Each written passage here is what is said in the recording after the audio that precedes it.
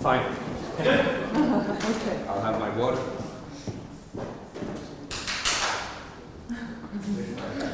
Okay, good morning everybody to academic freedom, national security, threats in Turkey, India and UK. I'm Fiona Mackay, I'm head of the School of Social and Political Science, which is one of the sponsors and hosts of the event today. I'm delighted it's going ahead. I want to welcome everybody who's in the room, particularly those who've travelled great distances, and also I'd like to welcome all those people who are beaming in courtesy of Skype.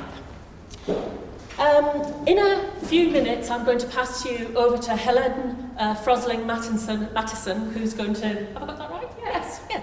Who is going to talk us through the logistics, and then to Isabelle Darmon, who'll talk to you about the shape of the day. Oh, and Sophia Woodman. Okay. So I think that this event is very important. I think the role of universities in democratic life cannot be understated. So when I was thinking about the workshop, I was thinking of a kind of Scottish flavour to it. I was thinking about George Davey, who was a philosopher, a Scottish philosopher of the 20th century, but reflecting on traditions in Scottish education. So in part, what he was concerned about was specialisation, specialisation being too early, and the values, if you like, of a liberal, humanist and generalist education. And one of the phrases he talked about was the way in which universities produce the democratic intellect. So this is about, if you like, training students to be critical citizens, as well as universities as institutions being critical citizens. The idea, if you like, of informed scepticism. And I think that that is still a very, very important concept for us to hold on to. And the idea of universities as both educators, but also universities as researchers, as an academic community, taking forward this democratic intellect. Because clearly without universities, without a free press, and without, if you like, a rich associative life, then democracy will always struggle. So I know that these are some of the themes that will be addressed today, so I'll do no more now than to say welcome once again. I hope that this is a really stimulating and productive dialogue. Thank you very much indeed.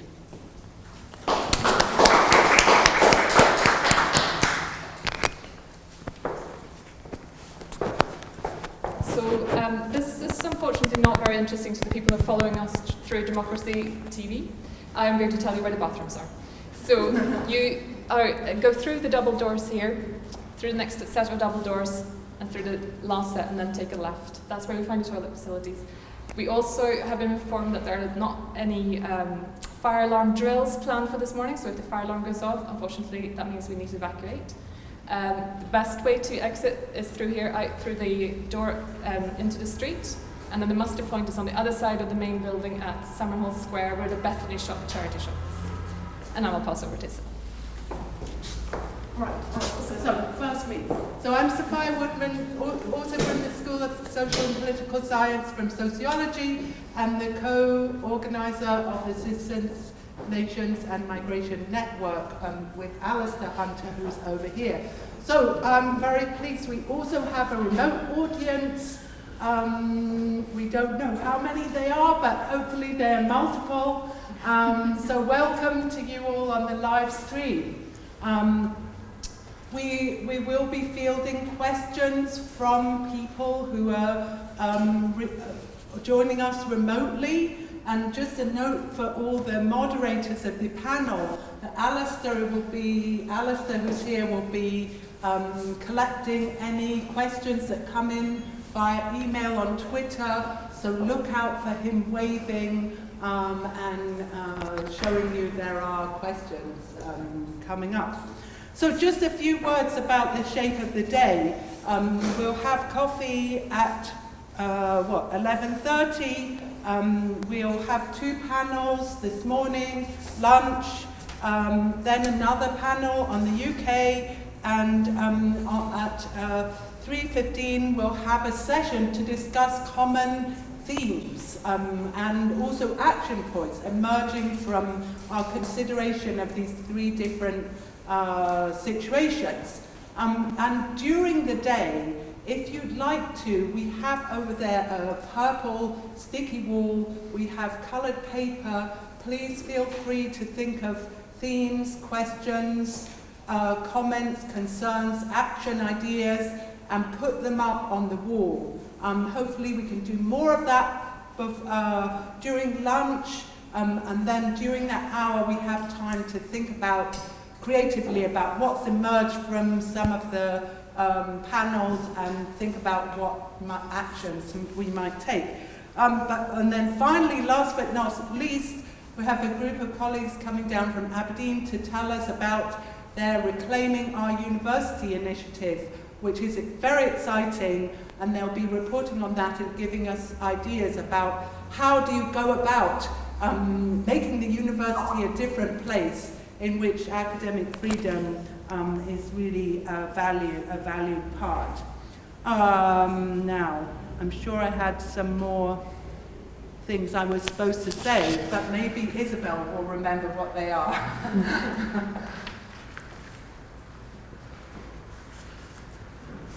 Hello, good morning. So I'm Isabelle Darmon. I'm also in sociology and a co-organizer of that event. And welcome to everyone. So this is an event about academic freedom, but it's not an academic event. We want it to be more about our personal and political stances, and we don't want, we told our panelists we don't want academic papers, but rather their thoughts and reflections and their experience to share with the audience and all participants. And so our idea is that throughout the day, during each panel, you might, at the end of each panel, you might want to ask questions, but you also might want to keep them for the afternoon session in which we will break out into groups and try to reflect collectively on what academic freedom can mean. And thinking about this, actually, yesterday we were having dinner with Ulrike Flader, who is one of the panelists in the panel on Turkey. And she said something which I think is the question for me for the day. Can we be academics and political? Is it possible to be both? And I think in that tension, the notion of academic freedom is questioned, and this is what we are about today. So I'm going to invite the panelists for Turkey just now. It's the most crowded panel, so we're going to have to keep our presentations to 10 minutes so that everybody gets a chance to, that's a bit annoying. Everybody gets a chance to talk, and then we still have 20 or 25 minutes for questions from here and from our audience, our virtual audience. Tuna?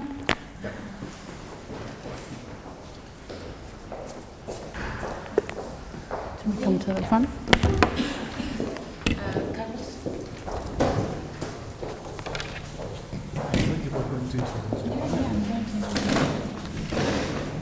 So I'm going to introduce the panel. So Tuna Kuyucu from Bosphorus University is currently having a fellowship in the University of Edinburgh. Ulrike Flader, who is from the Demo Center for Peace. Democracy. Then we'll have 2 speakers on Skype. Tebessum Yilmaz from the University of Tübingen and the University of Istanbul, and Azat Zana Gundogan, who is now at Cornell University. And then we will have a commentary from Carlos Frade, who is from the University of Salford. So that's 5 people talking, and then we'll open the floor to questions. Tuna. All right. Thank you very much for attending this very important event. When I arrived in Edinburgh, in May. After a few weeks, I had the pleasure of meeting Sophia and Isabelle, and when we were brainstorming about what's happening in Turkey and what we can do, this idea came up to have this panel and to make it actually comparative, which really excited all of us, and I hope it's going to be a really productive day for all of us. So, as you probably know, because it became very much discussed and very much publicized around the world, in Turkey, more than 1,000 academics signed a peace petition titled "We won't be, or we refuse to be part of this crime," that was taking a very clear and very definite stance against the indiscriminate killing and violence that the Turkish state has been waging on the Kurdish population, at least since the June 2015 elections in Turkey, that the governing AKP lost its parliamentary majority. And then, in reaction to this peace petition, the government decided to take very much of a swift action, and more than 500 academics have been under disciplinary investigation. More than 100 of them have been fired from their posts, both in public and private universities. Many have been forced to retire, and four of the academics, one from my own university, have been jailed and kept in prison for more than a month, for about 40 days, without any charges against them. So it was apparent that the peace petition signatories, us, have really sort of made this government, made the state very uncomfortable. But then when I was thinking about how I would open up this panel and give it to the other speakers, I decided to take a little bit of a longer historical look at this issue of academic freedom and the state of universities and intellectuals and academics in Turkey. And I decided to give you a very, very brief background so that, you know, we can sort of contextualize what's happening right now and see it as part of a clear pattern. Well, universities, academics and intellectuals have always been on the foreground and on having a fragile relationship or fragile status in Turkey ever since the formation of the Republic, and even before that, actually, during the 19th century in the Ottoman Empire. But when we look at the Republic's history since 1923, we see that in every sort of major political disruption with coup d'etats and etc. For example, in 1960, 1971 and 1980, lots and lots, hundreds of academics have always been fired. You know, if they are public employees, and for a very long time we only had public universities in Turkey, their public employee status have been taken away from them. Sometimes their passports have been confiscated. They cannot leave the country. And in parentheses, I have to mention that one person who lost his post in Turkey, who was scheduled to, or who was going to Germany just yesterday, was stopped by the police. His passport is taken away and he's under police custody. So, you know, this has been going on for a very long time. In addition to that, 9 academics in recent history in Turkey have been assassinated, clearly or directly, for their political views. And you might, of course, not be surprised to learn that these are all left-leaning, democratic, and a lot of them are quite directly involved with the question of the Kurdish issue in Turkey. For example, or in other cases, many academics have been jailed. For example, a very well-known case is Ismail Beşikçi, a Turkish scholar, a Turkish sociologist, a very well-known and a very accomplished and impressive scholar who's working on the Kurdish issue for things that he has written, has been sentenced for 17 years and spent 17 years of his life in jail. So this is a trend. And for example, I would just like to give you one more example and then talk a little bit more specifically about how the government controls universities nowadays. And this example is particularly telling and scary in my opinion. In 2000, more than a decade ago, there was a very curious incident in Turkey where the police forces took to the streets thousands of police officers took to the streets of Istanbul after 2 of their members have been killed in street clashes in a Kurdish neighborhood in Istanbul. And the clashes took place because that Kurdish neighborhood was under very, very violent police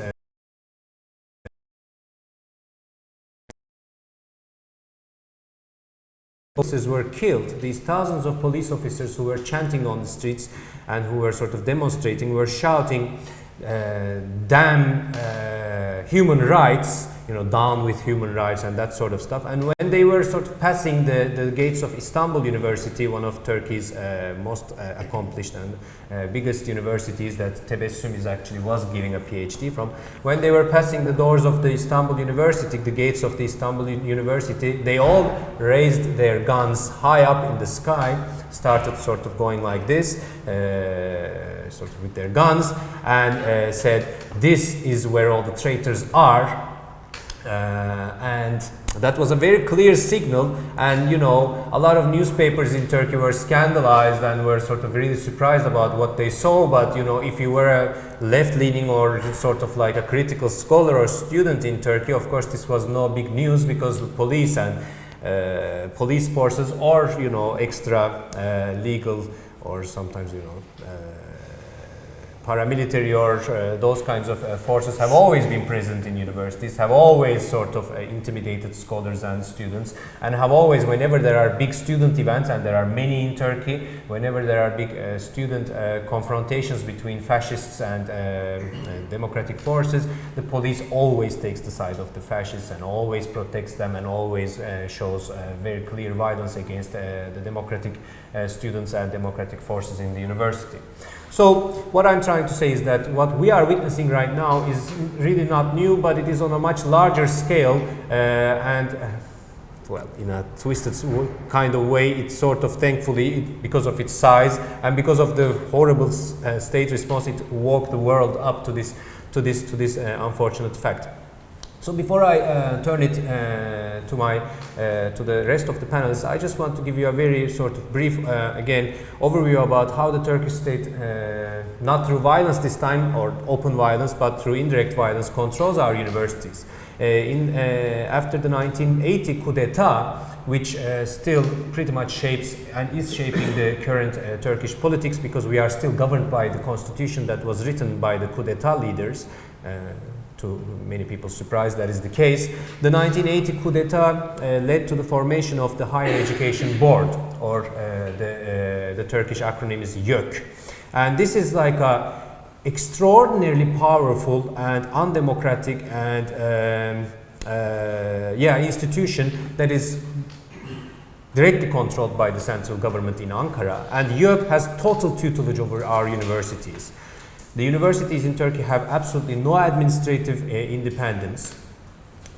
The rectors or the presidents of universities are appointed by the president of the country, and the YÖK gives some names to the president, and the president can appoint whoever they want. For example, in my own university, Boğaziçi University, we recently had within the university our presidential election, and about 90% of the current academic staff voted for our current president, Gülay Barbarasoğlu, a very impressive woman, and our president Recep Tayyip Erdoğan is refusing to appoint her.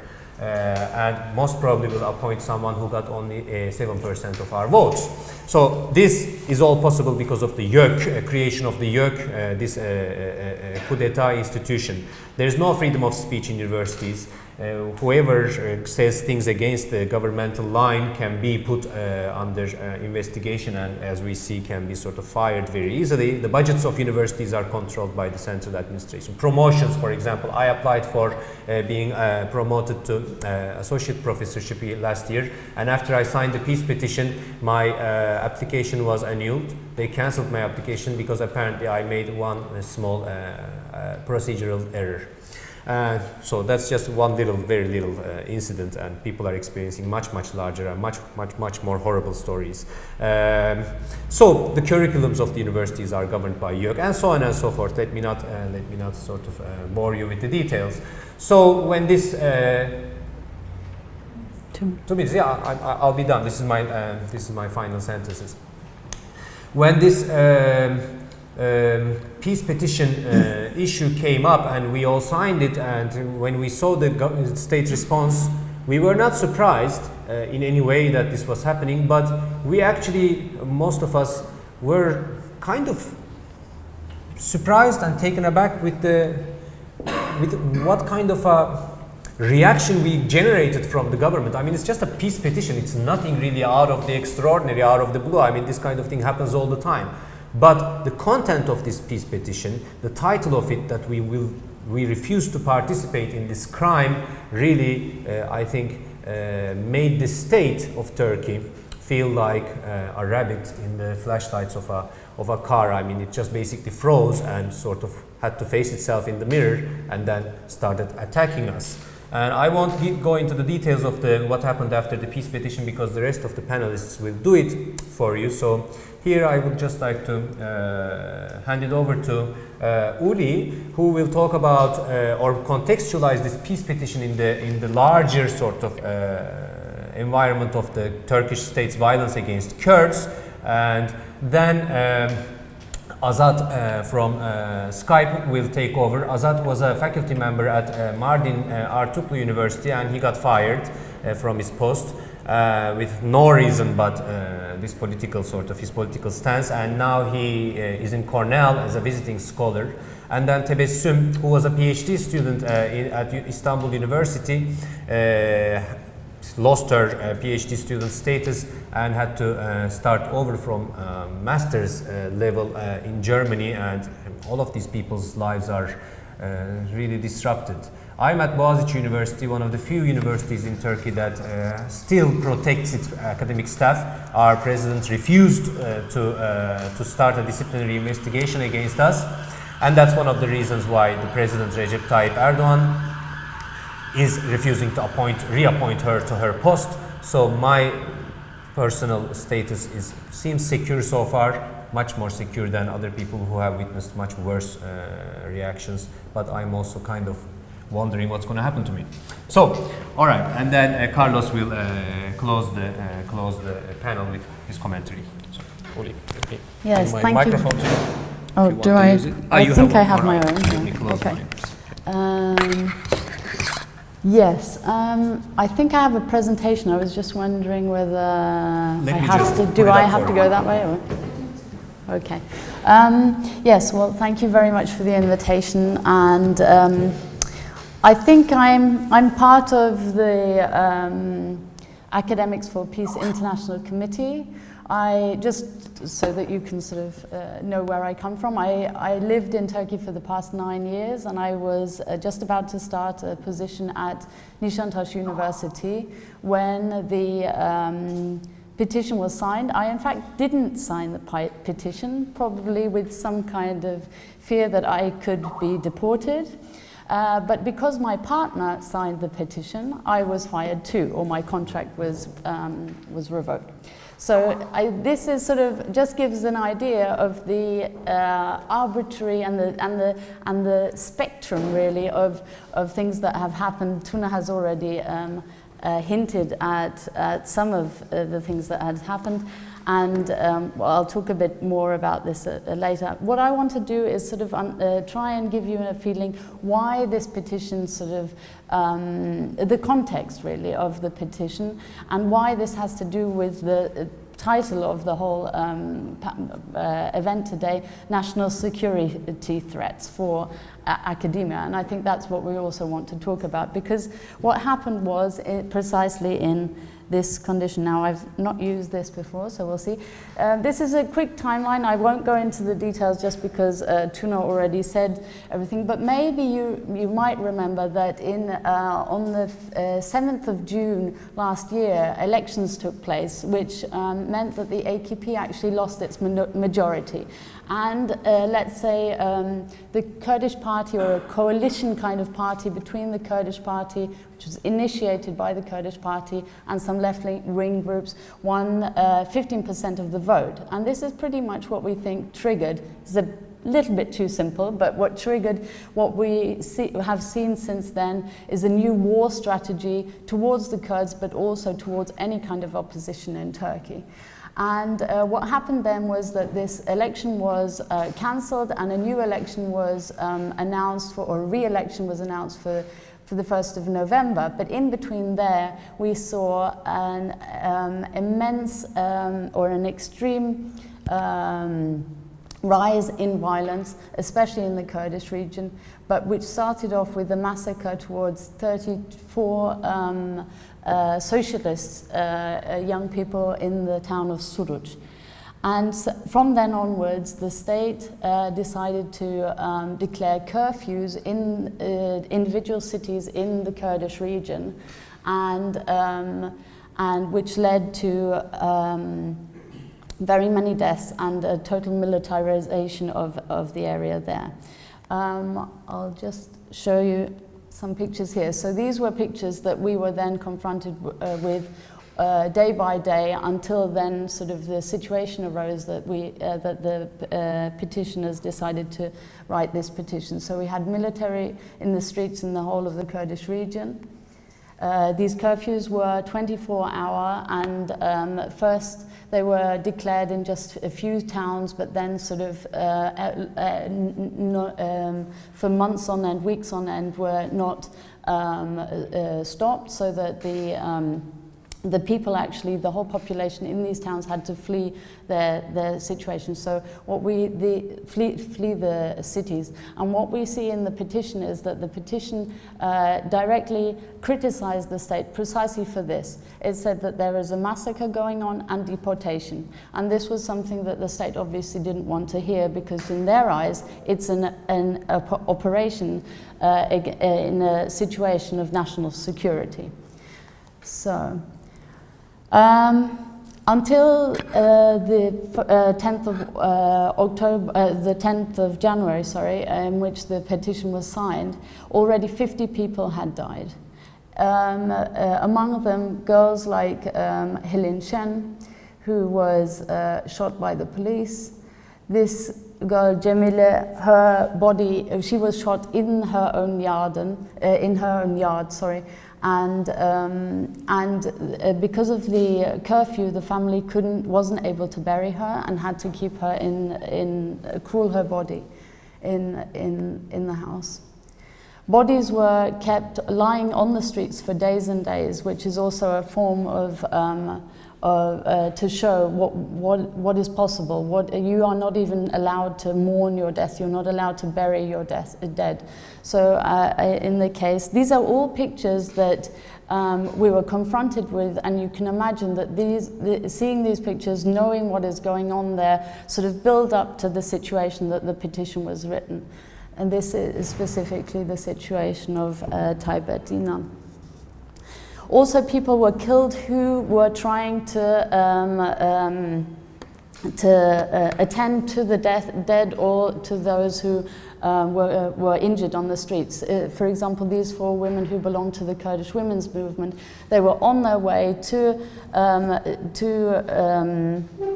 engage, on the one hand, to make a point and say, no, we're going to break up this situation, we want to stop this, and on the other hand, attend to the wounded there, but even they were killed. Also, people who were on the streets trying to leave their homes with white flags as well were shot at. And this is shows the extent of the destruction at the end, towards the end of the curfew, which is something that we at that time in January didn't even know.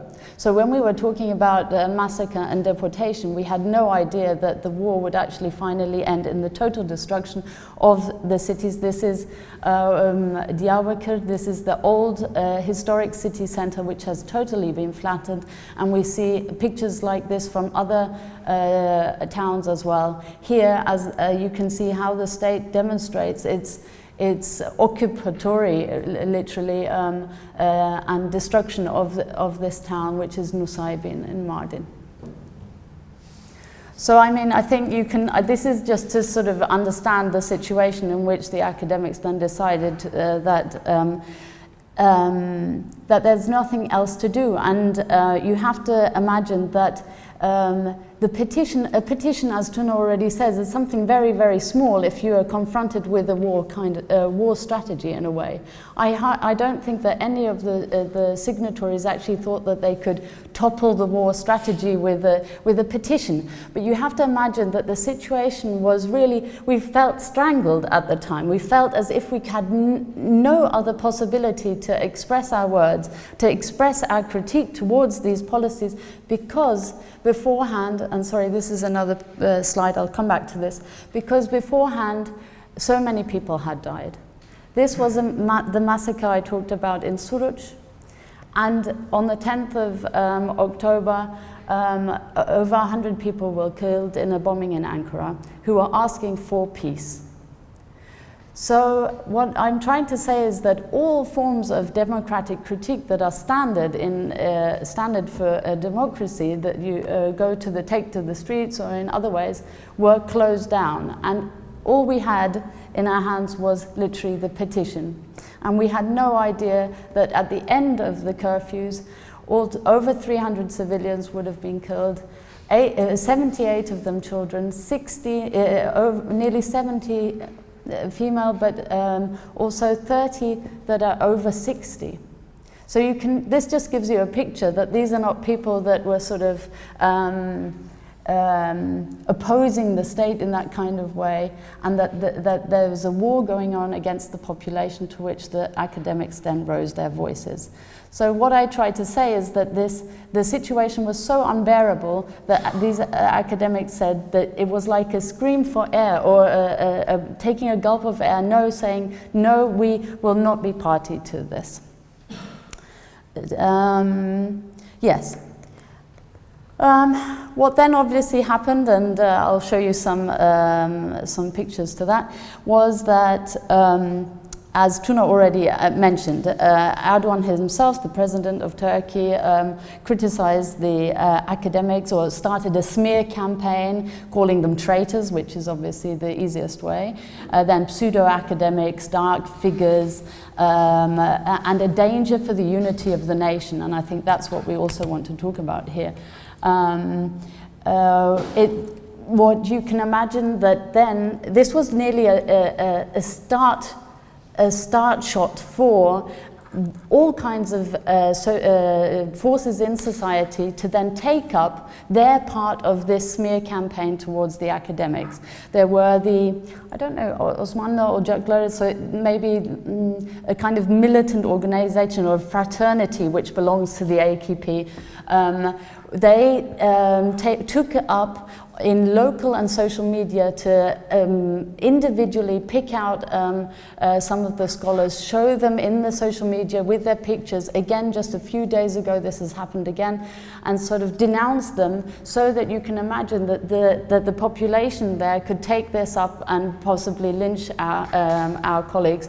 So some of them actually had to flee the places that they were teaching and living in. On the other hand, the police obviously took colleagues into custody. The state prosecutors issued search warrants to confiscate computers, laptops, cameras, whatever you might need for your academic research as well. Travel bans, we still have colleagues, even a German citizen who has a travel ban and cannot return to his country. And on the other hand, the universities themselves started off these interrogations and started firing our colleagues from their positions. So just to sort of illustrate this, this is I have some abstracts from two journals or newspapers that are close to the AKP. This is Yeni Şafak, and I'll have another picture from Yeni Akit, which just illustrates the dimension. Here the academics are seen as the accomplices of the PKK and accused of terrorism. In this one here, you can see the nice connection between the intersection between sexism, racism and nationalism here, sort of accused of being abnormal in some kind of ways, enemies to Islam and Turkishness. Here also a few of our signatories were picked out and accused of being Armenian lovers, which is also an interesting connection in Turkish nationalism to either Jewish or Armenian. It's variable in a kind of way. And I like this one because they've gone into such a nice effort into showing how the academics were connected to the barricades. Here showing the academics behind the barricades, literally saying that the academics were part of terrorism, obviously. So yes, that's pretty much just to illustrate what kind of the dimension of the smear campaign. And I mean, this is funny for us in a way, but on the other hand, it also means that these people are open to any kind of assault. And that's, I think, that's why it's not just funny, is it? Even if we laugh. So it's a serious danger. There's no guarantee that anything can happen, especially in small towns and cities, which is closer. People know where you live. It's a serious danger, and that's what our colleagues are confronted with. Obviously, I've already mentioned that a lot of people were suspended. I'm trying to shorten this because Tuna has already said something. Maybe one point is important. Those who were fired at the beginning, the way the state did it was to go via the most precariously employed at the time. So first of all, and this is the university that I was going to work at, the whole sociology department, by the way, including the head of department, were fired for signing the petition because they were working on the most precarious working conditions. So we have an interesting connection here. In the private universities, they have contracts where it's stated if you have any kind of, if you express any kind of political attitude or something, you could be fired and so on. So, as soon as it then turned to the public universities, and it's sort of equaling out now as well, it was also those on term contracts, three-year contracts that were then not renewed. So the state has a strategy in the way how they're trying to rid the university of these critical voices. And I've already had the sign that I should shorten this, so I just want to make one more point. The question is, why did the petition arouse such a critique? And I think this is already what Tuna sort of said. There was a line, and especially also under the AKP government, already a tendency to rid the university and in place scholars that are in line, in fact in a party line, with the ideology that the government represents at the moment. And I think that we can see that this petition was used in a way to do precisely do this. And there's one more thing that I want to say, that I think that the petition had was uncomfortable for the government precisely because it did not do what the government wanted. There was, even at that time, there was a kind of code of critique. And at that point, you were allowed to criticize the government, but in a certain way. You also had to criticize the PKK, if we see. And the petition precisely didn't do that. It said, the government is our addressee. We can't address the PKK, we want to address the government. This is not okay what the government is doing here. And this was something that broke with the code, that I say the code of critique in that kind of sense. And that's why, for one, it made the petition very powerful, but it also means that what we see has followed, that the petitioners were understood as a threat to national security. Thank you.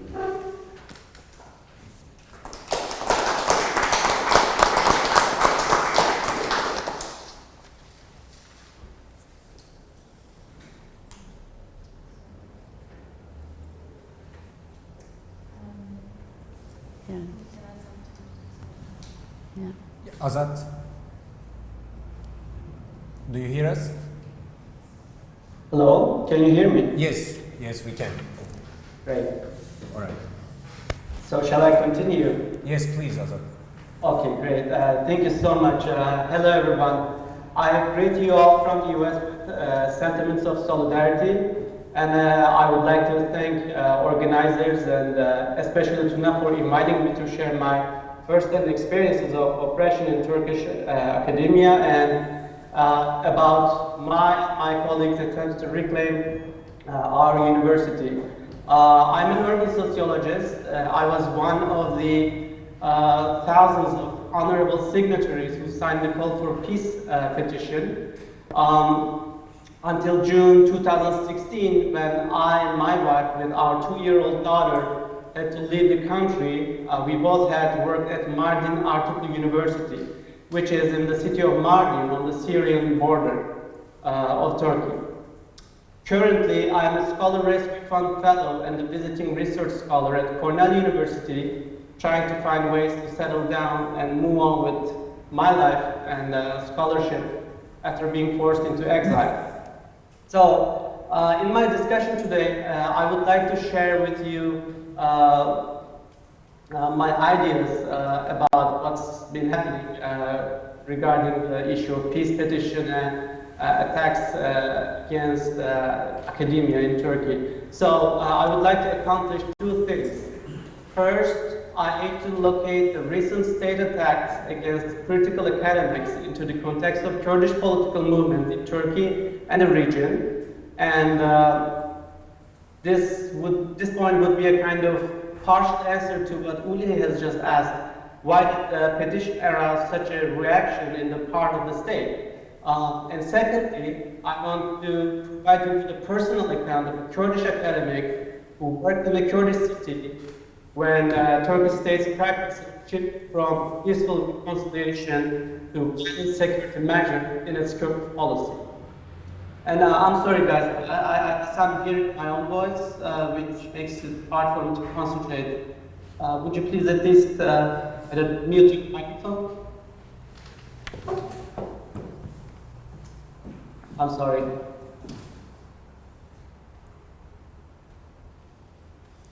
Is it better? Okay. Yeah. Well, so you can hear me, right? Okay, great.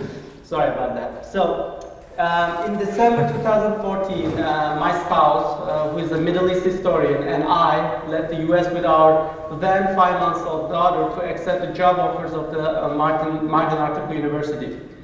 We held 2 tenure-track jobs in the US and good career prospects. But as a Kurdish couple who has ideals for a peaceful solution to the Kurdish issue in Turkey, we were thrilled by the opportunity to finally give back to our community. And for decades, this geography has been hit by uneven development and an unnamed civil war between the PKK and the Turkish state. And that's why it was exciting to channel our expertise and experience we acquired in the US to the development of students there in Mardin and the region, and be role models to our students who are the first college-educated members of local and underprivileged families. And Mardin Artuklu University itself was also a pull factor for our decision to leave the university, to leave the US, and because Turkey's peace process with the PKK had already begun in the first 3 months of 2013, after nearly 4 decades of struggle in which an estimated 40,000 lives were lost.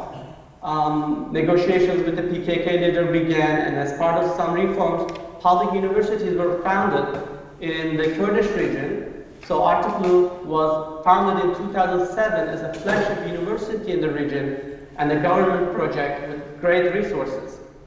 For instance, it hosted the first Kurdish studies and Syriac studies departments in Turkey, which was kind of revolution in itself in terms of Turkish academia's development. The founding administration invited qualified scholars located in North American and Western European universities as well as Kurdish studies scholars from Syria, Iran, Iraq to apply for positions at the university. Many well-qualified scholars responded to this call and took up faculty positions at the university. Unfortunately, the escalation of conflict between the Kurdish community and Islamist militias in Syria began to spill over into Turkey shortly after our arrival in late 2014. And here's a brief context.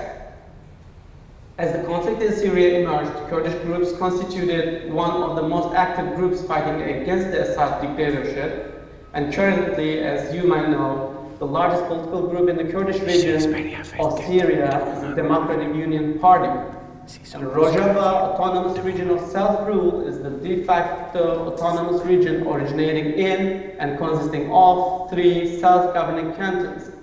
So the region declared its autonomy in November 2013 as part of the ongoing Rojava conflict, establishing a society based on principles of direct democracy, gender equality, and sustainability. So these 3 cantons are working in cooperation with many local and international players to push back the Islamic State. And as a result, the city of Mardin acquired strategic significance in Turkish state Syria policies, while also serving as a major center of Kurdish activism and organizing. So in the lead up to the collapse of the peace process and developments in Syria, in late 2014, government arrested 70 people affiliated with the Artuk group. And shortly after those arrests, Ahmet Ağırakçı, a theology professor who had not supported Artuk group's program, original program, was selected to serve as the new rector of the university. So in such a context, unfortunate context, we moved to Mardin and immediately began to face an increasing degree of political pressure, discrimination, and censorship. In the face of such pressure, we immediately took part in the mobilization among faculty. We formed an initiative called Independent University Platform. So we attempted to reclaim our university and did so to a certain degree. We were successful to a certain degree to create a kind of counter-hegemony on campus. It was a loose group of faculty that strived to form a counter-stance against discrimination, favoritism, undemocratic practices on campus, and many more we sensed would come, which eventually did come. We took an active stance when pro-government rector fired or suspended scholars on political grounds.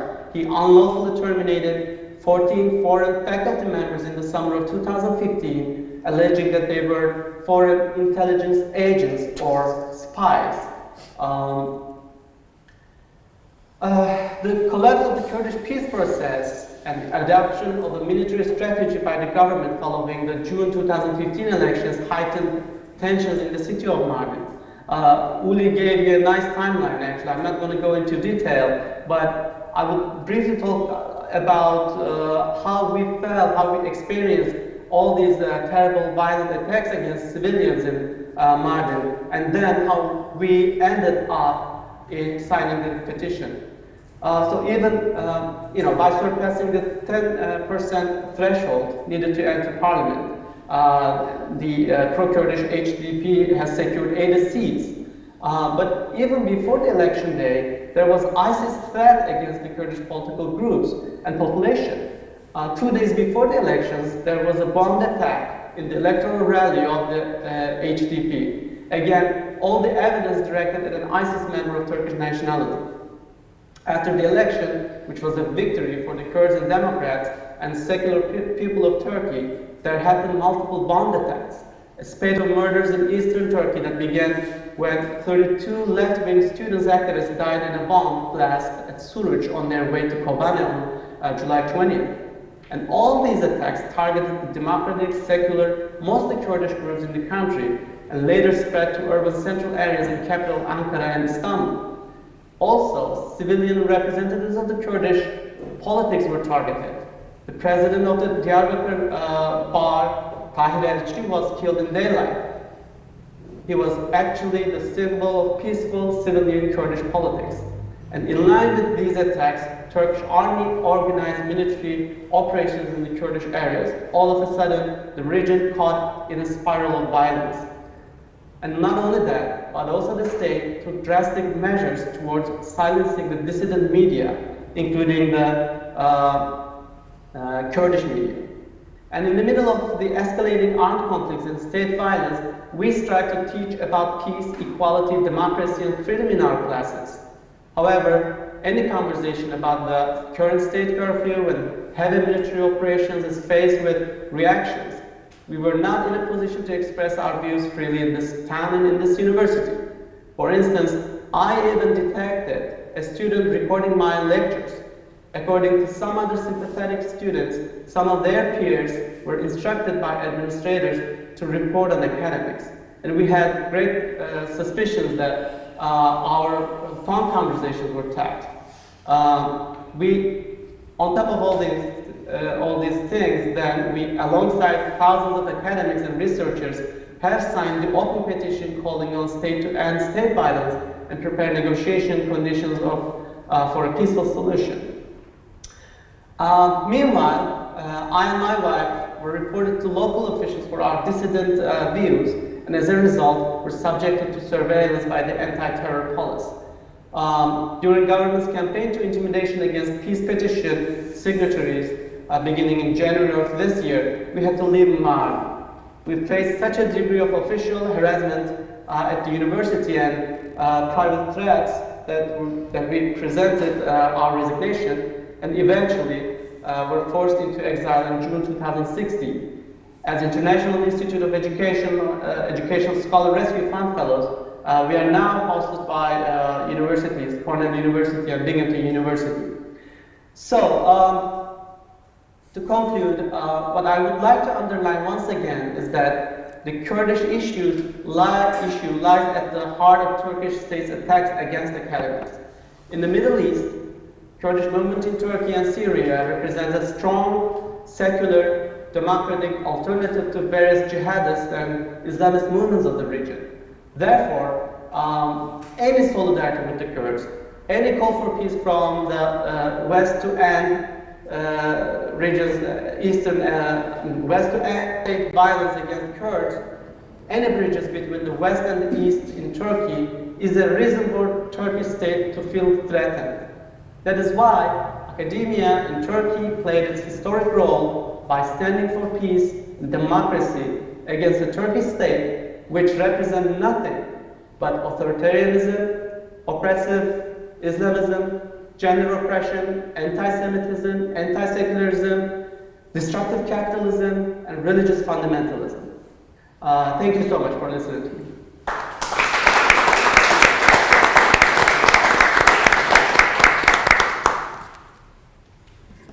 Oh, I cannot hear you, by the way.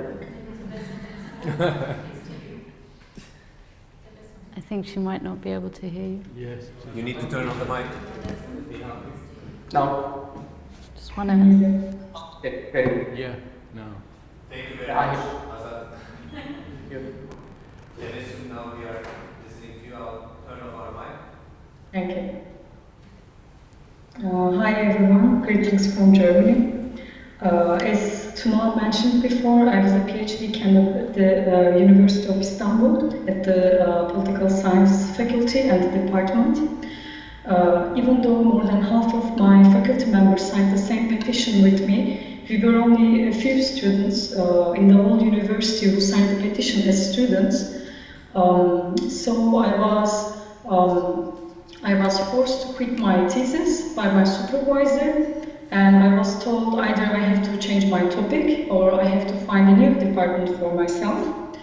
So, and the thing is, I was working on state violence against Kurds in Turkey. So the topic was already really political, and she didn't want me to continue my research anymore. And in my last semester at the university and my thesis, I was forced to quit. And afterwards, I have to apply for a new program, and I found this program in Germany at the University of Tübingen. And now I'm doing my second master's here for a while. And apart from that, also my partner, who was doing his internship at the same time, and he's a German citizen, and he needed to prolong his internship due to some residency permit issues. And his mentor, who was also at that time the head of the department, she refused to sign his prolonging because of my political affiliation. So I think it's one of the really few cases when the gender relations work in the other way. So he couldn't get his prolonging because I signed the petition. And but like in every story, this story also has another side. My colleagues put it in the context of the human rights violations in Kurdistan, state violence, and the struggles that the Academics for Peace have been going through. And from here, I would like to continue with the resistance and the solidarity acts among the group in Academics for Peace. So, when we signed the petition, of course, and after we have been targeted by the president, we started having some meetings. We talked about the situation, and we talked about what could we do from now on. So we basically organized some commissions, some committees among the group, which are like one of them was the international group for networking. Uli is also a member of that commission. And there was a commission of law. Basically, those are the academics with the law background or teaching at the law faculties and so on. And then there's the solidarity group, which I'm also a member of this group. Basically, we are reporting, giving consolations, and documenting all the violations against the academics. I'm not sure if you've seen those reports already, because my connection is really bad, so I can't watch this thing from YouTube. So I'm not sure if you've seen those reports. So basically, we are preparing those kind of materials. And we had some few groups. One of them was the project group. Since we are academics, of course, we also need to keep on working for our own research. So we decided to write some projects and keep doing what we were doing before. And the last one is the alternative academia, because since, as Tuna mentioned at the beginning, our universities basically have nothing. So I'm not even sure if you can call them universities anymore in Turkey. Therefore, we decided to give some common lectures and solidarity academias. The first one among this group was the solidarity lectures, and which was followed by a social science congress in Karaburun, Izmir. Me and some of our other colleagues, we basically prepared a common lecture for this conference. Instead of just presenting our own papers.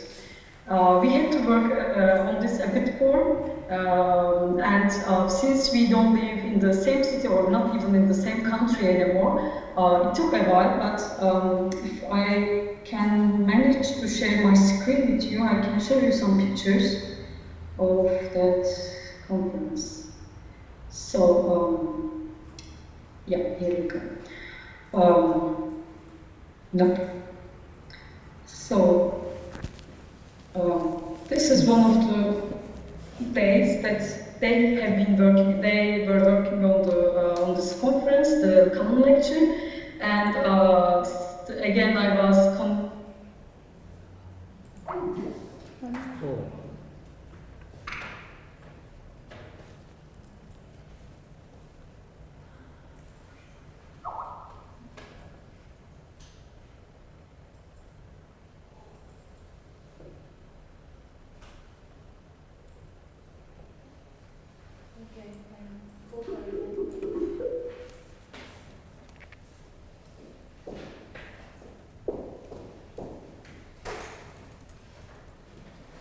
Okay. I'm here. You're back? Yeah. So I have no idea where we stop. Do you hear us? Yes, I can hear you, but I don't know when we lost connection. You just started showing us the photograph, the first photograph. Oh, the first one? Okay. Yes. Okay, so the big one. As I said, this is the one of the days that they worked on this conference and the presentation. And this is another picture from the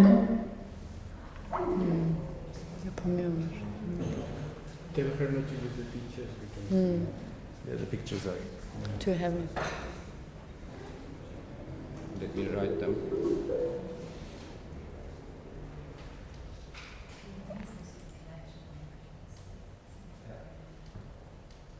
Back. Tebessum, do you hear me? yes, I can. Forget about the pictures, I think. Okay. Yeah, you're welcome. Can you turn off the mic? So, anyway, and this curriculum conference actually was followed by some other common lectures together with some other colleagues.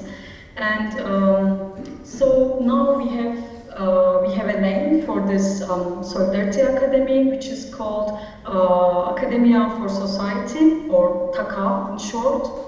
And there's another Solidarity Academy from Kocaeli. Those colleagues from Kocaeli University, they basically lost their jobs after the decree law, the declaration of the decree law in Turkey on 1st of September. And they didn't even allow to be at the campus. They couldn't even, at the beginning, they couldn't even take their personal belongings from the university, and afterwards they had to go to their own rooms with the police officers of the university and the security guards. So, and those colleagues from Kocaeli, now they have their own academia, and they are giving free lectures in some solidarity places, like in some cafeteria or at the conference hall of their labor union. And another series called Wednesday Seminars from Mimar Sinan University in Istanbul. Actually, this seminar series have been going on for if I'm not wrong, last 14 years. But this year they decided to open those lectures and seminars of our colleagues who signed the petition or who already lost their jobs. So since, if I'm not wrong, since February, all those Wednesday seminars are given by our colleagues. And another example from Eskişehir. Eskişehir is also a well-known case, I would say, because the University of Anadolu University and the Osman Gazi University, they basically charge investigations, administrative and disciplinary investigations against their members. So they have those seminars and the lectures, if I'm not wrong, and they are very crowded, and people and the students in Eskişehir very, very like those seminars.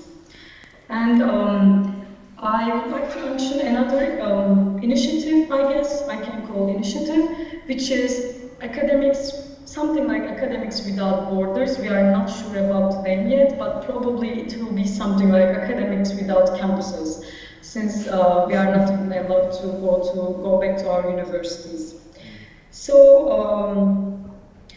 apart from this one, maybe I can also mention about the other types of solidarity among the group. One of them is financial support. Since many of our colleagues have already lost their jobs, of course they have to carry on with their lives, and they have to take care of themselves and their families. So through the labor union or some other foundations, we are basically collecting money for our colleagues, and we are trying to supporting each other. And maybe one last thing that I can mention right now, which is the international solidarity among our colleagues who also signed supporting letters, or like the colleagues you there and all around the world. So they are inviting us to their lectures, they invite us for conferences, or they invite our colleagues, but of course because of the travel bans, many of them couldn't even make it to those countries to present their works or giving speeches. How is it put on? So we are basically connecting through Skype, like we are doing right now. Okay, not yet. And yeah, I think so far I can just summarize what we are doing just like this. And if you have any further questions, I would like to answer. Thank you very much.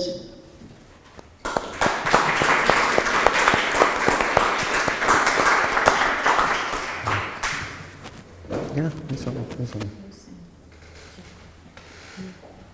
Okay. Yeah. Okay, thank you very much to the organizers for inviting me to talk here, to make some comments. I have no special qualification to be here.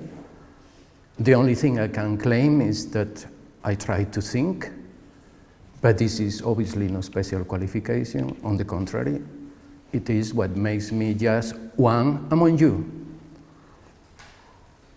Now, well, in view of these reports and reflections, I ask myself, what can one say which is not simply or not only a feeling of rejection of such persecution of academics and other people, and an expression of solidarity? What can one do?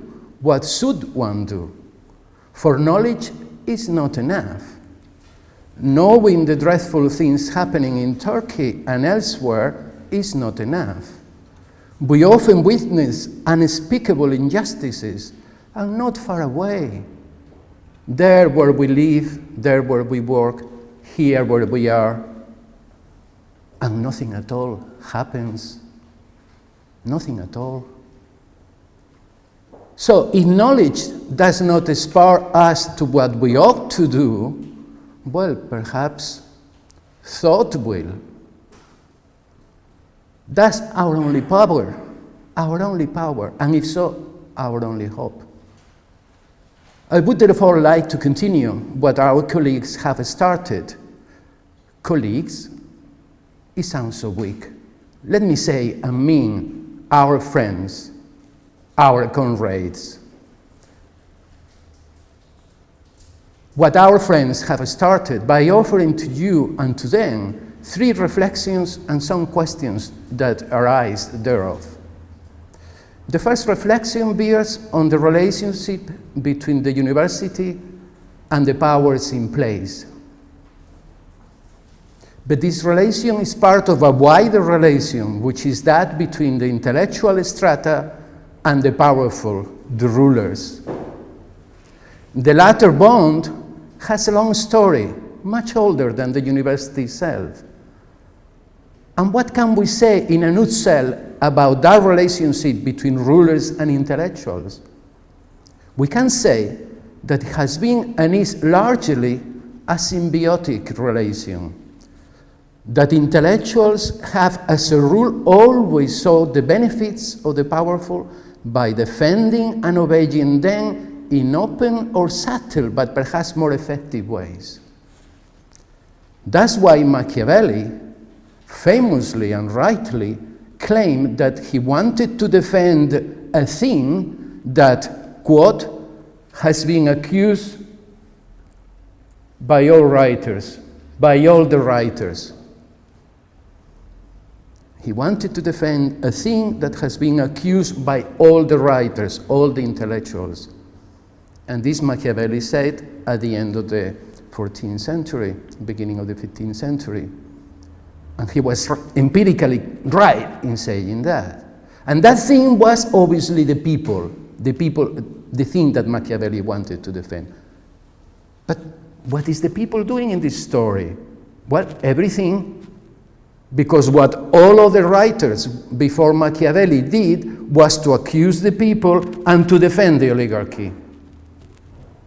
And the beginning of the university, with the University of Bologna at the start of the 12th century, was, as is well known, a concession by the emperor to the law scholars who defended him in the dispute with the Pope. Since then, and except in very rare moments and despite the Enlightenment, the university has been in this situation of political dependence and subservience. That is to say, the university has been the utter antithesis of Derrida's idea of the university without condition. The second reflection bears precisely on oligarchic power. Oligarchic power features among the oldest forms of domination in human history. Not only that, but, and this makes it unique, it has persisted across the most varied political regimes, historical periods, and kinds of societies, from ancient despotism, and the land of despotism, according to our ideology developed by the Greeks, was Turkey, was Anatolia, it has persisted across the most varied political regimes, historical periods, and kinds of societies, from ancient despotism to classical democracy, from medieval to modern times, from ancient slavery to contemporary imperial capitalism, impervious to most political and historical transformations. It is a massive and fearsome power which people systematically underestimate. But of course, you will think, we live in a democracy. Do we? Really? In addition, you might think, oligarchies are not homogeneous groups, but internally divided, in conflict and so on. And you might even mention the Gülenists in Market Islam Turkey as evident, the Gülenists who are persecuted today in Turkey. This is certainly true. Oligarchies are neither fixed nor unified groups. Indeed, they grow ever slimmer. And it is these dynamics what really matters.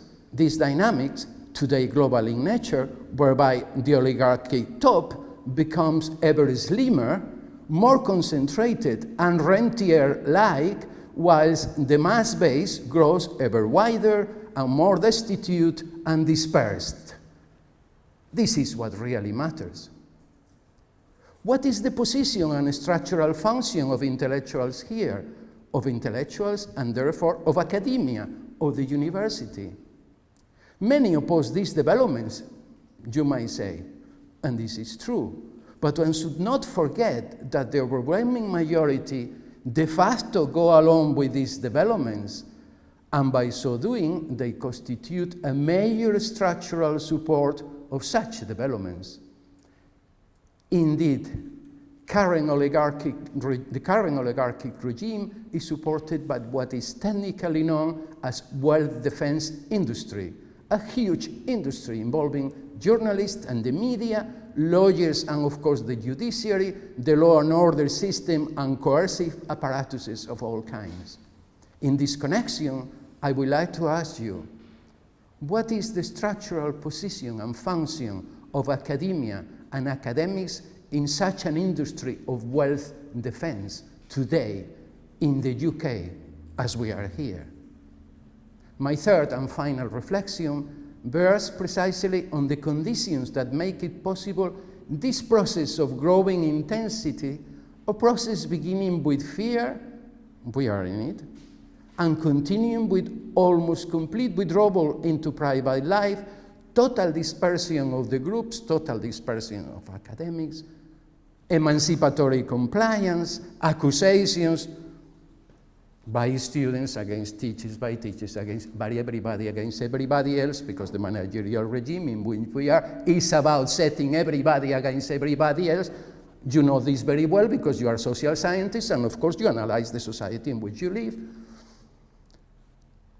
And finally, growing violence and persecution. That is, all the dreadful things that had been and were so crucial in the unspeakable 20th century disasters.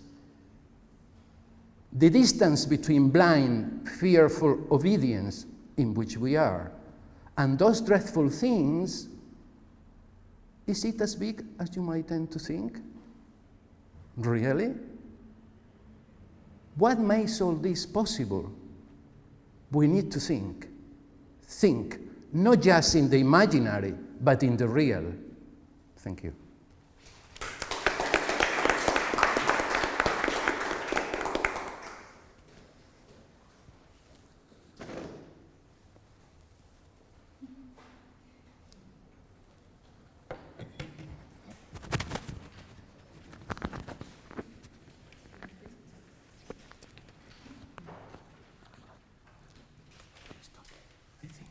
Very much to our panelists. We have overrun the time, but that was to be expected with 5 panelists. But let's have a few questions now, and we can take our reflections to the working group this afternoon, and then we'll break out. So the problem is, because of the live stream, we do have to use microphones for the sound to go out. So no questions without mics. Any immediate reactions? Yes.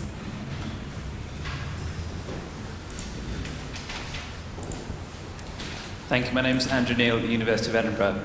Last year I was involved in organising a section in a European International Studies conference which was going to be held in Izmir in Turkey. And eventually it was cancelled because of the attempted coup. But in the run-up to the cancellation there was much debate amongst the members of the organisation about what we should do about this conference. So it had been arranged several years before, I guess with not much foresight of the political situation. And many of the people on the section I was organising, many Europeans and Americans were pulling out, saying they didn't want to go to Turkey, they wanted to boycott Turkey or boycott the regime and so on. Whereas on the other hand, many of the people on our section were Turkish scholars, and we were providing a platform for them to come and speak about these very issues. So we never, until the cancellation happened, we never really resolved what the right thing to do was, whether to boycott completely or whether to go to Turkey and stand with our Turkish colleagues. So I'd like to ask you what your view is on that dilemma. Is it on? Yeah, I think it's still on. Actually, maybe Tebessum would also like to say something about this. Can she hear us? I'm not sure. I suppose she can. But yeah, this is a discussion that we had so many times in all our meetings that we had I'll use the Turkish abbreviation BAK, so the Academics for Peace. In our meetings, we had this discussion up and down quite a lot, because precisely on the one hand, we do want to sort of name and shame, or we do want to sort of point out that these universities are doing wrong and sort of, but our intention was always not to just say, you know, like especially with the sort of no kind of Orientalism behind it, with a European voice saying you shouldn't do that. We didn't want that.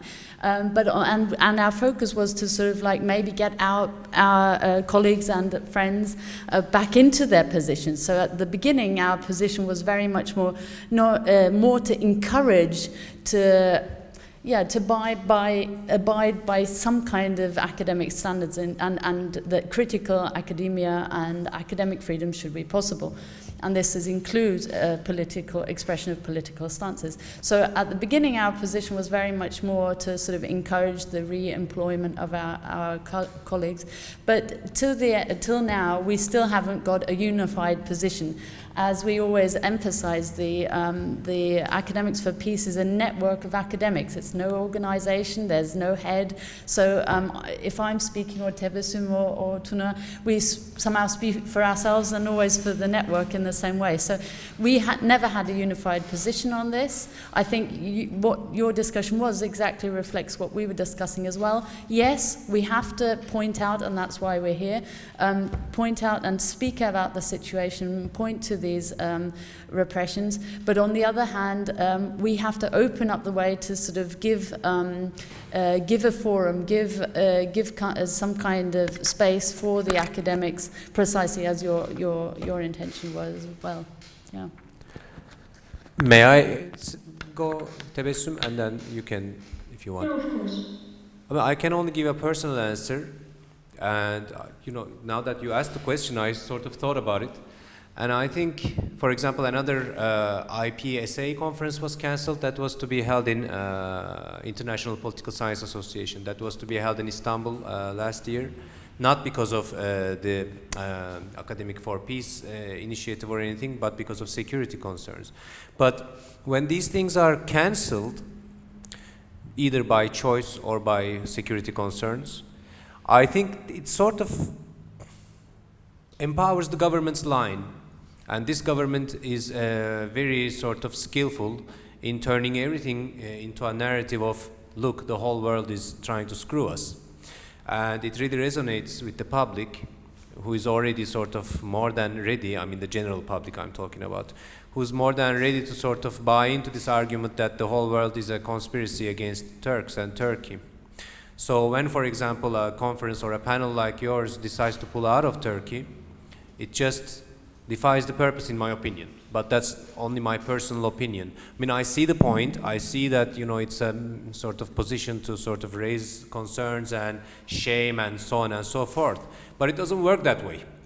The larger consequence in Turkey among you know, the government officials and their relationship with the general public who is following the government's official line, it is a statement of, look, they don't like us. They are just, you know, trying to sabotage Turkey and Turkey's position on whatever they are talking about. And then it just, you know, sort of is one more point that the government scores, in my opinion. So if you were to ask me, I would say, don't pull out, continue, and give the Turkish scholars the platform, and just, you know, it's just another voice platform. Yeah, that's what I would say.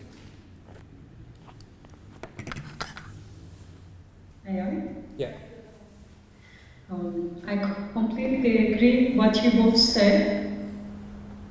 I can't hear my words. Just take your headphones off if you want, because sorry. I completely agree what you said just now, and I would like to add like only a sentence maybe. When you pull out those conferences or panels or whatever it is, it's also end up with the isolation of the academics for peace. Since many of our colleagues and friends, they have travel bans, they cannot go out, they cannot participate in those conferences. So yeah, sometimes we have the opportunity to connect through Skype, which is not ideal actually.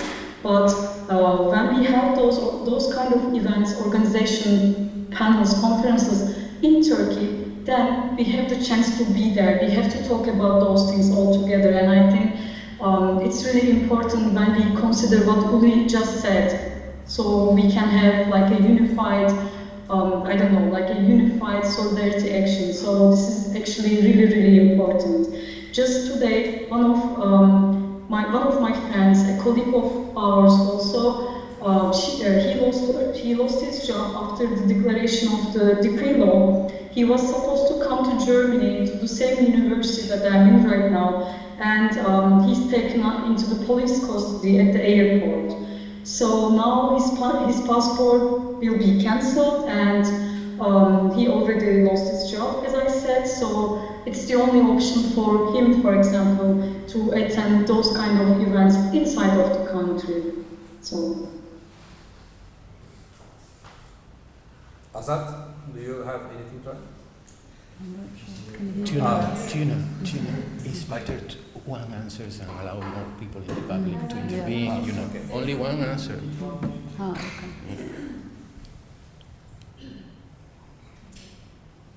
Thank you. Okay, when we thank our panelists again and take this forward. Okay.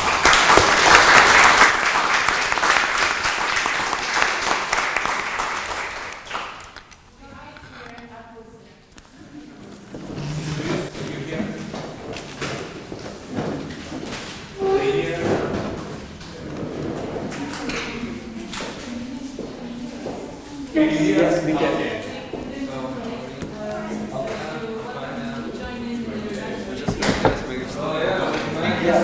Thank you so much. Thank you very much. I'll be leading you with this. have a class. Thank you so much. Thank you. Bye-bye. Bye-bye.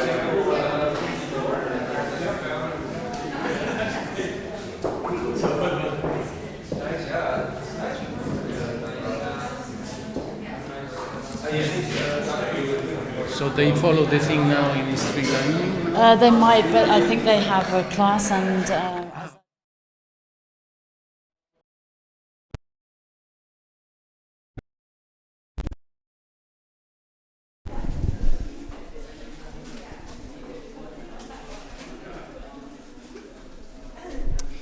Hi there, so this is just going to be a little break, so I shall put up a still for just now and we shall be back.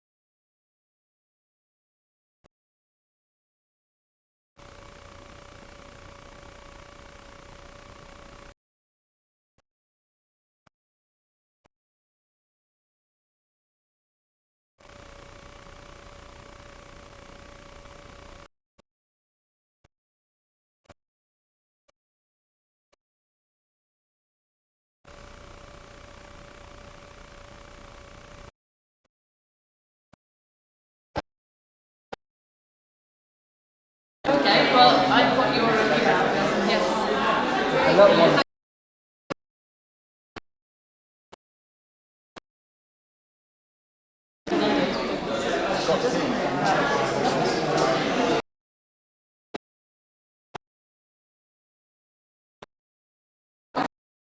Yes, yes. No, I'm going to introduce.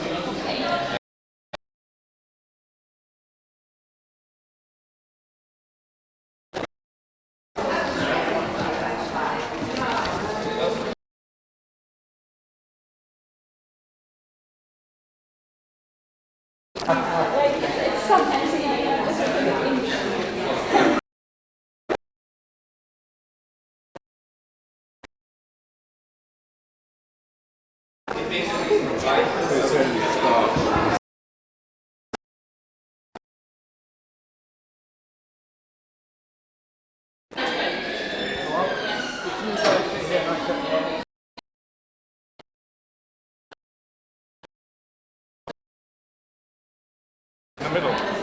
Oh dear.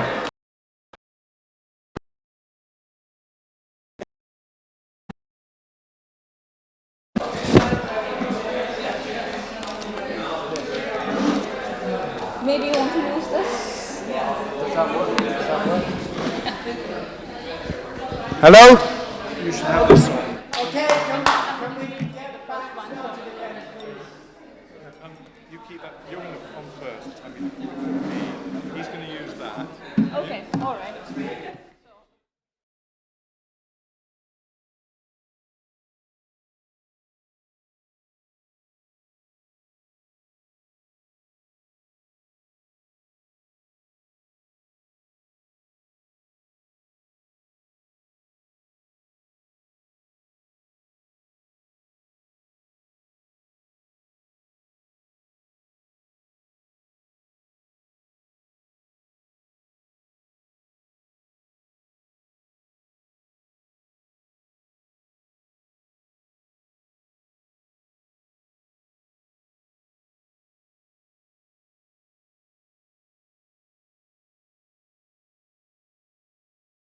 you. So I'm Hugo Gorringe. I'm based here at the University of Edinburgh, and I'm here just chairing this panel and making sure that people vaguely keep to time.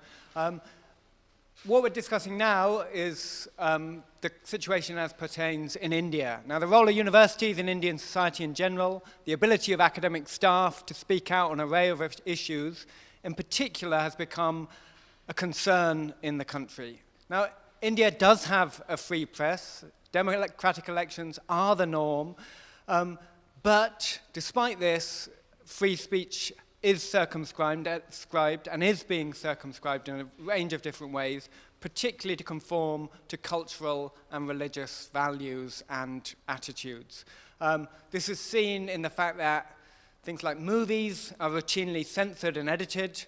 I don't know if any of you saw the James Bond film Spectre, but the kissing in that was deemed to be too excessive for the censors in India, and so that was removed. But more seriously, for the sorts of things we're considering, the documentary film India's Daughter, which dealt with the Delhi rape case of 2012, was banned in the country and wasn't allowed to be aired. And so there's a closing down of discussion and debate. Writing for Open Democracy following recent controversies, Mohan Datta argued there is now a concerted effort to delegitimize university and to undermine spaces of thinking in the country. And it's this issue and these debates that our panel are going to deal with today. We have here Nandini Sundar, Professor of Sociology at the Delhi School of Economics, who's traveled a very long way to be with us, and we're delighted to have you here. She has many publications, but her book, The Burning Forest, India's War in Basra, has just been published by Juggernaut Press. She's been awarded the Emphasis Prize for Social Sciences, the Esther Boserup Prize for Development Research, and in the best traditions of public intellectuals, her writings are available at nandinisundar.blogspot, a treasure trove of resources if any of you wish to chase them up. We then have Dr. Papia Sengupta, who's an assistant professor of politics at Jawaharlal Nehru University, one of the leading institutions in India, which is also based in Delhi, has been at the center of many of the controversies which are ongoing in the country. She's currently here in Edinburgh as an IASH SSPS fellow, so somebody who we can engage with over a slightly longer period of time as well. She's published widely on issues related to multicultural studies, minority rights, language, diversity, and federal governance. Has recently edited a special issue on culture and the law, and her first book, entitled Languages in India, Identity, Diversity, and Institutions, is coming out with Cambridge University Press very soon. So these two will talk for 15-20 minutes, give us an overview of what's happening, and then Roger will chip in, act as commentator, and sort of reflect on some of these issues and raise issues. Roger Jeffery, as most of you know, Professor of Sociology of South Asia here at the University of Edinburgh, research covering a wide range of things from public health policy, social demography, pharmaceuticals regulation, demography. Has, again, a whole host of publications, has recently edited From the Margins to the Mainstream with Suryakant Wagmore and myself, getting a plug in there, and Development, Failure and Identity Politics in Uttar Pradesh with Craig Jeffery and Jens Lersch, author and co-author of numerous other books, including Education, Masculinities and Employment in North India. So put together, we have a wonderful panel, eminently qualified to talk about these issues. Nandini is going to go first. It's going to start off by placing things in a wider context. Then Papia is going to talk more about the issues in JNU before Roger takes over in conclusion. Thank you. And thank you, Zana and Isabelle, for inviting me. It's really been actually quite cheering to hear about.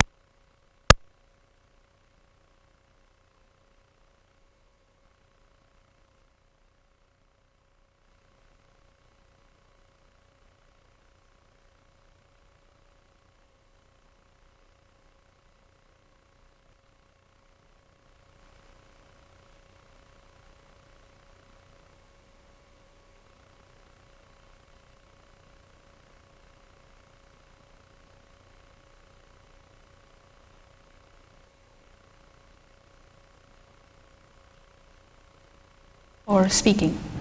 Yes, no. Because if it's for speaking, I speak to much larger classes, so I can, shout if need be. So, okay, so I just want to say how good it was to hear from the Turkish academics and how sadly we know very little about what's happening in Turkey, in India, and so this has been a great opportunity. And it's in a way been somewhat cheering because the situation seems to be much worse in Turkey because to have 1,000 academics under attack would, I think, not, we're not still at that situation in India. So it's bad. But so what we see, I think, right now in India is two things. One is the kind of closure of the mind and the securitization of a lot of the discussion around what can be said, what cannot be said. And I just want to quote here from Huysman's work on security and how security labeling has a performative function, and I just want to use that to set the tone for what I'm going to say, and I'm quoting. The signifier security does not describe social relations, but changes them into security relations. And really that's what we see is happening through the kind of performative labeling of everything as a security issue.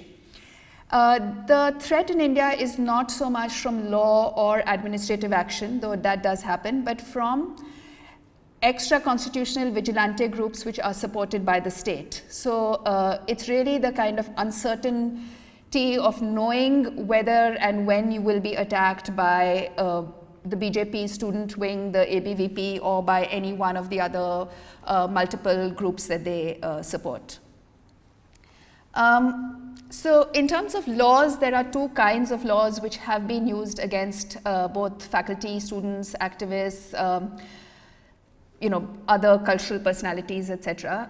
One is sedition, which has been extremely widely used recently, and most famously in the academic context has been used against JNU students, and I think Papia will talk about that. And the other is section 153A of the Indian Penal Code, which is promoting enmity between different groups on grounds of religion, race, etc. Right? And doing acts prejudicial to the maintenance of harmony. So of course people from the right wing are never charged with doing any acts which are prejudicial to the maintenance of harmony, but if you object to anything or you show Hindu goddesses in whatever the Hindu right thinks is a bad light, then you could be accused of doing acts prejudicial to the maintenance of harmony. So as you know, we have this right-wing authoritarian government which was elected in 2014, and since then it's not as if everything started in 2014. There were several actions which took place even earlier by the BJP's fronts, but obviously the situation has become much worse now because they get state support. So one of the first major incidents which took place three major incidents which took place coming close on the heels of one another were the killing of three well-known in their own local areas rationalist thinkers. One was Dabholkar, so Dabholkar was not an academic, but he was one of the founders of a rationalist association in Maharashtra and had been working for an anti-superstition bill, and he was killed while walking in broad daylight. The second was Govind Pansare, who was a communist leader, again a rationalist, and it's interesting how actually when they were killed there was some coverage of the number of rationalist groups there are in India, the kind of people who actually, get out there and show the kind of fraud that various godmen perpetrate, do little tricks which reveal how these so-called miracles are not really miracles but are simply magic, or a variety of other things. And many of them have actually been physically attacked in the past and been killed. But this was the first time that there was such major mass, killings of well-known rationalists. And the third was of Kannada scholar Kalburgi, M.M. Kalburgi, who was also Vice Chancellor of Hampi University at one point. And Kalburgi is a Vachana scholar. Now, the Vachanas were Lingayat texts which developed in the, 15th to 17th century, which were at that time taking on the Vedas, which were the sort of Hindu scriptures, challenging them, promoting intercaste marriages, rationalism, etc. And then they were under attack, of course, by the Brahminical forces. And of late, this Lingayat sect, which grew out of this rationalist movement, has itself become very powerful and closed, etc. And Kalburgi was writing about the founders of he himself is a Lingayat, writing about the foundations of the sect, and it's just a quote from one of the Vachana poets, and this is from Hemagala Hampa, who was a 17th century Vachana poet. Can a log with chisel and hammer cannot split, be split with axe and sickle? Would a mind which after being chiseled with the nectar of elders Vachanas yield to the axe and sickle of the Veda and Agama? It will not. Right? So there's a long historical tradition of resistance to Brahminical ideology, and Kalburgi was a scholar in that tradition. And he again was killed by people coming to his house and shooting him when he's opened the door. So these particular sequence of killings generated a lot of anxiety among various writers who began to return their state awards. And there was a huge movement of writers returning all their Sahitya Academy awards and other Padma Bhushans and various other state awards, which was again met with counter protests by some of the state-sponsored academics, of which there are a very few and not many are well regarded, but in any case. So for every protest by people demanding freedom of expression, there are these other people who are saying that that they are anti-national. Another major incident that happened was an attack. So what's really important is that when it comes to regional scholars writing in their own languages, they are much more vulnerable than people living in metropoles like Delhi or Bombay, etc. And because in a sense their works have much wider reach. So much as we would like to think that our position is actually, because we belong to Delhi University or JNU, etc., we're actually less of a threat to the state where it matters than regional scholars. The other major attack on a regional scholar was on a poet called Perumal Murugan, who is a professor of Tamil at the Government Arts College, Namakkal, whose book, One Part Woman, which is about a particular practice where a woman where women conceive children through other people, anyways, it was attacked by local Tamil organization, and the district administration actually brokered a peace deal whereby he agreed not to write anymore, to delete the sections from his novel which were controversial, etc. And then he said, the poet Perumal Murugan is now committing suicide, I will not write anymore, I'm dead as a scholar.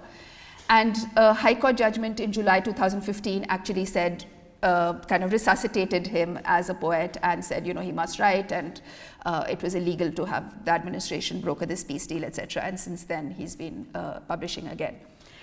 As Hugo said, there's a huge conflation of Hindutva, which is not Hinduism, but a sort of form of the state's version of Hinduism, which is about, even within Hinduism, doing away with a lot of the diversity, enshrining only certain kinds of things which can be said. And in the name of Hinduism, there have been several attacks on a variety of different cultural expressions. So in the last month, for instance, there's been an attack on the Indian People's Theatre Association. They had a big conference in Indore, which the ABVP, it wasn't the ABVP there, it was one of the other groups which just sort of invaded the stage and pushed everybody off the stage. A Pakistani film, Jago Hua Savera, which is an old classic, which actually has Bangladeshi, Pakistani and Indian collaboration, was dropped from a film festival recently. There's been an attack on the CPI leader, Manish Kunjam, for forwarding a WhatsApp message on one of the Hindu goddesses. Now, in the metropoles, in the various national universities, or what are called central universities, the attacks have been primarily on students. So in a way, the people who have been at the forefront of defending the right to academic freedom have not been faculty, but have been students, particularly left student unions. So for instance, in 2015, the students of the Film and Television Institute held a 139-day strike, demanding a change in this right-wing director who was being imposed on them, who had absolutely no qualifications. A Dalit student in Hyderabad Central University committed suicide, which became a big issue because he was externed along with others from the hostel because there was some kind of fracas between the ABVP, which is the BJP student wing, and these Dalit students. There have been what Papia will talk about, the attacks on the JNU students, which has become actually a big thing because they've been attacked, and anybody who has anything to do with JNU has been attacked. So auto drivers will not take people to JNU anymore because it's seen as an anti-national space. The Ambedkar Periyar, which is a Dalit student group, was banned, de-recognized in IIT Madras for a few months for being anti-Modi. Beef festivals organized by students at Osmania University have been banned. So, across the country, various campuses, there have been incidents. And the JNU thing has become sort of so symbolic of left-wing politics that anybody who's been, as I said, anything to do with JNU has been attacked. So, for instance, an article written by a written by a Delhi University professor about one of the JNU students was liked on Facebook by a sociologist at Lucknow University, and he was then attacked by the ABVP. So, it's WhatsApp posts, Facebook likes, all of these have suddenly become really dangerous, and you never know what is going to kind of invite attention from the student wing. Now, in the last month, again, we've had, because of a terrorist strike on one of the army outposts in Uri, we've had 17 soldiers were killed, and as usual now, since Kargil, since 1999, we've had sort of the Americanization of our soldiers' deaths, and so they're now routinely called martyrs. Their flag-draped coffins are sent home to their various hometowns. So across the country, then this is used as an occasion to whip up kind of nationalist fervor, and anything that is seen as, so now not only is there Hindutva as the defining element of the nation, but also security as represented by soldiers. So anything that is seen as anti-military, anti-police is seen as anti-national. So for instance, there's been this huge outcry about by one of our political parties, come vigilante groups, the MNS, which threatened to disrupt the release of a film by one of India's most well-known film producers, Karan Johar, because it starred a Pakistani actor, Fawad Khan, who actually is a huge heartthrob among Indian women at large. So so because this film has Fawad Khan, they threatened to disrupt the screening, and Karan Johar was made to pay 5 crores to the Army Welfare Fund as penance for having starred Fawad Khan. And in terms of academic freedom, what this translates into is, or what this has immediately translated into is an attack on the English department of Haryana Central University, which staged a play by a very well-known Bengali writer, Mahashweta Devi, who died recently. So they held a kind of day-long memorial event in her honor. And they staged one of her plays called Draupadi, which was written in the 70s in the context of police atrocities on Adivasis, indigenous people, for being part of the Naxalite movement. So in this film, in this play, Draupadi, the woman, the Santhal Adivasi woman, is raped and tortured by the police all night, and so in the morning, her sort of bleeding body is naked, and she sort of walks towards the security, towards the police, saying, "Come on, counter me if you can." And then the police fall silent and scared, because faced with the power of this woman who's naked and unafraid, and they really have nothing to say. So this play has been staged before in Manipur, which is one of the worst conflict-affected areas of India. It's been well known, but when it was performed recently at Haryana Central University, the ABVP and Haryana is a place which supplies a lot of the Jawans, the soldiers, to the army. So they got all the villagers in the neighboring villages surrounding the campus to surround the campus and protest against this anti-national English department, and in particular this one faculty member, Sneh Sata, who has now been boycotted by the rest of the university. So, and there's an inquiry against her. So just 2 minutes, yeah? Is that, yeah? Okay, so just in terms of what is the kind of context which enables this kind of silencing. We hear about incidents from the central universities, which are public universities, but we actually don't know the extent of silencing, because about 60% or over of the affiliated colleges in the country are actually run by private management. So actually they can't say anything at all. And so, there's no question of being attacked for saying anything, because they'll be sacked if they say anything. So there is absolutely very little that goes on, and their faculties are paid less than those in central government universities, etc. There's an emphasis on science and professional courses, and you see a clear divide between the kind of faculty and this is something that I'd like to ask the Turkish academics as well, whether most of the people who signed the 1,000 people who signed the petition were from the social sciences, or whether they spanned science and other disciplines as well, because in India clearly there is a distinction between the humanities and social sciences, who are much more vocal and therefore much more under attack.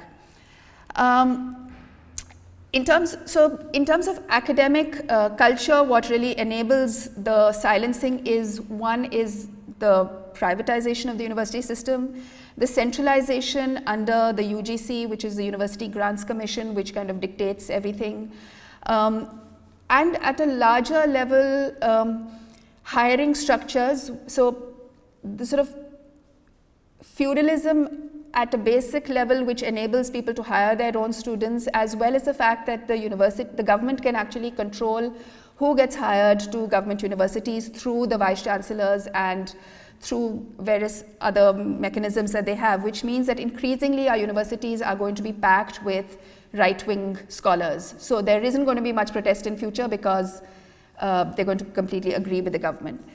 And academics are also, famously, I think, supine because they're subject to pressures like, leave and various other things, promotions, etc. And there's an enormous degree of self-censorship by heads of departments, university admin, and we see this all the time. We want to show a film on Kashmir. People sort of say, no, it's too dangerous because our department has also been attacked by, our department is one of the most liberal probably in the university, and when we show films on Kashmir, we show them without advertising them in rooms, and we kind of patrol outside to make sure that, nobody comes, because there have been cases in the past where we've actually been surrounded and had to garrison ourselves in. In terms of student politics, again, while there has been, as I said, the students have been at the forefront of protesting about freedom, in the country as a whole, student politics is basically dominated by the student wings of national political parties who see it as a way of getting a position within their national parties. And in Delhi University, student volunteers of the two mainstream political parties, the AVBP and the NSUI, are actually paid to canvass. So there is nothing very studenty about it. It's completely run by money. And there's a great deal of ethnicization of student politics, and really, it's been hard even without the whole national security impetus to develop democratic politics in the national central universities. And I'd just like to end with this one. Can we just see that?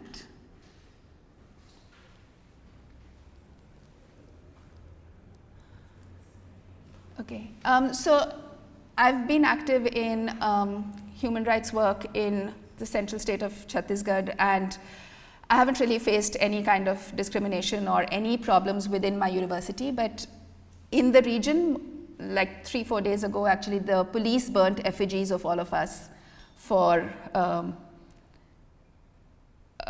because as part of this court case that I filed in the Supreme Court, 7 policemen were charge sheeted by the Central Bureau of Investigation. So that was actually quite an important legal victory that we had. And so therefore, they've been actually attacking us on the ground. So, but I must emphasize that in my university in Delhi, I have not faced any kind of problem with regard to my political work. So in that sense, and this is work that takes on the central government quite directly. So it's been, I think it would be unfair to say that academic freedom in that sense has been compromised. Thanks.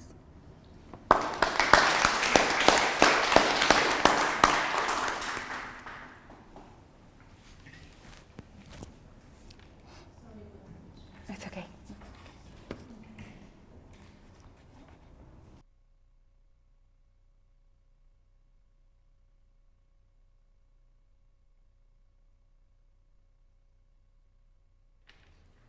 Sorry.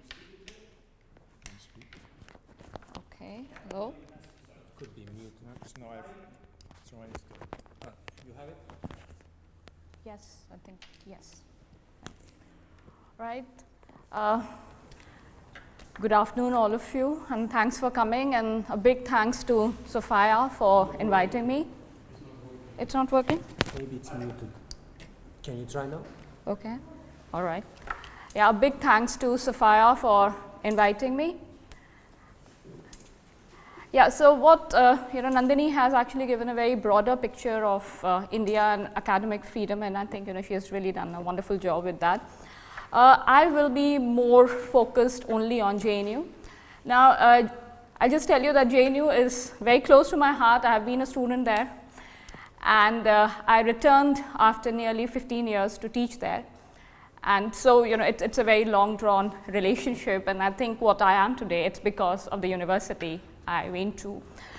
Before I start my presentation, I would just like to say that when this particular university, Jawaharlal Nehru University, was thought of, the first bill which was introduced in the parliament in 1965, when the education minister MC Chagla said that this is not going to be another university. It's, he said that one thing that this university should ensure was to keep noble ideas in mind and provide accessibility to students from weaker sections of the society. And even if you go to the website of the JNU University, that's jnu.ac.in, the vision of JNU is that ideas are a field for adventure, experimentation, and unceasing quest and diversity of opinions, which is its chief premise. So these are the ethos and values on which the university, I have been a student and now a faculty, works on. And I'm going to talk about the events which took place in the very beginning of the year, specifically in the month of February. But before that, what instigated and why we got the kind of reaction we had, which we never thought we are going to get. So.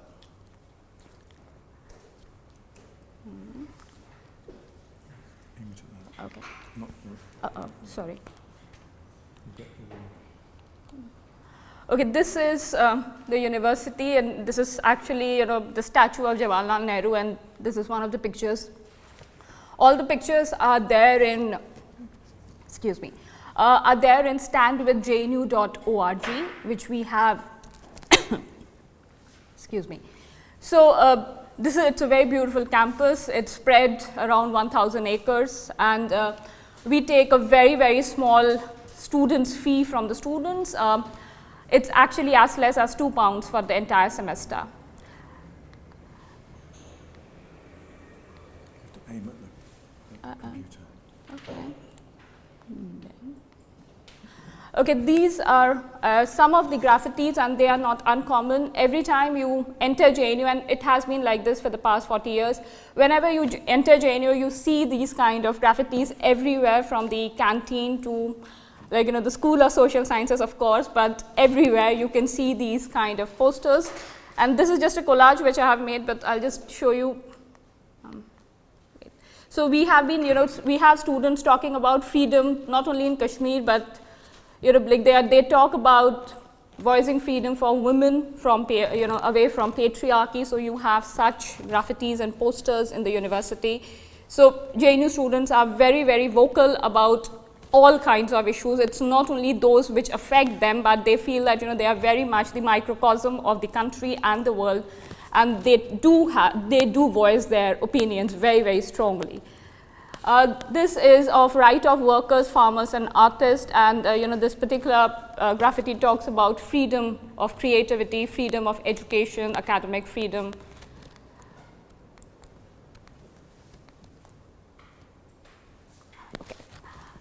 This is against the scams and corruption. So, it's not only that JNU or the students have been talking about this only with the coming up of right-wing government.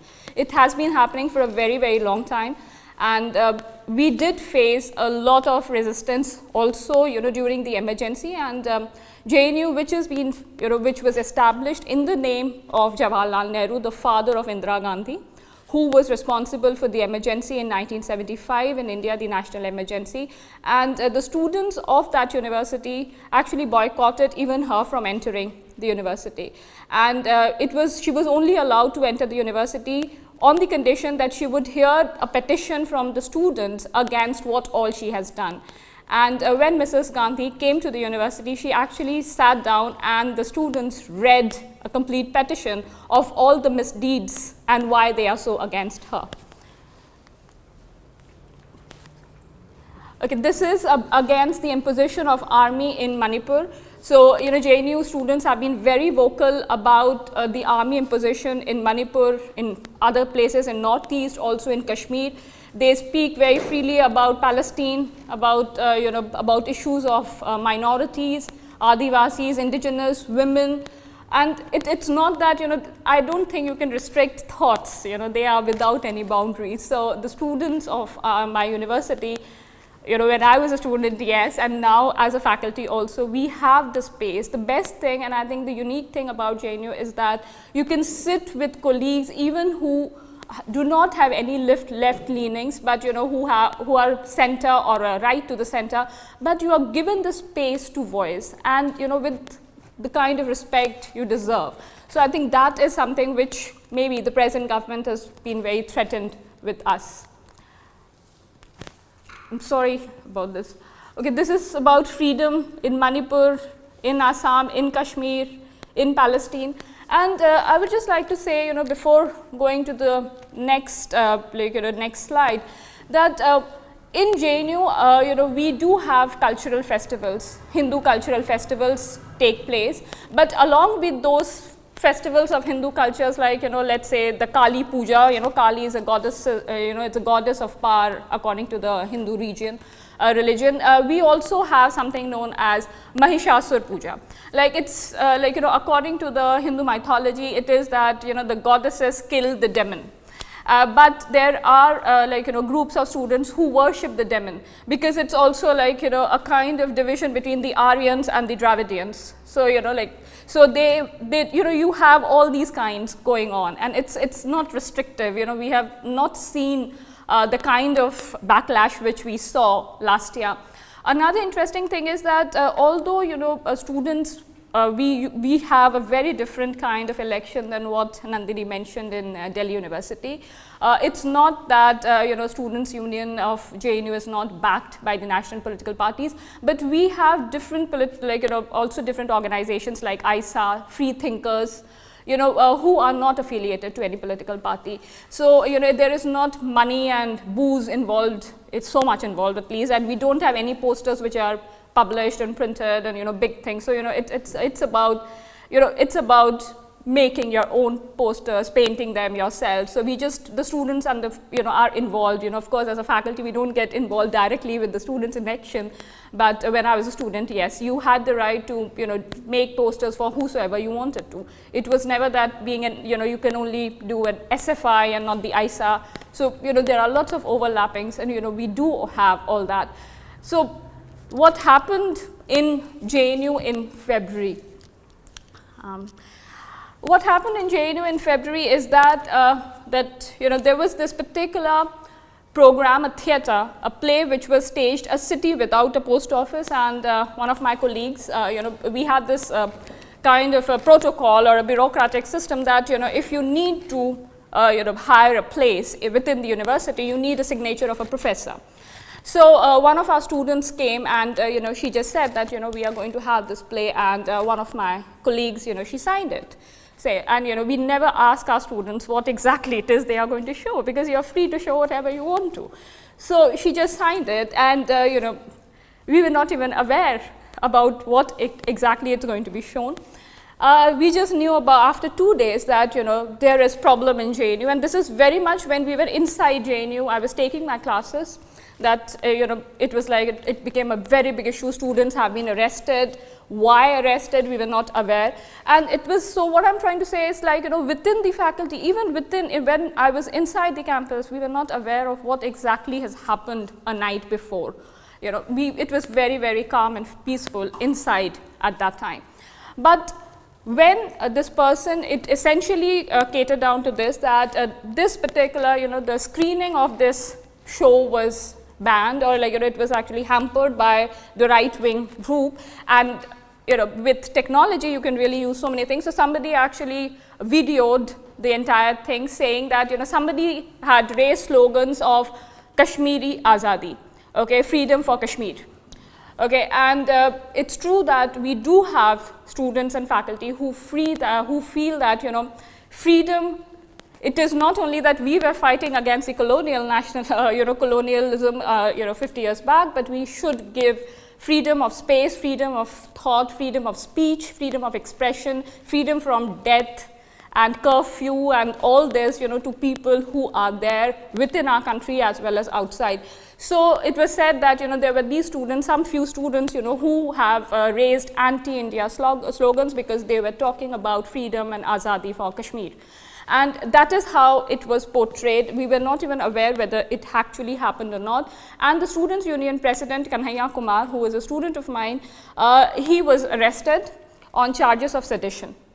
And he, along with another student, Rama Naga, who is also a student doing MPhil in my center, both of them, along with Umar Khalid, who has been a student when I was teaching in University of Delhi. He was a student, who did history and political science as a subsidiary in Kirodimal College under me. So all these students, along with many other students, about 15 of them were arrested on charges of sedition.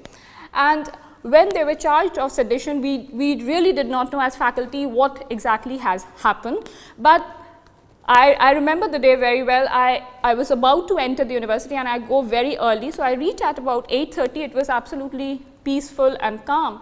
And when I started taking my lecture, I started getting news that, there is a lot of things happening in JNU. Why? Because the gate has been sealed and, there is military all over. And what has happened is actually, if you can see the next, the second picture on that side, the door was closed and what we had were people, standing outside with Indian national flag, shouting that you are anti-nationals, you produce anti-nationals in this university. So these are people outside the gate of the university. And then they said that you are anti-India, so you go to Pakistan. So, so that's how the entire thing boiled down to, and the media played it. There were many channels showing that the faculty of JNU is very, very not only left oriented and with left leanings, but they speak on everything. They are Pakistani spies, they are agents of Pakistan, they are Islamic agents, they are atheists, they do not believe in religion, they are illegal, immoral, so they should be punished. This is the students' union leader, Kanhaiya, and this I took from the Telegraph, which says, "We don't want freedom from India, my brothers, we want freedom in India." And his speech is also there. If I have time, I'll show you, and it became a kind of a viral.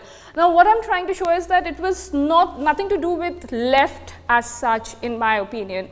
It was people who, when I saw the number of students coming into these gatherings, most of them were not party members, or they were affiliated to the SFI, that is the Students' Federation of India, or to the ultra-left or radical left organizations. They were coming because they felt that what was done to their colleagues, their fellows, their classmates was absolutely wrong.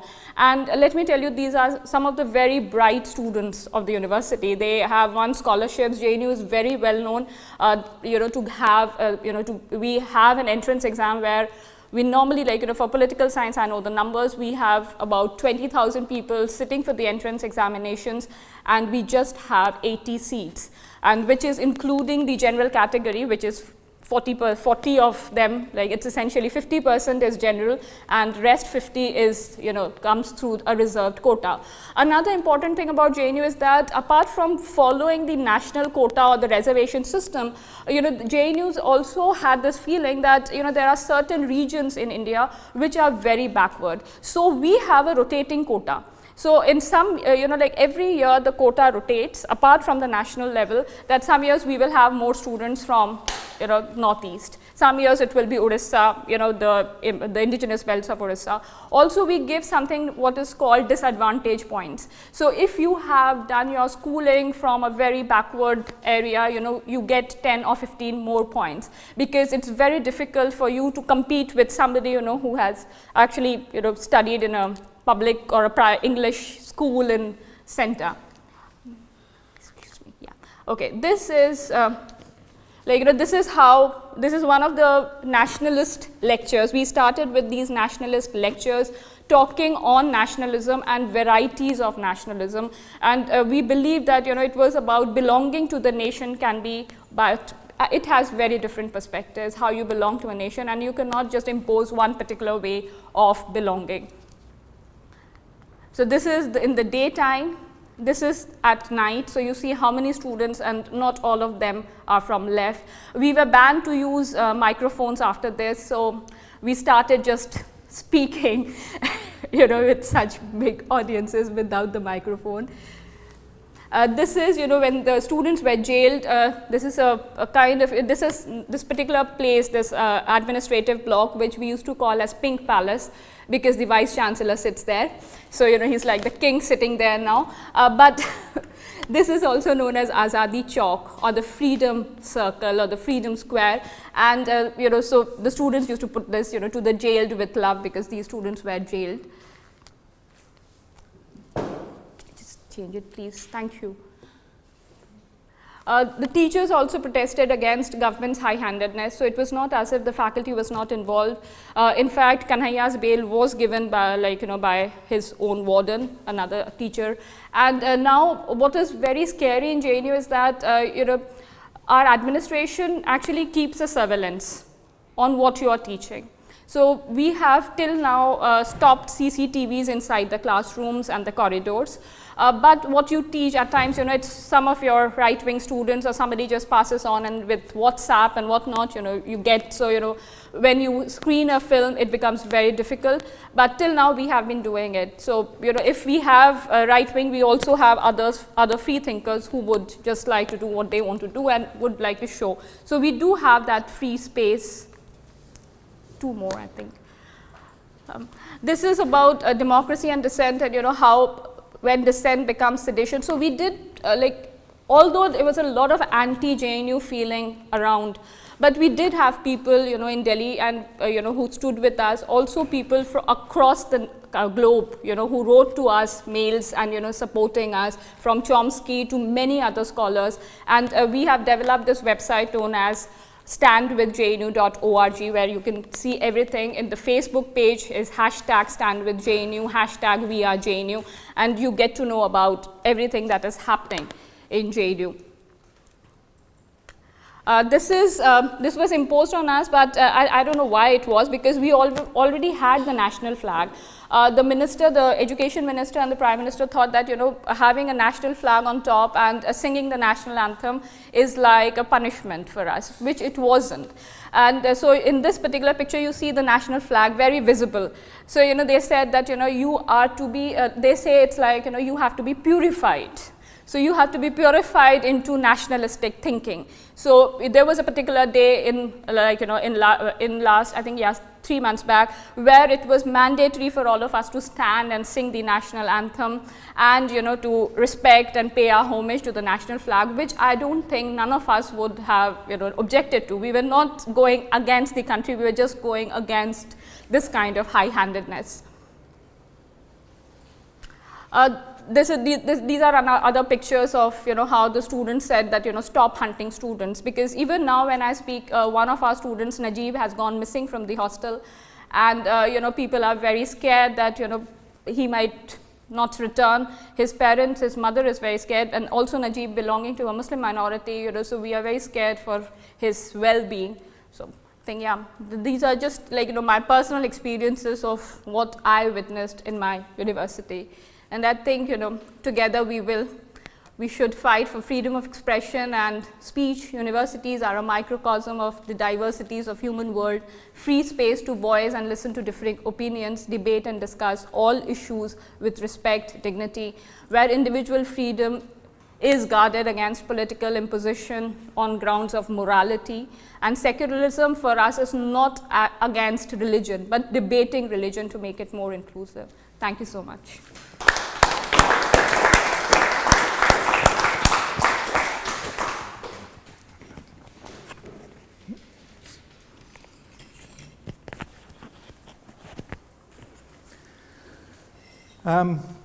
Thank you very much. I think those 2 presentations have given a very clear idea of the kinds of things going on in India, and I'm very pleased to have been here and to be able to listen to them. I just have one slight disagreement with Nandini when she says that the situation in India is not as bad as it is in Turkey, but as always, one's reminded of that very prescient saying that when they came for the unionists, I didn't object because I wasn't a unionist, and then eventually they came for me. So one wonders about the slippery slope. And obviously in India, from what Nandini was saying, the attacks on the vulnerable groups, those in small private universities or in regional universities where the power of the press is not so obvious, it's very worrying to hear how easy it is for voices to be silenced in those kinds of settings. I just want to make 2 or 3 points and then open it up for discussion. The first is, I think, the role of international support. So one of the things, I was in JNU in February at the time, and we organized 2 events. We had organized a long time in advance, 2 events. One involving PhD student presentations within the Center for Social Medicine and Community Health, one of those. And it was very unsure whether we should go ahead because there was a student strike, not surprisingly. But in consultation with the faculty, we did go ahead, and some students who might have benefited, might have enjoyed coming, didn't come as a sign of solidarity with the students. But the second was a meeting of Leverhulme network hosted by Wilfried Swendon from this university. And I think what's important about this was the coming and going about whether we should go ahead. And the coming and going wasn't from the Indian side very much, it was from the University of Edinburgh. And the University of Edinburgh is becoming increasingly risk averse. And they saw the possibility that some of their staff might be involved in some way or other in these events in JNU as being a threat to its standing in the world, or possibly even opening it up to suing by those members of staff because the university hadn't taken an adequate care of them. And I think that's one of the things that worries me considerably, that what's going on, what we were under pressure not to do was to stand in solidarity with JNU faculty and staff, not because there was any formal objection to the ideals of those faculty and staff, but for managerial reasons, for this risk aversion. And I think that was hinted at in Nandini's talk, and I think it's very true in this part of the world as well. The increasing controls over university faculty, to a lesser extent perhaps here students, not in the name of curtailing academic freedom, but in the name of ensuring value for money, that we deliver what the government pays us to deliver, and so on and so forth. So that's one of the things I would highlight, and it's clear, I talked to Papia in advance, that some of these processes are going on in India as well.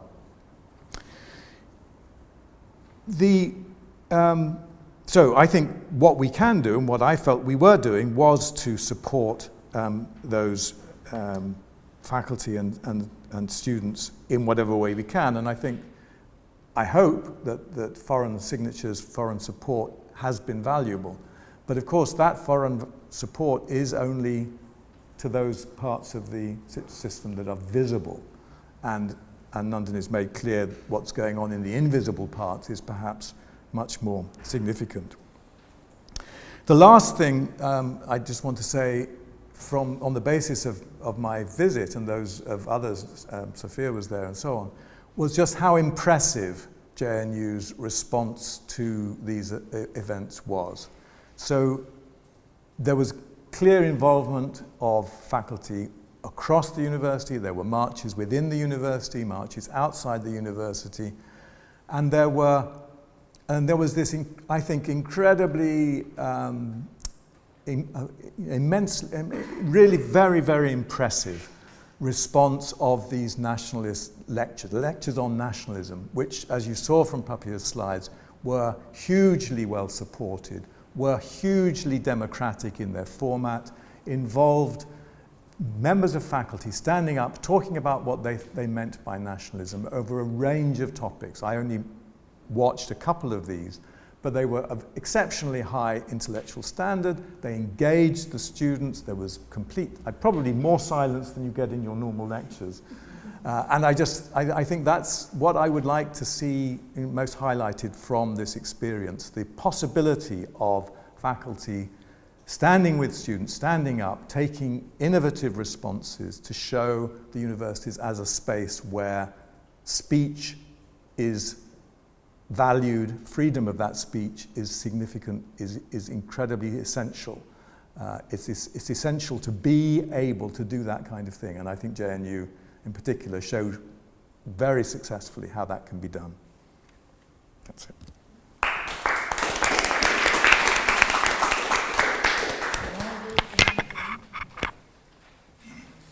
So, any questions? And again, for purposes of recording, please don't speak until you get the mic.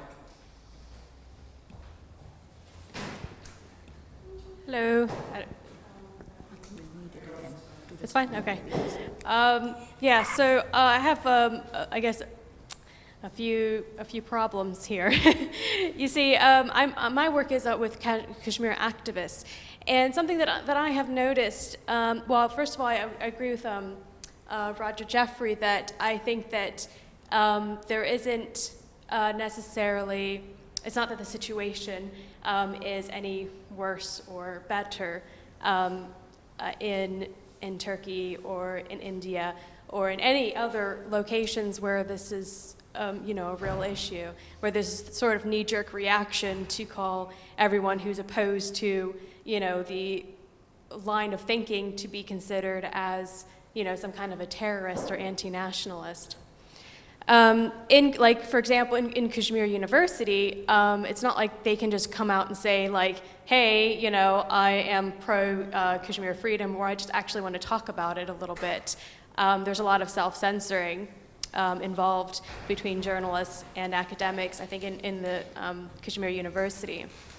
One of the problems that I think I've had with the dialogue, and that I'm really interested in understanding from academics in India, is how the dialogue that you hear about, the really horrible thing, the horrifying things that are happening to some of the Kashmiri protesters, many of them, not violent at all, and they have these, pellet guns that are blinding people, and people are, coming out into the streets, and some of them have stones, but that's about it.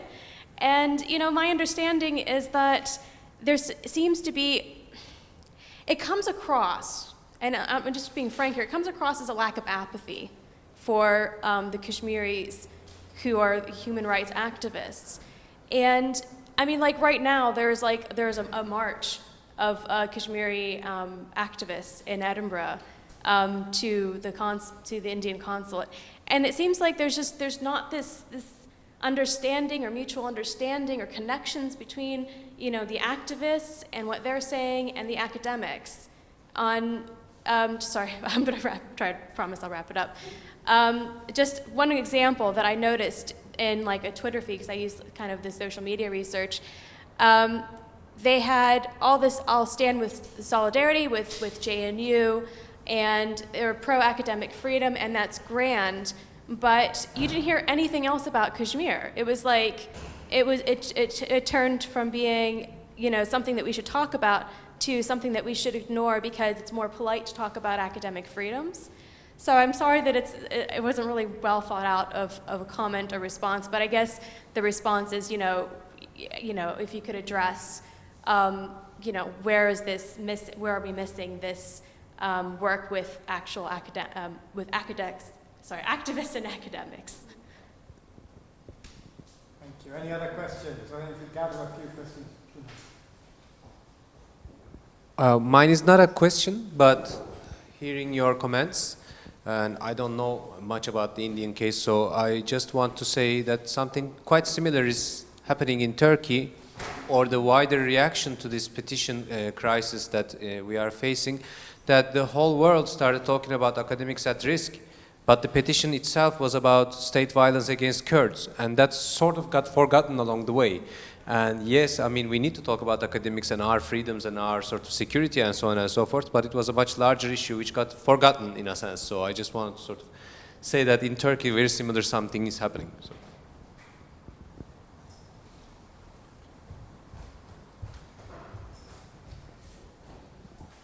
Thanks for his wonderful accounts. It's a question for Papia. In your your talk, you kept stressing that the people gathering and the activities undertaken was not just the left. You repeated a number of times, this was not just the left parties, this was not just leftist or left-wing. And so there seems to be some anxiety on your part to make sure that that's differentiated. So I'd like to know from you, A, why you do that, but also perhaps to parse for us what the histories of the left are within these spaces of protest and resistance within JNU, and why you make that distinction.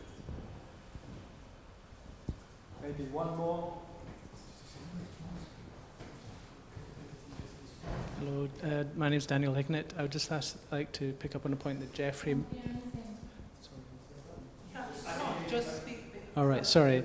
I'd like to ask Jeffery, I was a bit taken aback by the statement that you made about not affiliating with JNU because of economic reasons pressured by the government as opposed to academic. And I don't see how there is a difference there, because there are many calls within the Edinburgh University for divestment, and that is an intellectual issue, not just an economic one.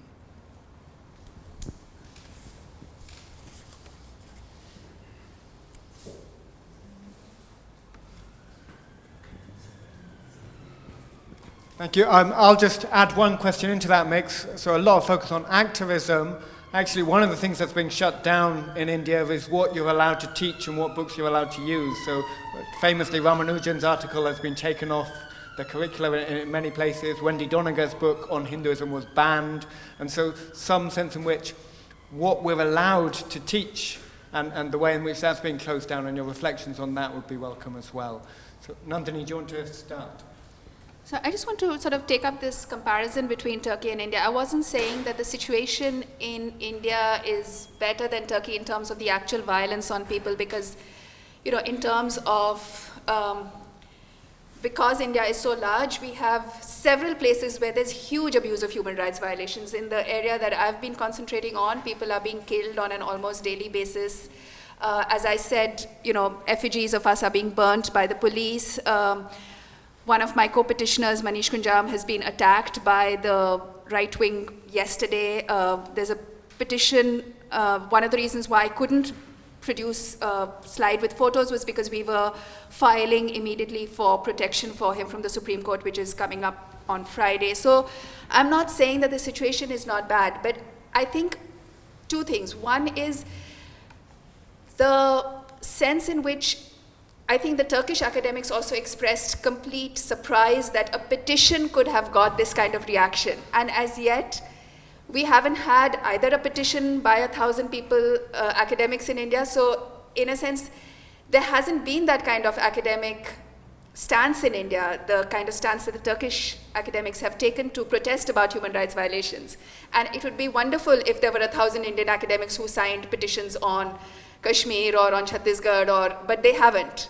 So A, there is just much more silence in the university because there is, more broadly. Secondly, that if people were sacked and banned, etc., especially if there were academics from metropolitan central universities, that hasn't happened. I think that would have been much more shocking in India. I mean, it would have met with a lot more outcry. So at least it's sort of quite shocking that such a thing could happen at all. And I think that sense is being, I got the sense from Turkish academics that they themselves, you yourselves are shocked at a petition leading to these consequences. So it was just in that sense that I was saying it's not yet that bad, that, which is not to say that, academics, as I said, that people are already silenced, already self-censoring because of, working in private universities, which is not to say that there are not very many brave academics in these regional universities who are taking a stand about, and we don't get to know about them because, it's either it's written in local languages because of that kind of wide linguistic diversity in India. You don't really get to know what people are writing. If something like a major incident happens, like Kalburgi being shot, that's the first time that a lot of people heard about Kalburgi, and here he was this major scholar, which very few of us knew about. So it's actually a shame that we don't know much more about our regional universities. I'm just going to stop at that. Okay, thank you for the questions. I think, I'll take the last one. When you talked about the, like I said, that these were not only left. I think I did it deliberately because, for a very long time as a student, as well as now, teaching in the same university, I've always seen that, whenever there is a voice about Kashmiris and, human right violation in Kashmir, it's always said that, these are left, these are communist, they're irreligious, immoral people, don't listen to them. And that is what I wanted to break, that it is not just like, just by putting a stamp of left, the way, at times, certain channels of the media put it, that ignore them, they are anti-India, they take the taxpayers' money and, they don't give back. But I think, this time what I saw, it's true that, there are left parties which take up and, left-oriented or left-leaning students' union are very vocal. But I think the things which happened, BJP government actually took universities one after the other. I think it was some kind of a systematic strategy. From the Film Technology Institute in Pune, they go to Hyderabad, then to the Tata Institute of Social Sciences, and JNU, then Jadavpur, and much before that, when I was teaching in Delhi University, I've seen how, of course in Delhi University it was seen as, semesterization and, a new course coming up known as FYUP. Delhi University Students' Union is essentially broken to, it has a clear divide of AVVP, that is Akhil Bharatiya Vidyarthi Parishad, which is a BJP student wing, and the NSUI, which is a Congress student wing. So, the presence of left in Delhi University is very less. Whereas it was quite a similar case in JNU, where the presence of right was missing. But last year, I was pretty amazed and happily surprised to see lots of my right-wing students actually resigning from AVBP. And, so that's what, so they were not only left-wing, they thought that, what has happened is terrible. So, on moral grounds, on ethical grounds, we cannot side with the government or with the kind of imposition which is coming from these different factions of, supported by the state. I can't say that they were, by the government parties. On, this divide between activists and academics, I think, I won't say that there is no divide. Yes, it is. There exists. And when you join academia, I think one of the best things about academia was for me to join, leaving my civil services job, was academic freedom and autonomy, that you don't have a boss to say, who will dictate. But I think of late, the way, fundings are done, the way your promotions, we have something like a NAC. There is a lot of quantification of your ability of your teaching. How many hours have you taught? How many mentorship? What have you been telling your students? I don't think, academic is that kind of a job where we can have a 9 to 5 and after 5 I shut down and don't think about my students or what happened in my university. It's something I was talking to Roger, even suddenly, where I'm sleeping, I suddenly think, oh, this particular thing will fit nicely into the PhD of that student, so I have to give this reference. So, I just email, read this particular article. We do not have this. It's not one of the most paying jobs. We don't do this job just for money, but yes, money is important. We do have families. So there are many academics who are very scared, to raise their voices. They are scared for their lives. More than their lives, they are scared for the life of their families, their loved ones. Like I have colleagues whose kids have been telling, don't raise your voice, We are facing, there is, there is trolling in the Facebook and the Twitter. We don't want to do this. And at least we are safe, so to say, in a metropolitan, because like Delhi, because it's so huge, people don't know where you exactly live, but I think there is a lot of surveillance. They do know, when you are going, when you are coming, and of late, past, 3 months, we have had burglary, stealing and theft in JNU, where, your computers are stolen. Forget about other things. It's mostly targeted on your computers, on your mobile phones, which are stolen. And, and then the university says, look, you never want the police inside the university. You were standing against, the government and the administration for letting police in. So we cannot allow. Now you do it. What to do? You don't have police here, so, you are going to face it. So I think that's what is happening. So those are my, views on it. Thank you. Okay, so we'll return to these themes again and again, just in the spirit of reclaiming the university. So Nandini spoke about a Dalit student who committed suicide in the University of Hyderabad in the south of India. He was part of an Ambedkar study circle. One of his colleagues graduated last week, and he refused to accept his doctorate from the vice-chancellor who had presided over the system which led to the death of his friend and fellow student.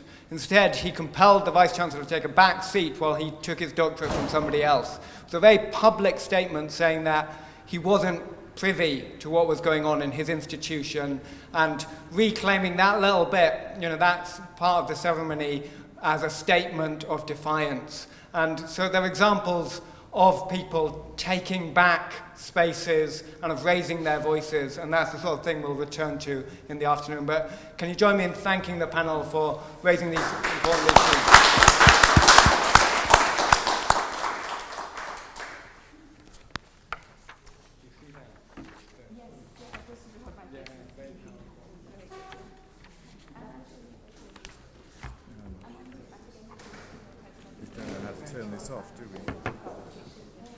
I wanted to add also that this evening we're going to have dinner after the reception, and it's a very informal thing. Those of you who want to join us, please let one of us know, either Sophia or Helene or myself, so that we control numbers. But everyone is invited, although we can't pay for everyone. But everyone is welcome to join.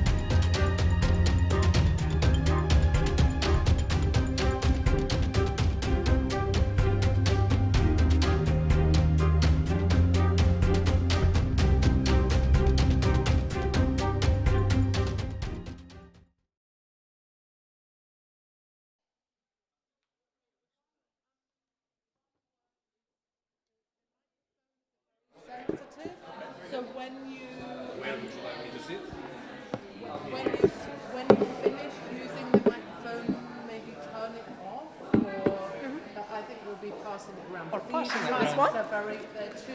Oh, right, okay. They're very sensitive. No problem. Good to know. Don't leave it on. And don't mention other people.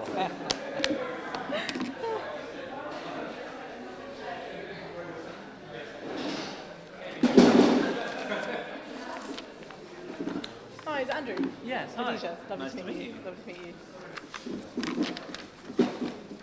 Don't have any information here about where people are from. So. All right. Oh, you're on the back. Yeah, you're here somewhere. I am, yeah. Oh, okay. Postdoc fellow at the University of Edinburgh. Very good. Which department? I'm at the Elwood Centre in IMS. Oh, yeah. All right. Yeah, I'm politics and IR. Oh, right, great. Just across the road. So, yeah. Fantastic. Great stuff. What's your research? Muslims in Britain. Does this Fun stuff. actually work? Yes. It does.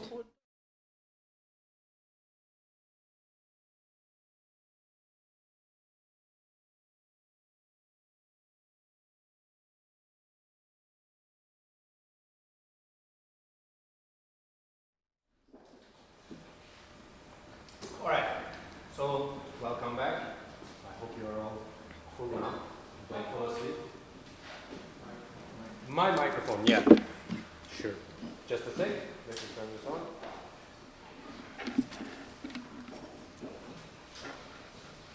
Hear me now? Yes, yes. Sorry. Let me put this up. Okay, we have our third panel now, and it's going to be on the UK. It's titled UK Outsourcing Surveillance to Universities. And we have three panelists and a commentator. Let me introduce them to you. First, we have Andrew Neal. Here, Andrew Neal is a senior lecturer in the Politics and International Relations Department here at the University of Edinburgh. And he's the co-director of CESAR, or Caesar, or... Everybody has a different way of pronouncing it, I heard. It's the Center for Security Research, CSER. And he works in the field of security studies, critical security studies, and is currently completing a monograph on parliamentary security politics in the UK. Next, we have Douglas Chalmers, senior lecturer in media and journalism studies at the Glasgow Caledonian University. He also is an active trade unionist and the president of University and College Union in Scotland. He actively campaigns and very strongly campaigns against Prevent. And then we have Khadijah Elshayyal. Yeah, very good. I'm from Turkey. I'm kind of familiar with it.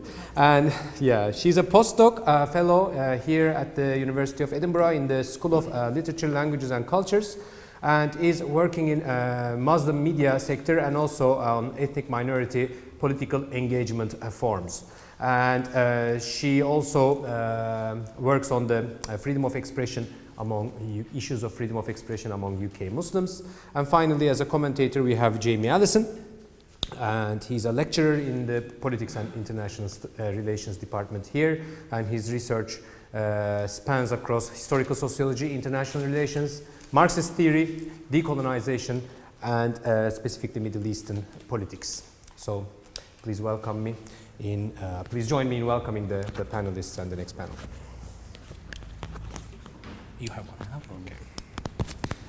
Right. Thanks very much. So my name's Andrew Neal. I have a few connections to this particular issue. So first of all, I work on parliamentary security politics at the moment. So as part of looking into this, I've looked at the parliamentary debates around the Prevent strategy. Also, I was part of the School of Social and Political Science working group to come up with our own Prevent policy, which is something that we had to do.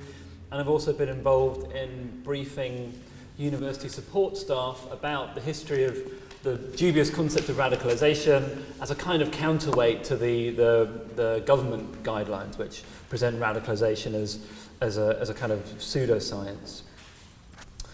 So in this paper, I want to try to explain some of the aspects of the Prevent policy and how it works in universities, and how I think there are grounds within this policy for helping us to not quite resist, but there are grounds within this policy for helping us to continue with critical academic practices in research and teaching without having to be fearful of, let's call it repression. And I think that's something very specific to universities, as I'll explain. So the Counterterrorism and Security Act 2015 put aspects of the PREVENT programme into law for the first time. So PREVENT has existed for a while, 10 years or so. And in particular, it created new legal duties for various public bodies. And I've boiled it down to this one quote: to have due regard to the need to prevent people from being drawn into terrorism. So that's the key legal term here. Now this duty applies to various public bodies: hospitals, prisons, schools, doctors, colleges, further education colleges, and universities. And as I've said, my own work here is on universities. And my argument is that universities are treated differently within the policy. They are effectively an exception within the policy to the way that security is becoming the new normal elsewhere. So as I've said, PREVENT has existed for a while. It was created under New Labour originally, but it's been altered under the current government, and some of the aspects within it, which initially were about funding so-called moderate groups to encourage certain aspects of civil society against others, have been turned into a stronger form of, let's say, caution and detection against forms of so-called extremism. Now what the imposition of a statutory duty does is draw new people in. It draws new people, non-security experts, into the wider security assemblage. So for example, there's established work in security studies about what's called the field of security professionals. We know that the field of security is expanding. There are all sorts of new agencies and technologies to do with security. But this can be seen as expanding further into what Francesco Ragazzi has called the field of the unprofessionals of security. Doctors, nurses, prison officers, the university staff are not security professionals, they are unprofessionals. But nevertheless, we've been brought into these security duties. Now, the problem with these duties of having due regard to prevent people from being drawn into terrorism is that the criteria to be used are vague and have no real science behind them. So the concept of extremism, for example, is entirely contextual and relative. What was once extreme is now perfectly mainstream. Being pro-gay marriage 20 years ago is now perfectly normal now. So these things are highly relative and contextual. Now the criticisms of the policy have been widespread. The NUS, the UCU, even the Chief Constable, Simon Cole, who was the PREVENT lead in the UK, have criticised the policy as surveillance against students, normalisation of suspicions against Muslims, even a form of thought police. So, the criteria to be used are rather vague, and it's problematic enough that security agencies look for signs of extremism and radicalism as forms of detecting security problems. But it's more problematic when non-experts are asked to do so. Now, it's one thing for university staff to be asked to do this, and I think for a politics academic to be asked to apply this, I already have the critical knowledge to be able to see what the problems are here. But if you work elsewhere in the university, in a non-academic role as support staff in the sports centre or as a cleaner or in accommodation services and so on, then it's much more problematic if you're asked to look for vague signs of extremism or increased religiosity or withdrawn behaviour or all sorts of other things that students do anyway. And one of the big problems here, and we've seen this, there's been lots of cases in the news, is misreporting, overinterpretation. The case of the schoolboy who couldn't pronounce the word cucumber got reported to PREVENT for the teacher thought he was saying cooker bomb. He was actually trying to say cucumber. So there are lots of these high-profile cases in the news of overzealous interpretation and risk averseness, which leads to escalation of rather innocent things. So as I've said, in general terms, this is a bad policy based on pseudoscience that represents a further normalisation of security practices and suspicion throughout society and can lead to certain unintended consequences. Now, let's get back to universities. So I've argued that universities are something of an exception in this policy. And I argue this because in the legislation itself, there are special provisions for universities, and these are a result of intense debates in Parliament, particularly in the House of Lords. The Joint Committee on Human Rights and the House of Lords more generally pressed very hard for universities to have either a complete exclusion from the policy, which is not what happened, or some kind of special status within the policy, which is what happened. And the basis of this was that universities are meant to be a place of rational, critical debate, and there shouldn't be anything that prevents that from happening. Now, interestingly enough, academic freedom in the UK is protected by law. That probably isn't true of many other countries around the world. So we go back to the 1988 Education Reform Act, which actually defines academic freedom, which is to question and test received wisdom and to put forward new ideas and controversial or unpopular opinions without jeopardy to one's career position and so on. So this is the statutory defence of academic freedom. And actually the Prevent legislation makes more reference to academic freedom and to the 1988 Education Reform Act than it does to these vague ideas of radicalisation and extremism. So academic freedom is all over this legislation. Now, this is a direct result of the intense parliamentary scrutiny done by the House of Lords.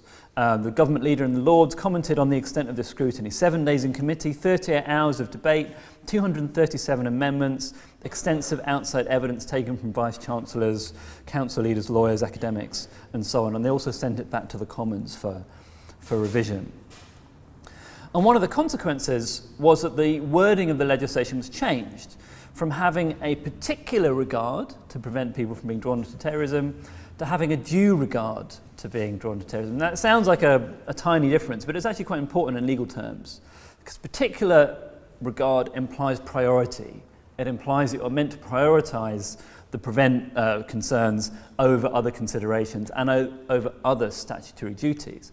But having due regard implies balance. So universities have to balance their duties under the prevent policy and their duties to defend academic freedom, and actually all sorts of other duties as well, anti-discrimination, inequalities and human rights, etc., etc.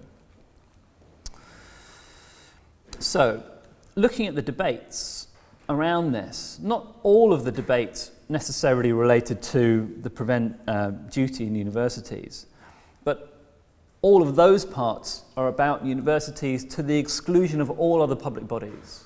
So this, I think, is a little bit problematic. There was almost no discussion in the Lords about the application of this policy in prisons or schools or FE colleges or hospitals and so on. It was almost entirely about universities and defending this idea of academic freedom and rational debate and so on.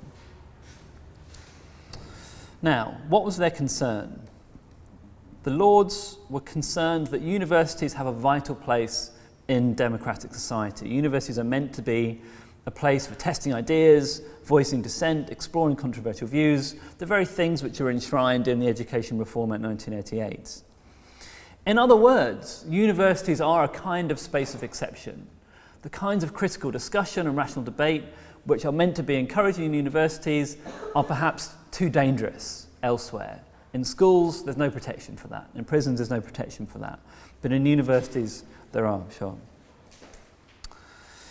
Now, it's interesting that the debate in the Lords was nothing to do with defending the rights of academics per se. It was all about the role of universities within society. And in a way, there's an interesting parallel. The House of Lords in itself is a giant rationalist talking shop, more or less. And that's what they want universities to be as well. So I think there was a parallel with their own position and the role of Parliament in society and the role of universities in society. So, let's just press forward a bit. Now, the final point here, there is plenty of scope within the prevent policy for us to defend academic freedom and critical scholarship, critical teaching, critical research. Not only the fact that this very definition of academic freedom is defended in the legislation explicitly and repeatedly, but that much of the prevent guidance seems to want to almost recruit academic freedom against terrorism. Now this is problematic, but I think there's scope here for latching onto that. So for example, the Scottish Higher Education Prevent Guidance begins, this is the first paragraph, universities' commitment to freedom of speech and the rationality underpinning the advancement of knowledge means that they represent one of our most important arenas for challenging extremist views and ideologies. So, what does this mean?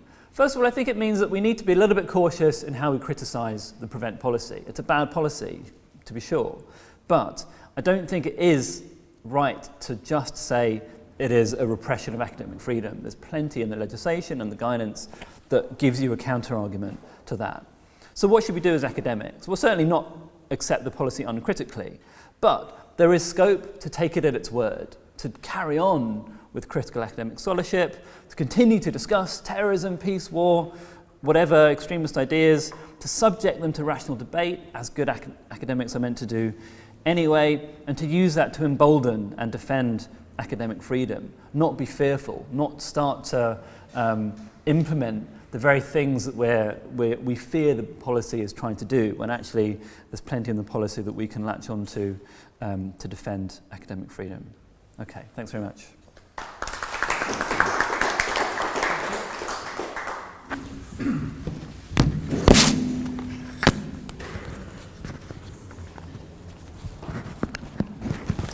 Thank you very much for inviting me to come and speak to the conference, and thank you, Andrew. I thought that was really useful.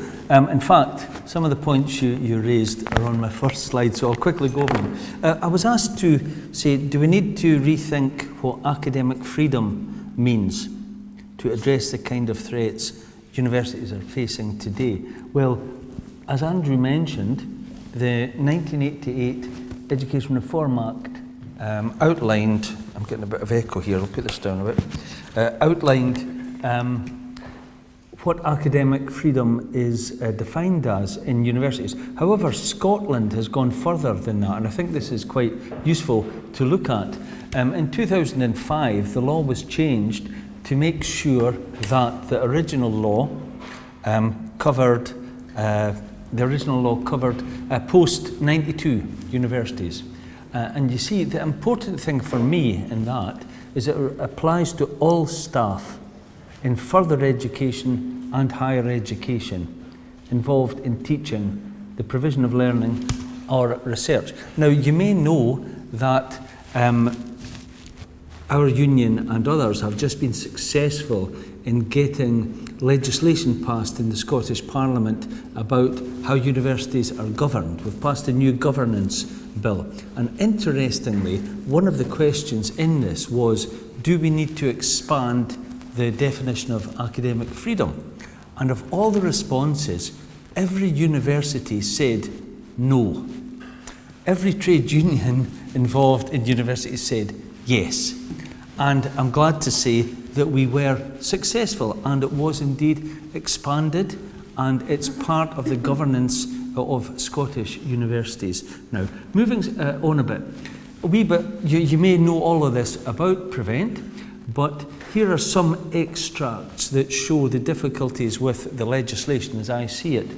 The view of Prevent is to deal with all forms of terrorism and non-violent extremism, which can basically drag people in. Now, this is a problem in the definition of extremism, and Andrew has hinted at some of the points. There's their definition of extremism: vocal or active opposition to fundamental British values. How long do we have here, to talk? Including democracy, the rule of law, and so on. So you could drive a coach and horses, unfortunately, through this. Here are the positions of students and the different trade unions, because I would like to talk about, okay, if there's a problem with the bill, how do you actually oppose it? Because there are difficulties, with this.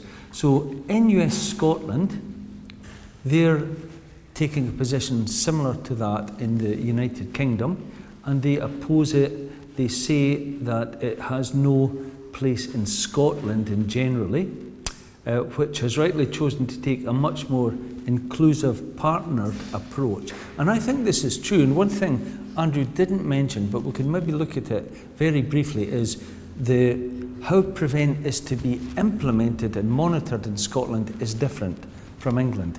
And I have to say it again, I'm so pleased that I'm working in the Scottish higher education system without fees and all sorts of stuff. Prevent is yet another difference where I think we've got a bit of an advantage. If we can get this. Oh yes. So take it back. Just take what. I don't know if it jumped to no, right. So here's the position of the trade unions at my university, Glasgow Caledonian. So that's the UCU, EIS, Unison, Unite, and the GMB, covering all of the unionised workforce. We're quite clear on it. We think it is a racist and Islamophobic policy. The UCU's latest poster on it was, "I dissent from Prevent." You know, that was our slogan on it. We think the problems in it is that it can be used to seriously threaten academic freedom and freedom of speech. The broad definition of terrorism and extremism will stifle campus activism, as well as directly impacting. It can cause self-censorship, you know, on issues like the Middle East. You know, what happens if you criticise Israel, for instance? You know, alarm bells ring, and, you know, is this an issue? We also think it's unacceptable for members of our trade union, for staff at universities, to be involved in the monitoring of students. We think essentially the way it works in practice, and I hear and I agree with Andrew that we need to negotiate around what it actually says in the bill, but in practice it basically monitors how Islamic students are, and you're looking at, are students becoming more Islamic? And that flags up a problem, although it does say look for right-wing extremism and so on. We think it's discriminatory towards Muslims, and we also think it destroys the trust needed between all the communities in the university. Now, some of the things that you may have read, if you've read the British press, you'll have seen some of the horror stories. You know, the student that types, you know, does a Google search because he's wanting to buy a new bomber jacket. You know, of course, bomber comes up, and there's all sorts of things that happen there. Most of the horror stories are from England. One of the most well-known ones was in Staffordshire University, where a postgraduate student of counter-terrorism, now the clue is in the name, was falsely accused of being a terrorist after an official at Staffordshire University, and this is someone that hasn't been trained properly, had spotted him reading a textbook entitled Terrorism Studies in the college library. Now, he was enrolled in the Terrorism, Crime and Global Security Master's Programme. So, you know, you do read the textbook. If you're a good student, of course, if you don't go to the library and read, then you wouldn't get picked up. What happened was he was questioned about his attitudes. You know, someone picked him up and said, "Oh, can I speak to you? What do you think of homosexuality?" He says, "What do I think of that?" So he talked about that. Islamic State, Al-Qaeda. And he said that what happened was I became more and more clear that it wasn't a real discussion, but, you know, because he thought it was a fellow student, but it was actually the complaints officer, the person in charge of Prevent, and so on. So he did get an apology from the university, and the university issued a statement to say the official who had questioned Farouk had only had a few hours training, so they'll do better next time. So that's some of the issues, but where it can come up as a difficulty. I teach media and journalism. I ask my students, many of whom are Muslim, study the BBC, study Al Jazeera, look at the different ways they handle things. They have different charters. One of the things you may know is that Al Jazeera, when Osama bin Laden published videos, they actually broadcast the videos. BBC didn't, they commented on them. So, in order to research this, and I've told our management this, I said, you may be going through the library one day and find a group of Muslim students looking at a TV that has Osama bin Laden. What do you do? And they said, we don't overreact. That was their first thing. So there are issues there for teaching in it. Where things have been escalated, unfortunately they haven't gone well. The police who are involved in the anti-prevent work have said, if there's an issue, just mention us and we'll be gentle with what happens. Well, the two cases that I'm aware of, I think both at St Andrews, were handled in a very heavy-handed way, and I think the universities got a bit of a shock. It was dealing with kids who had some mental health issues, and it should have been dealt that way, he said. So very quickly, our position, how do you handle this if you're working in a university? Well, the UCU thinks, thank you very much,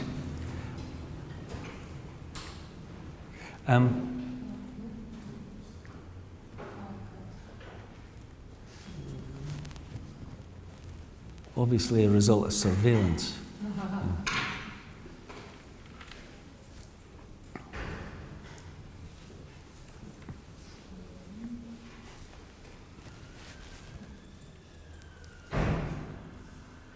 It's 2 on from that, actually. The next one, please. So, our union is for a national boycott of it. However, there are legal problems for our members of staff who want to do this, because it's a UK statutory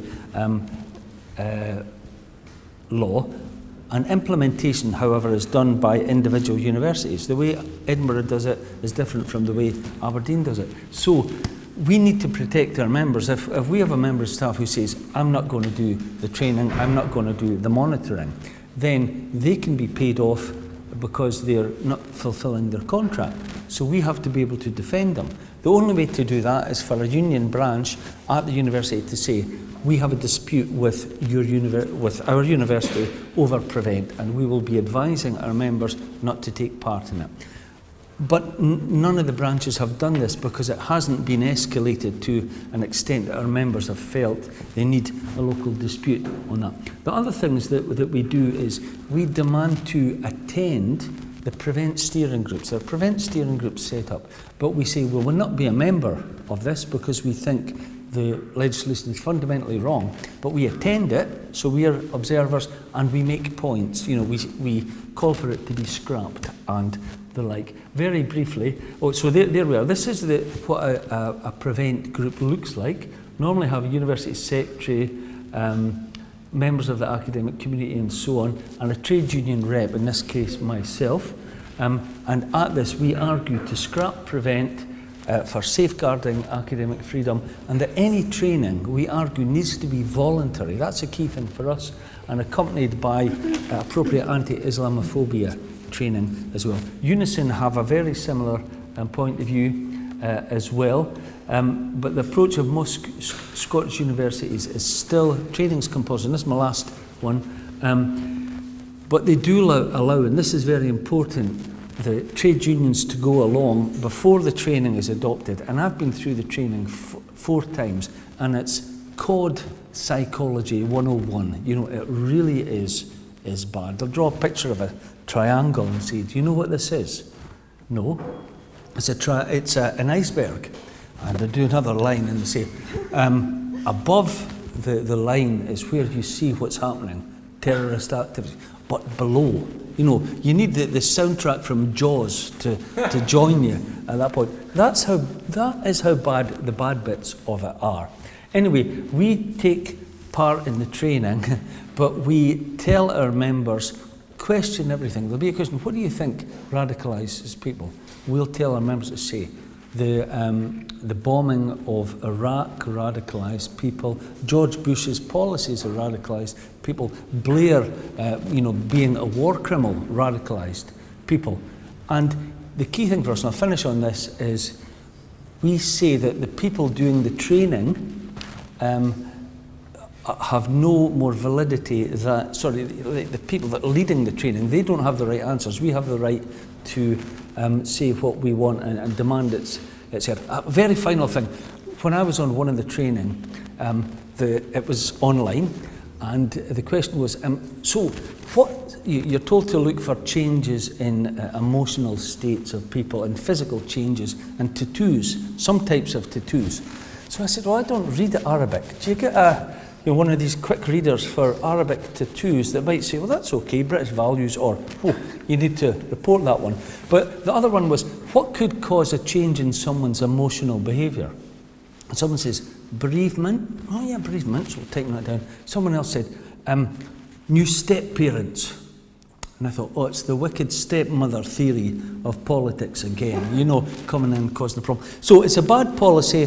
We do get involved, but it's to try and ameliorate it. In Scotland, the universities themselves monitor it, which is good. In England, it's a lot tougher. It's HEFKey does it itself. So I hope that helps show you what we're doing. Thank you.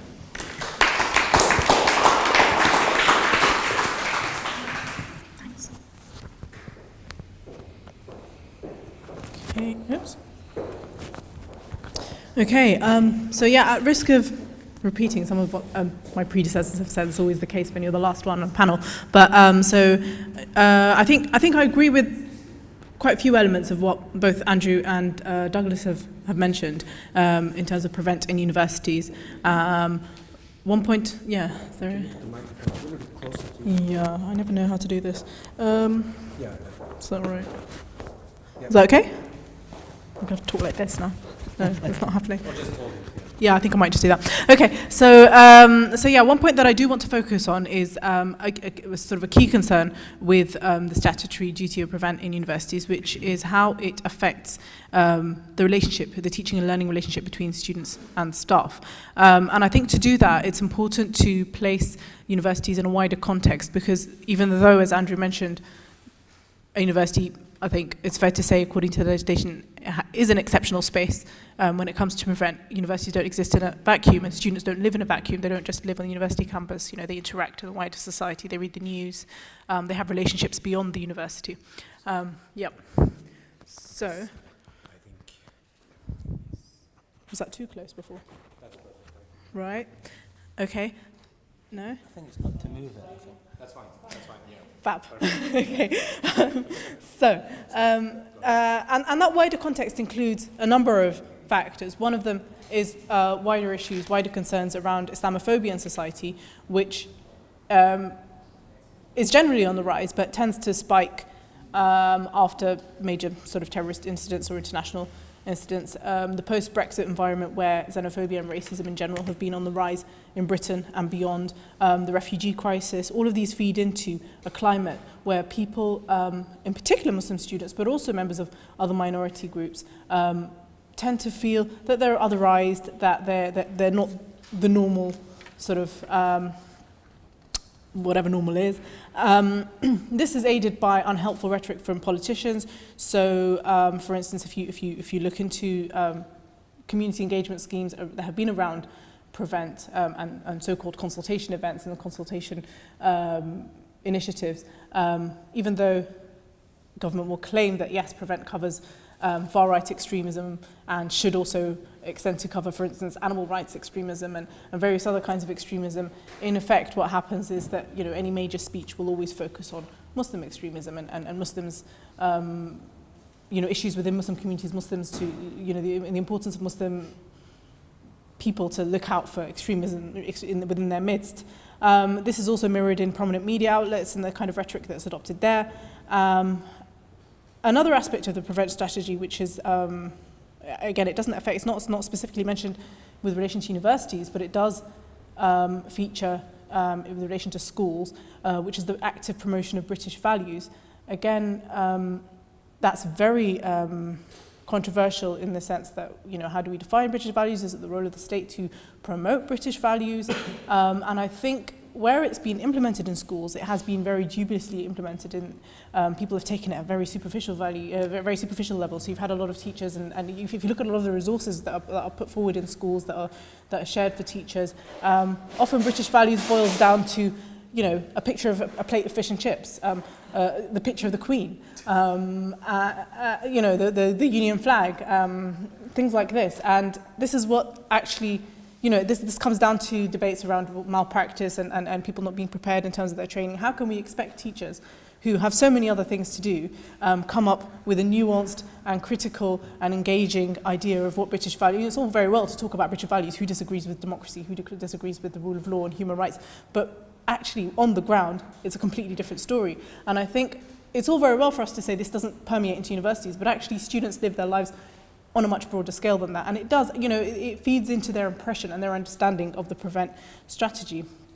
Another point I want to mention is the whole environment around home office monitoring of people who are on certain visas as well. Again, this affects people who might be on those visas, people who have relationships with people who are on specific visas. And I think all of these combined, it's important to realize that they feed into this general atmosphere and perceptions among students and staff that can really have a very real impact on the way that they understand their own freedom. So again, it's all very well to say, well, yeah, let's critically work with the law, let's take it as it is. You know, if it says that, you know, we should have due regard, we can talk about balancing different freedoms. But if you say that to somebody who is feeling really genuinely under pressure because of all these various factors that I've outlined, it's much easier said than done. And it's not as simple as saying, well, you know, you can just, you know, read the law and you know, look for all the areas that you can critically engage with it. Well, who's actually going to do that?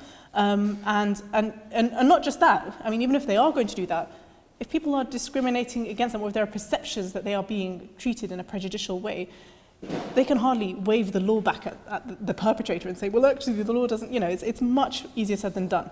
Another point I think it's been covered by other people, but which is problematic, is the ambiguity in the laws, the statutory guidance on PREVENT. So, for instance, you know, I just picked up the guidance in Edinburgh, actually, and had a look at it. And you know, this is specifically, I looked at the risk assessment for event bookings. One of the terms that features in this is the idea of controversial speakers. So there's a question in this risk assessment that asks, you know, have you got a controversial speaker? And if so, you know, who is it, and that kind of thing. And it defines a controversial speaker as someone who's generally considered to be controversial, who has a record of controversy from previous event, or is a representative or member of a controversial organisation. So we've got controversial there about 3-4 times, or a representative of or a member of a prescribed organisation. Now, prescribed organisation is obviously something that has been prescribed by the government. Now, that's a political thing, obviously, it's the government who decides, and again, that's a whole other debate. You know, organisations get prescribed for different reasons, some for very good reason, and some for very, you know, political utilitarian reasons. So, yeah, I think it's fair to say that that's quite vague, because all it really does is just repeat the word controversial a few times. And you know, it can be interpreted, it's subjective, people interpret it in different ways. What's controversial to one person might not be controversial for another person. And some things are actually controversial with good reason. I mean, you know, this is what we're here for, really, to debate and discuss and disagree with each other, interrogate people's ideas. So, but another issue that I think leads to this ambiguity is politicians tend to use or have tended to speak to people who are implementing PREVENT to look out for telltale signs of extremism. What are telltale signs of extremism? Again, you know, if you just put that term in there and you give people the kind of training that Douglas has been talking about, it's very easy for people to basically understand telltale signs as being, well, somebody's visibly become a bit more religious, somebody's become a bit sort of more withdrawn. Oh, okay, what should we do next? Sure, many people might not necessarily ring up the police, but it's not always, I mean, and this again, this is, you know, people who defend PREVENT will say, well, actually, you know, the right thing to do is actually, you know, to sit down with the person and then go through step-by-step process and only escalate it if and when necessary. But actually, you know, harassment of students doesn't necessarily have to entail running to the police. It can be, you know, being on their back and unnecessarily hounding them and questioning them. And actually, this feeds into a sense of vulnerability, and it doesn't have to be sort of the most extreme option that we start to, where we, you know, we wait until that happens before we start to sort of raise alarm bells. And I want to come to one more point, which is why, I mean, a lot of people, if you follow sort of this whole subject in the media, a lot of people talk about how PREVENT has become a toxic brand. And I think, you know, that's fair enough, and that's an opinion of sort of a lot of prominent people. But I think something that bothers me a lot more is actually how the PREVENT debate is a toxic debate. actually. So you have people on either side who've become so entrenched in their view, either the pro-prevent lobby, if you like, and the anti-prevent lobby. And they've become so entrenched. And, you know, some of them have become, to the extent, I think, on both sides are guilty of really exaggerating their criticism of the other side. And I think this in itself is a phenomenon which feeds into repressing the academic freedom of students and lecturers, because it almost becomes, you know, people sort of get placed in two different camps, and, you know, you're on that camp, and, you know, a whole load of assumptions are made and placed on you, and vice versa. And I think there's actually probably almost a larger problem than the strategy itself. And just to sum up, I think the impacts that there are that have been emerging on the academic community as a result of the prevent strategy really do centre around people's, not so much what's on there on paper in the actual letter of the law, but more on how people are actually really self-censorship. People are feeling that, you know, so staff might feel inhibited discussing certain issues with students for fear of, you know, being understood in the, you know, it's very easy to sort of characterise this as students being more vulnerable and staff being sort of more comfortable in their positions, but actually it can work both ways, especially if we're talking about Muslim staff, actually, and also, you know, maybe more junior staff, or staff who might, you know, for whatever reason have different relationships with people in their, sensitive relationships with people in their that they interact with, their colleagues. I think students also, in the context of this wider climate that I talked about, can feel inhibited in maybe expressing views that might be seen as controversial, whether in class or in a one-to-one. Students should also feel, you know, if we're talking about a personal tutor relationship or similar, students should feel that they're able to talk about general worries, personal worries, or issues, pastoral issues with staff. And I think there is a genuine fear among a number of students, because of this climate that's been created, that they can't open up on this, so they have to think twice, or they have to look over their shoulder, or maybe be very selective about who they speak to, because of this fear that's been created about being reported, even if actually, when you look in the law, there are safeguards. The general climate that's been created has become so destructive. You know, it also, I think another point that I want to make is that this sort of excessive focus on Muslims and Muslim extremism has given, there's been instances that give rise to the understanding that it's given confidence to extremist views, other extremist views, so things like the far right. So we've had an incident in Birmingham University where there have been buildings that have been graffitied with phrases like "kill Islam before it kills you" or "Islam must die," and these have been in various university buildings. The kind of climate that this has arisen in, you know, it's very difficult to put it down to prevent, but the wider climate that I've given an overview of, you know, it's hardly the most, you know, sort of welcoming and comfortable environment for Muslim students or students in general to live out their academic careers and explore ideas without feeling inhibited. So to sum up, yeah, I think it's easy to look at the law and you know, analyze it and say, well, yeah, you know, there's lots of allowances for us to you know, interrogate things and preserve our academic freedom. I think when you put it into the wider context of where society's headed, where politics is headed, especially under the current government, things aren't as promising. And I think it's much easier said than done, really, that that we're able to preserve our academic freedom within the current sort of prevent strategy. Thank you very much.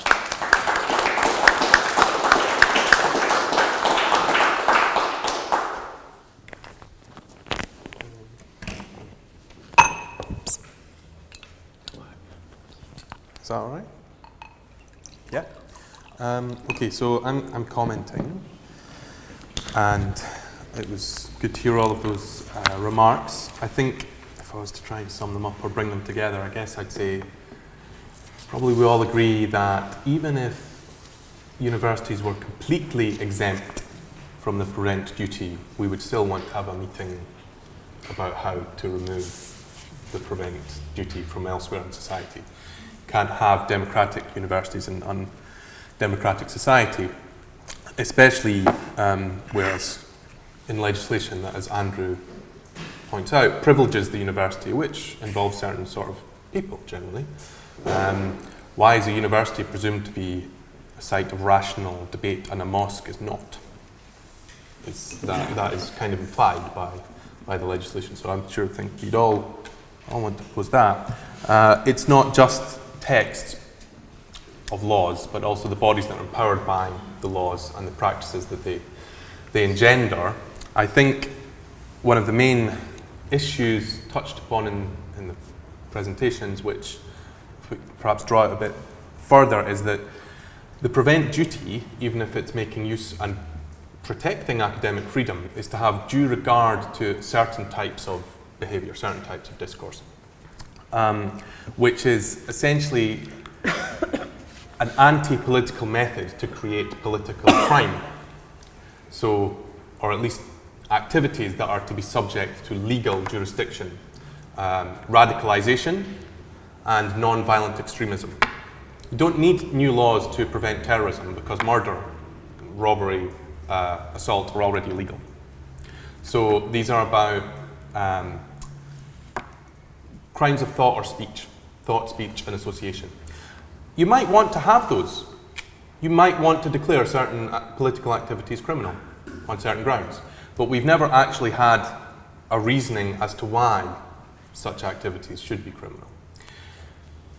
That, I would say, is the source of the ambiguity of the prevent legislation. It's not bad legislation in the sense that it forgot to specify things. It's deliberately ambiguous. Because if it were included, the kind of political context of the legislation would be directly and clearly discriminatory.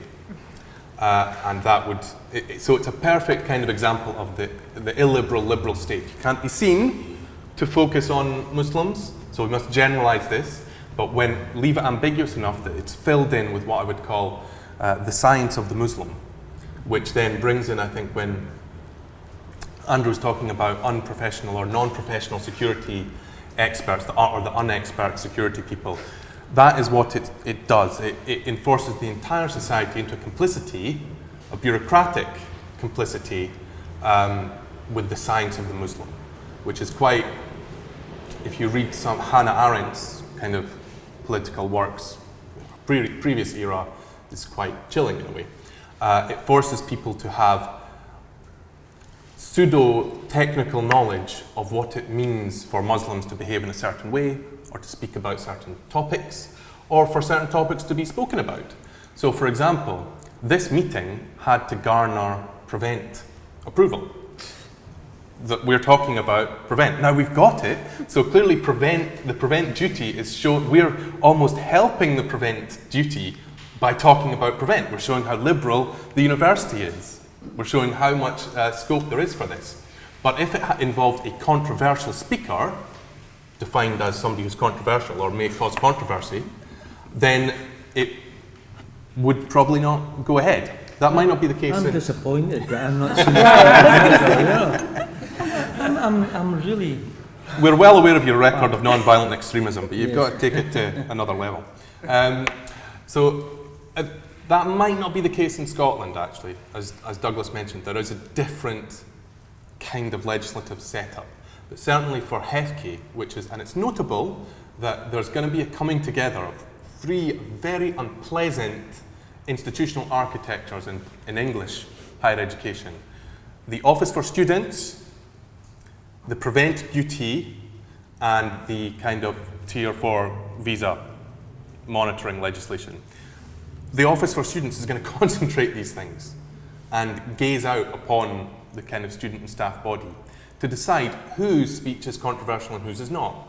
And that's, although we are here, generously, rationally debating prevent within its guidelines, thereby showing how liberal and free the university is, it's already given over the right to decide who is controversial to a higher body, to HEFCE in the case of England.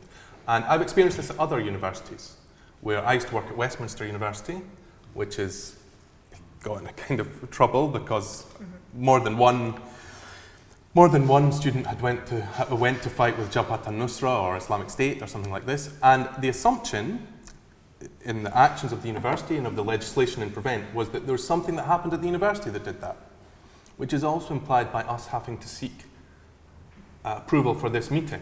That if our meeting was not approved, that somehow we would have caused violence to occur. And who is empowered to make that decision? There are many harmful activities that come out of meetings in society. Can we have due regard to the meetings of the vice principals of the government when they decide upon potentially harmful policies? I mean, we're supposed to. That's supposed to be democracy, but it's accountability is removed. And that's the fundamental thing about the prevent duty, I think. It makes things, political crimes or political activities, subject to legislation, which is not allowed to be debated politically. So when we respond to this, getting approval for this meeting, poor old Helen is the person who has to tell us, you have to get prevent approval. And we want to say, we don't want to prevent approval. That's ridiculous. This is a meeting about prevent. It's not her fault. It's nobody's fault. You get to the point. It won't even be Charlie Jeffery's fault. It won't even be the vice principal's fault. It's the law.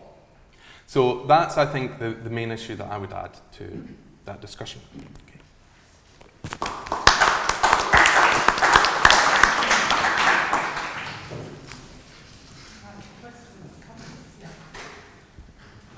Yes, thank you. Is this working? Good. Couple of points that came from your comment and Andrew's comments. The issue of prevent is a crucial one, and we may come back to it. But it's one that is not necessarily one about policing. It's also one about self-governance within universities. And your question about who makes the decisions is really, really important. Universities have senates. Now, with due respect and honour to the UCU in this regard, who have fought hard on this question, you do note the fact that it is very hard to say to staff, do something that's illegal, because the law is there, and it's hard for them to. However, one of the things, for example, that we've done at Aberdeen is insist that the committee that oversees Prevent reports all of its decisions to Senate, and that they are duly debated there. Now, actually, that's part of the law. The law states that when those decisions are made, that there needs to be the dissemination of good practice. And the best way to do that, as far as we were concerned, was to get the university to agree that all of this should go before a large public body for debate. And if your Senate isn't doing something with that, with reference to something that clearly affects the tenor of the academic culture of your university, then you might want to ask what your Senate is doing.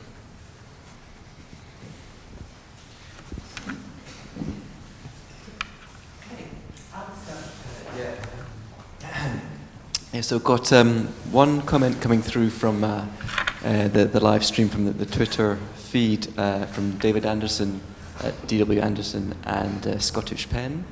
And they were wondering if the panel would care to comment on the Investigative Powers Bill, aka the Snoopers Charter, and how that affects academic freedom in the university.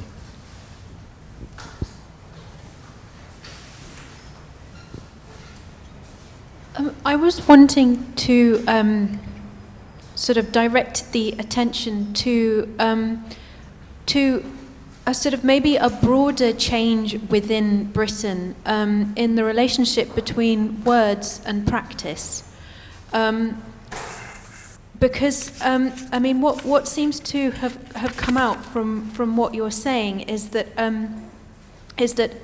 different people are using language in all sorts of different ways, and most importantly, the content of the language doesn't sort of really correspond in a direct way with its effects.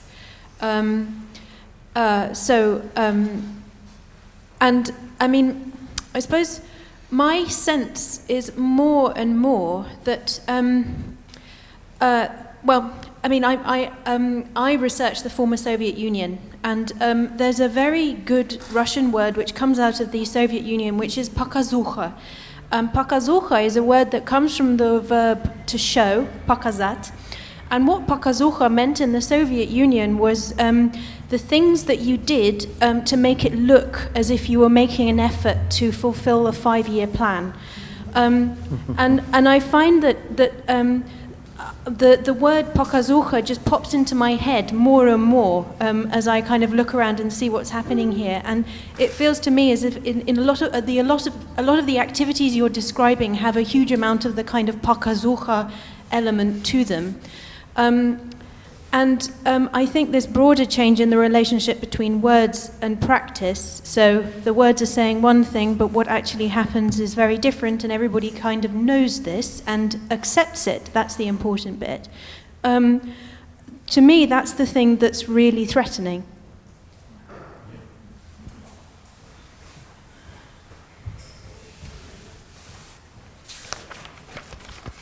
Thank you very much. I think I had a question that sort of, I would ask you just to comment on what you think about, is the question of academic freedom sort of detached from freedom of speech in general.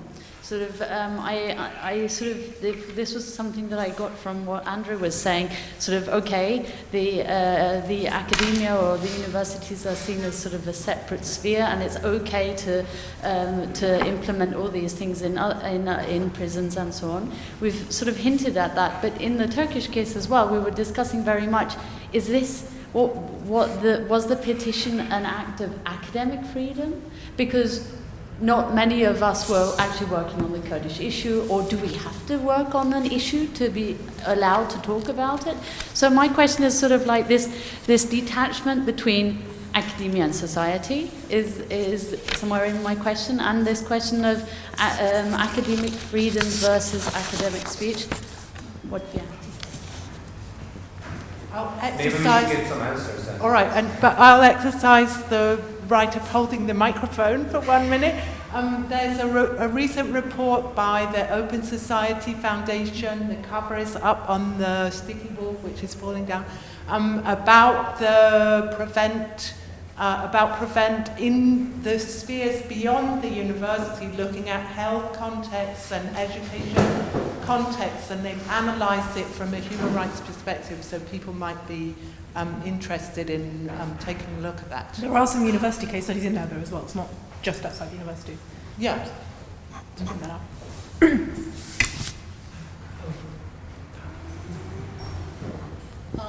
My question is to Douglas. I was just wondering because to you, we have been having some similar things, in our university where, it's not the teachers association, but we have something like academic council and executive council.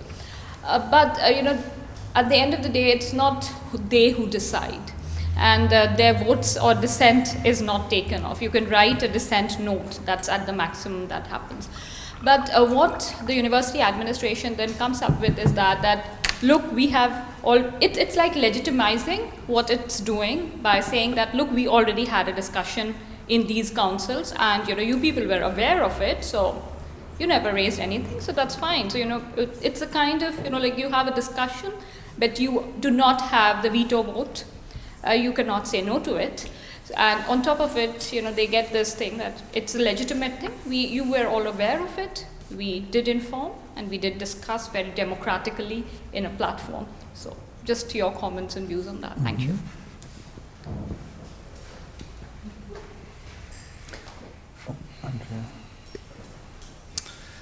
So I'm in two minds as to how to answer these questions. I agree with the general idea that it's the symbolism of the policy, it's the mood music it creates, which is problematic, particularly for students. And I agree that this whole pseudoscience of radicalization, it's exactly what Jamie said. It's a generalized approach of COD psychology, but everybody knows what it's really talking about. So although the Prevent guidance and the fancy videos from the government feature examples of right-wing extremism as well, everybody knows that the whole concept of radicalization, this is very easy to demonstrate, the whole concept of radicalization was essentially invented in the mid-2000s to explain homegrown domestic terrorism. Before that, the concept just didn't really exist, and it certainly has no history in security studies or terrorism studies. But I really don't want to defend this policy, which I think is a bad policy for all the reasons I've just said. But as an academic, I feel a duty to assert the facts about certain aspects of the policy. So, for example, there is nothing in the policy that says you can't host controversial speakers. But there is plenty of ambiguity which has led universities to do just that. So, for example, I was forwarded an email, which I probably shouldn't have had, from Sussex, where they tried to organise an event just like this on Prevent. And one of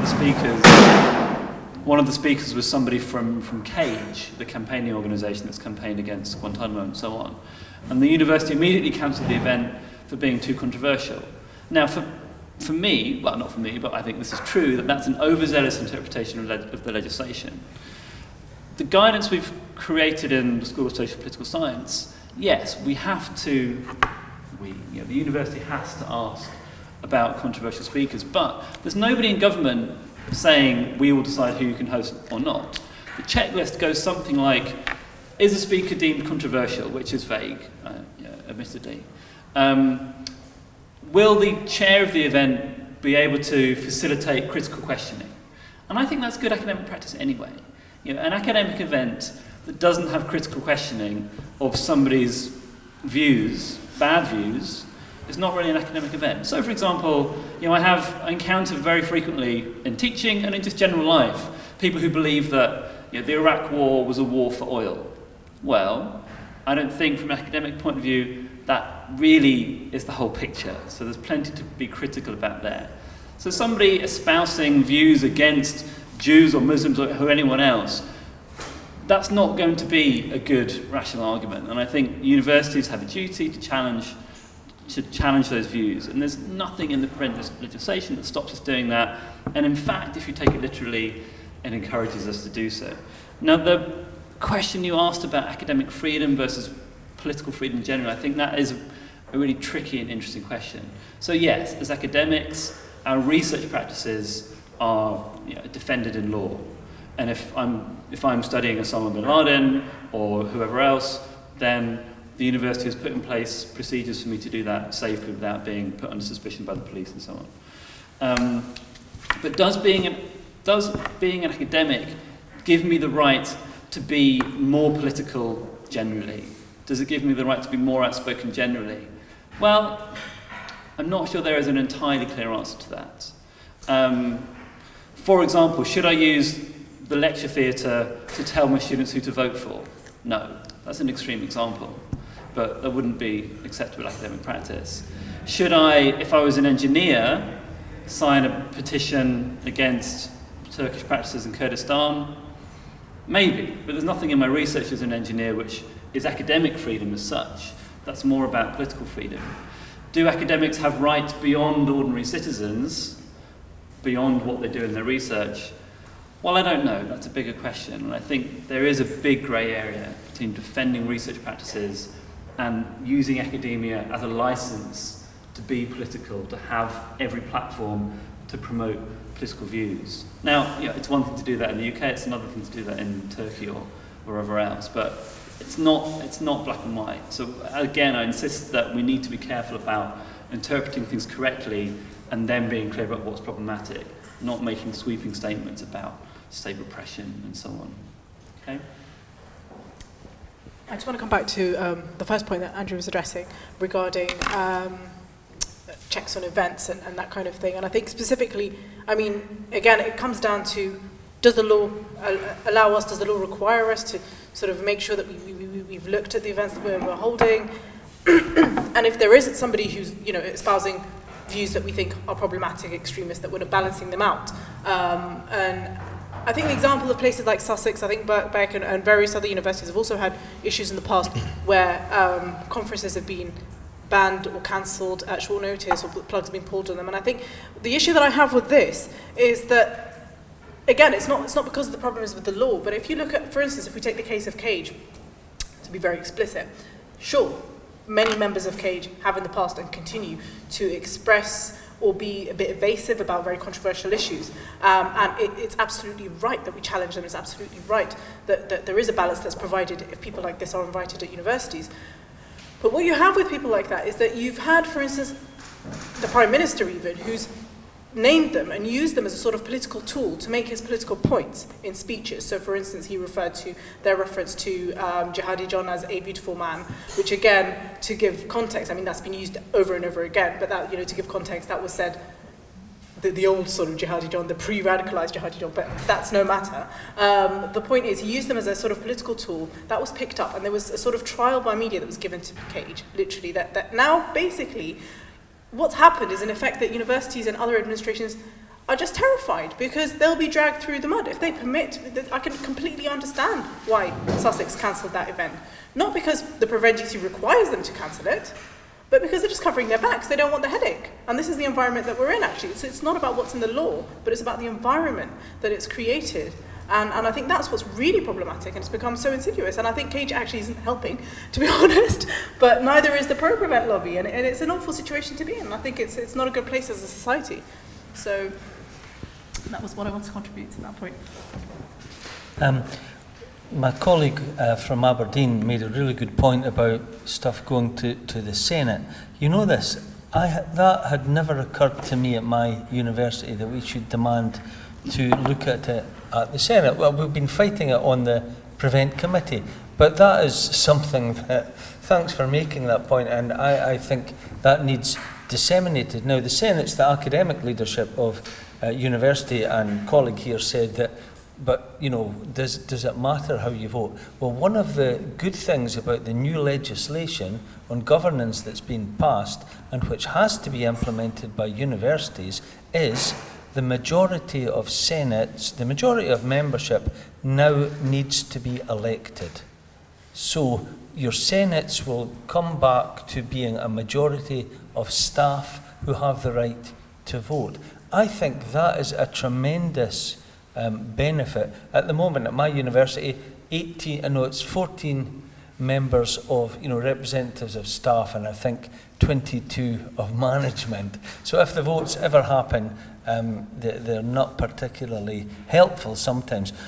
So that will be a big thing. And I think the change in culture, I hope, will permeate throughout academia in Scotland on that. So I'm certainly looking forward to that. But that was a really, really good point. On the question of Cage, I just double-checked on the internet there. Cage did the benefit to everyone, I think, of leaking the training materials for Prevent. If you do want to see it, the website you go to, it's called preventresources.com. Now, I've just gone on to check it. It says it's no longer live, but you can still get a snapshot of what's there, and they have the training material. It is definitely worth looking at. Is academic freedom detached from freedom of speech? Well, I think it's a recognition that universities or places of learning have a particular responsibility, maybe, to challenge. The freedom of speech, I think, is something in general needs to be supported, but we have a responsibility. So I think academic freedom we need to live up to, not just defend it. On the point, finally, about the Pakajora, or whatever it was, about the Soviet times, I actually think it's the universities in Scotland, rather than the staff, who are trying to look as if they're obeying the law. We are saying to them, make the training voluntary. Oh, no, it says we need to do training. That sounds to us as if it's compulsory. So, but, again, offline, many managers in universities, and I'm not particularly talking about my own university, but they will say, this is a dreadful piece of legislation, we don't want anything to do with that, but we're a university, we'll not break the law. So you're right, it's like how to comply, and my job, representing my members of staff, is to safeguard, to argue for the values we want, which is get rid of Prevent, but also safeguard the livelihood of the staff as well, protect them if there's any issues. So I hope that's of some use. Thanks. I guess on two points, one about the sort of controversial meetings, what's actually contained within the legislation for that, and how political academics ought to be. And the question of the text in the law that says this is what happens when you have a meeting, I think the important thing about that isn't so much that sentence, but within England, because the governance in Scotland is different, the fact that there's a body empowered above and beyond the university to say, this is okay and this isn't okay. You have to submit a report every year to that body to say, we have had due regard actively implementing our policy. And I think the question is, do you respond to that within the text or against the text? I think that's an open question. If you respond in the way that Andrew suggested by saying, well, it's good academic practice to do it this way anyway, and actually we're guaranteed freedom to decide who should speak. That is one way of doing it. But responding within the text has the danger that then you can be asked, well, you tell us who's controversial. You train for us. You tell us how dangerous a Muslim has to be before he can't speak.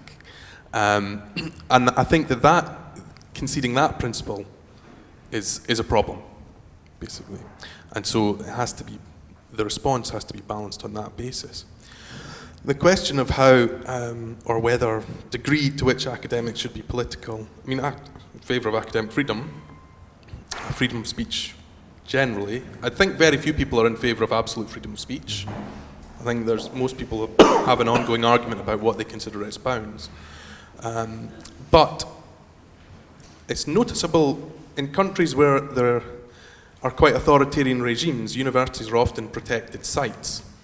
And moments at which authoritarian regimes collapse or show that they've overreached is that they send the police into university. And that we haven't reached that kind of stage here, thankfully. But I don't think we should start off in our minds that way. You should remember, academics, the reason for that actually is also universities tend to be quite middle-class places, fairly isolated from the communities in which they're based. I think academics ought to be political, but I think so should kind of nurses and lorry drivers and post deliverers and stuff like that, wherever you might be.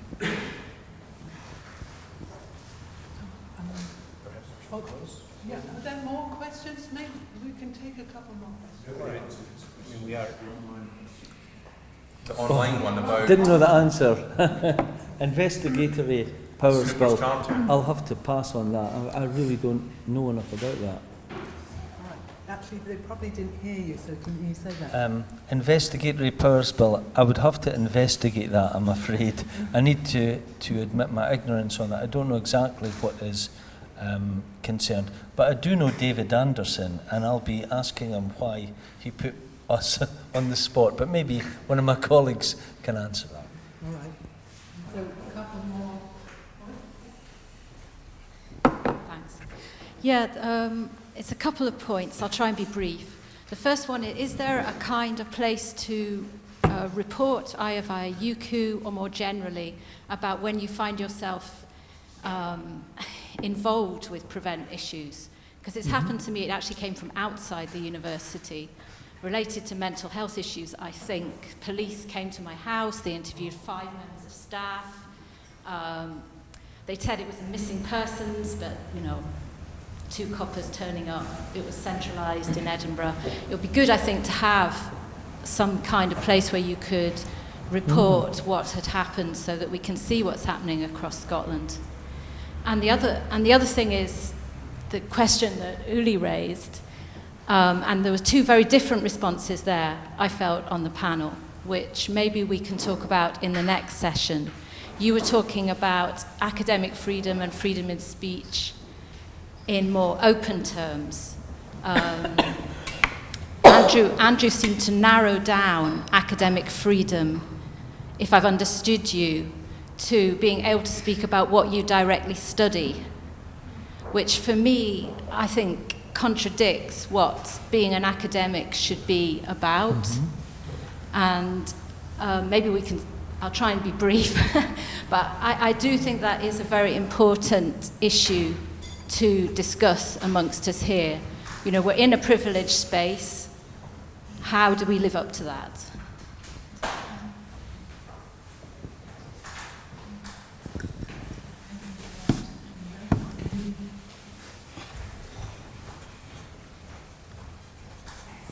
I'm actually getting more and more cheerful as the day progresses because UK seems to me the worst of all. And, we don't have, I'm so relieved that we don't have something like Prevent in India. And,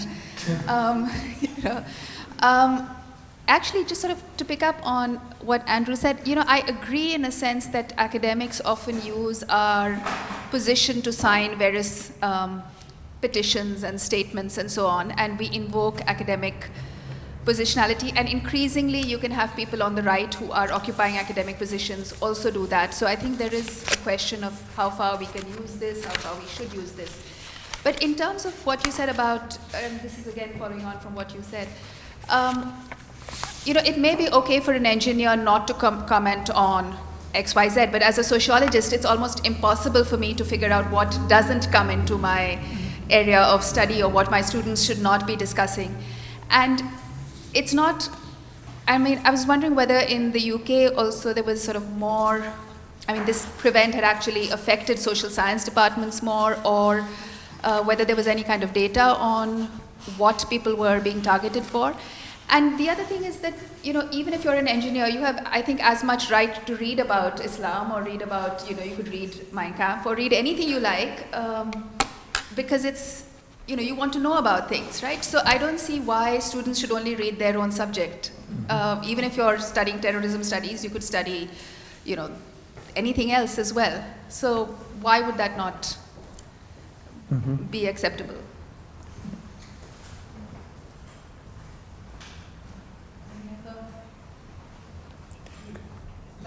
Quick responses. Yeah. Okay.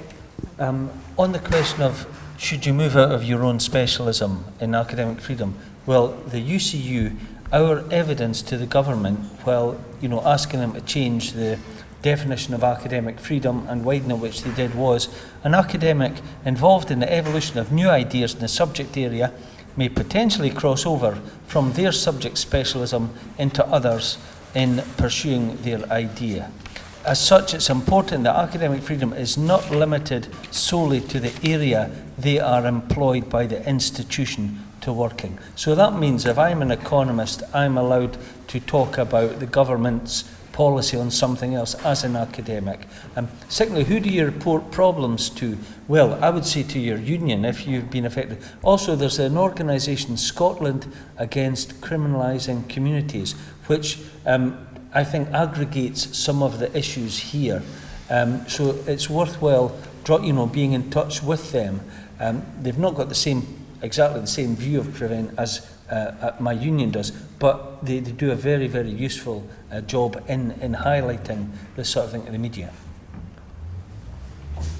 Yeah, I just want to pick up on the point that the last lady mentioned about whether people should, who has a right to speak on what, whether it's their topic of specialisation or not. And I think if you look at this from the perspective, again, from staff or students who are particularly affected by Prevent, i.e. Muslim staff and students, I think there is, there have been studies that have, interviewed people and looked into how people feel about this and how people feel under pressure to sort of make an effort to show that actually, even though I look Muslim, I don't really care about this kind of thing. And I think it's really put a lot of, unnecessary pressure on people to actively normalise themselves, even though they're publicly or visibly Muslim, because they have that extra sort of burden on them that they have to really, make an effort to show, well, actually, you don't need to worry about me. I'm Muslim, but I don't support ISIS. I really sort of have to sort of wear that on my sleeve.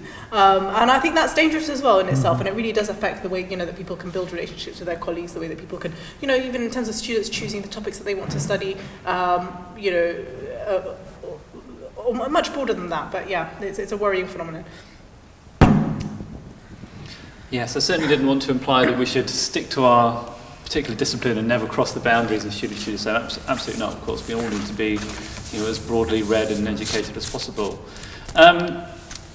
It is an immense privilege to be an academic, and I think we have to both defend that and live up to that, as somebody suggested. And I feel that part of that is, if we have the privilege to be paid to do research, to become expert in particular topics in a way that ordinary people can't because they don't have the time or money to do so, then I feel that we have a duty to share what we've learned and to share our knowledge and expertise as widely as possible. But I'm just not sure whether that means that privilege extends to having a right to speak out more than any other private citizen. if I speak in favour of the Labour Party or the Liberal Democrats or the Greens or whoever, or any particular cause, am I doing that as Dr. Andrew Neal, or am I doing that as Andrew Neal, private citizen? Obviously, the two are not completely separate, but one is a professional position that I've earned and I'm very lucky to have. The other one is views which I have, which may have nothing to do with my work. So I think there is a difference, and I think a privilege, you have to be careful how you use it, because we don't want to undermine it by using it to claim things which are not based on our expertise but based on our opinions. So thank you all. I would like to thank the panelists and thank you all for your questions.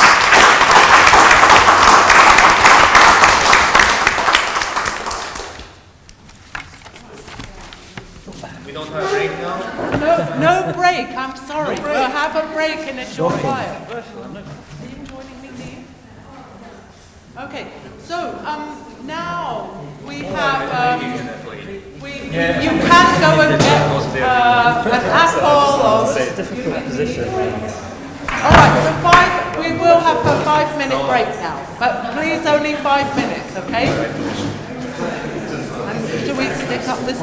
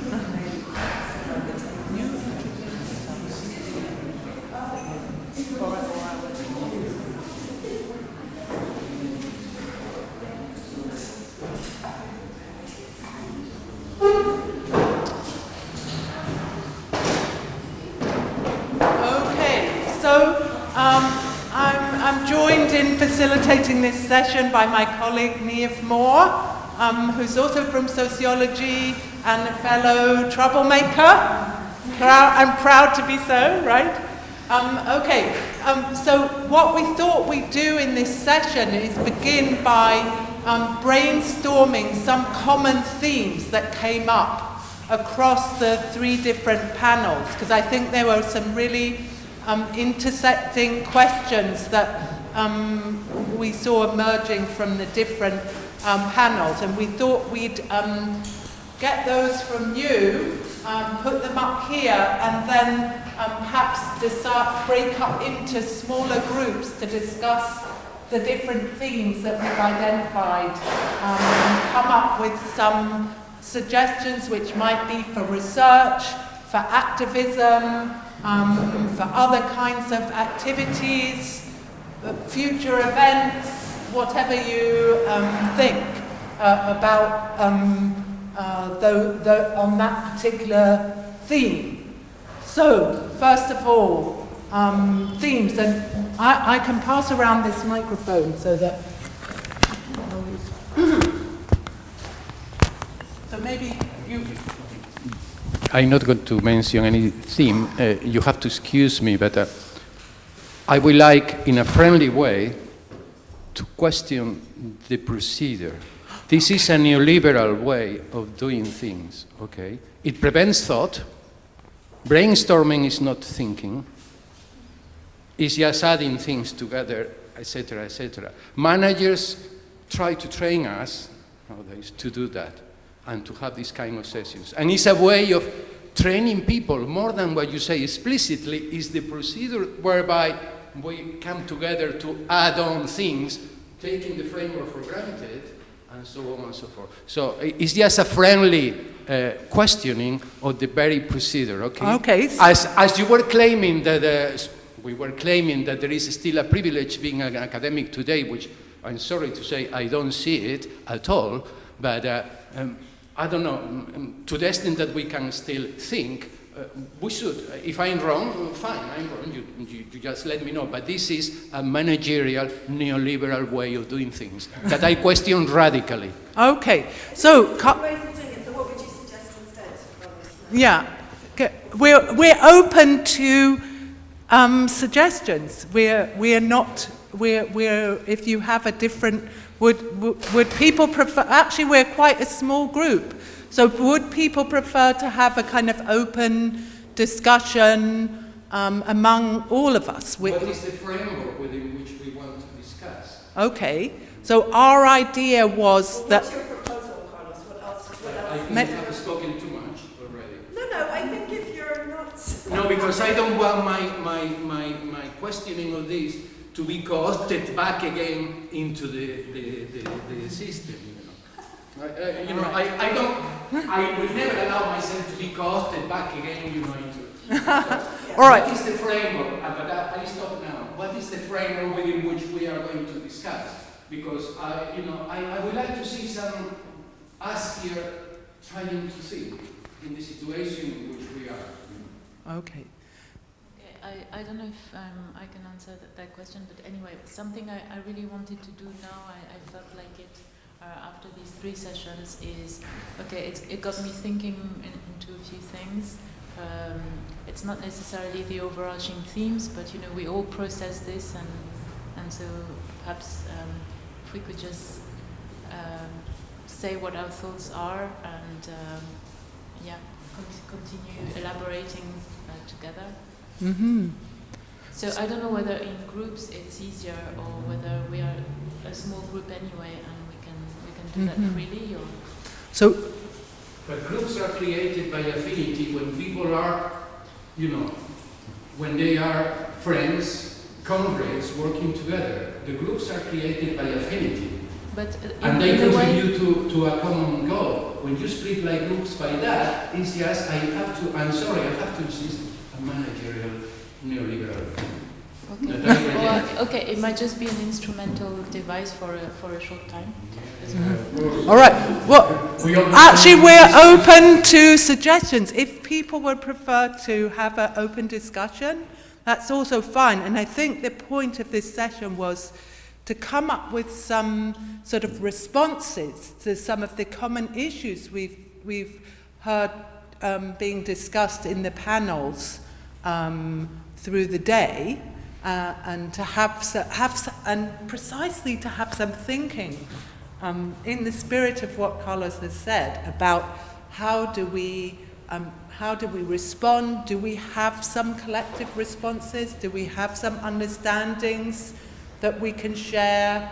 Are there other cases to bring in? For example, we were chatting in the break with Karen about the US context and how there's similar dynamics, but also very different in the US context on campuses and so on. So please, other people, what do you think? And I think part of the point at this point was to generate the framework. I would like to contribute to one topic, to defining the framework. The framework, in part, is the following. We strive for survival as academics by getting millions of students from very young indebted. And we compete as universities and as academics to drag students to the universities, so that those will be indebted students. If we look at this problem in the US, because this system has existed in the US for many years, and you see the problems and the amazing amount of suicides, to mention one thing, and so on and so forth. So this is part of the framework in which we are. And I'm sorry to say, the rest is a lot of, freedom of speech, which to me means very little. Anybody else like to?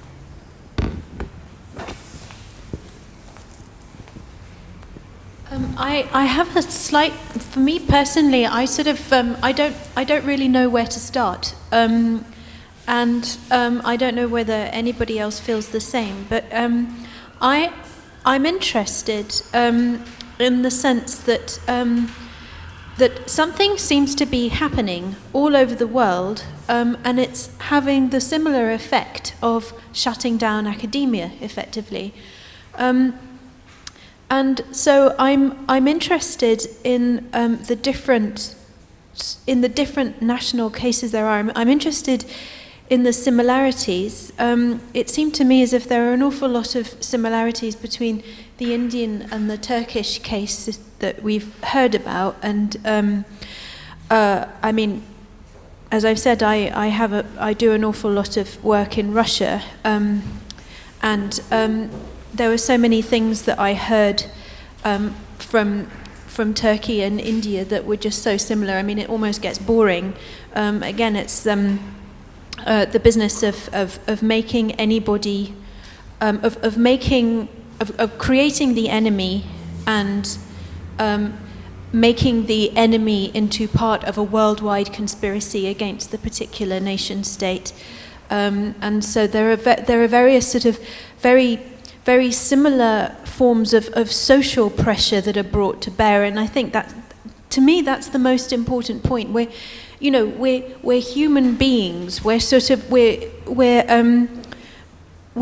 basically very emotional, and we want to be loved and we want to be valued. All of us, however rational we are or however trained we are to speak in whatever form that is termed rational, and these are the levers that tend to be used in these cases, where the pressure, it seems to be more overt than it is in the UK, and so I would be interested in trying to think through actually the differences between areas like the UK and the difference and Turkey, for example. So you look at Turkey, look at the UK. Academics are feeling horrendous pressure under both cases, but obviously the pressure is of a very different order, and it's exerted in very different ways. So I'm wondering whether it's useful to start thinking about just how to try and articulate the differences in the sort of levers of pressure and the way that it's felt and the effects that it has.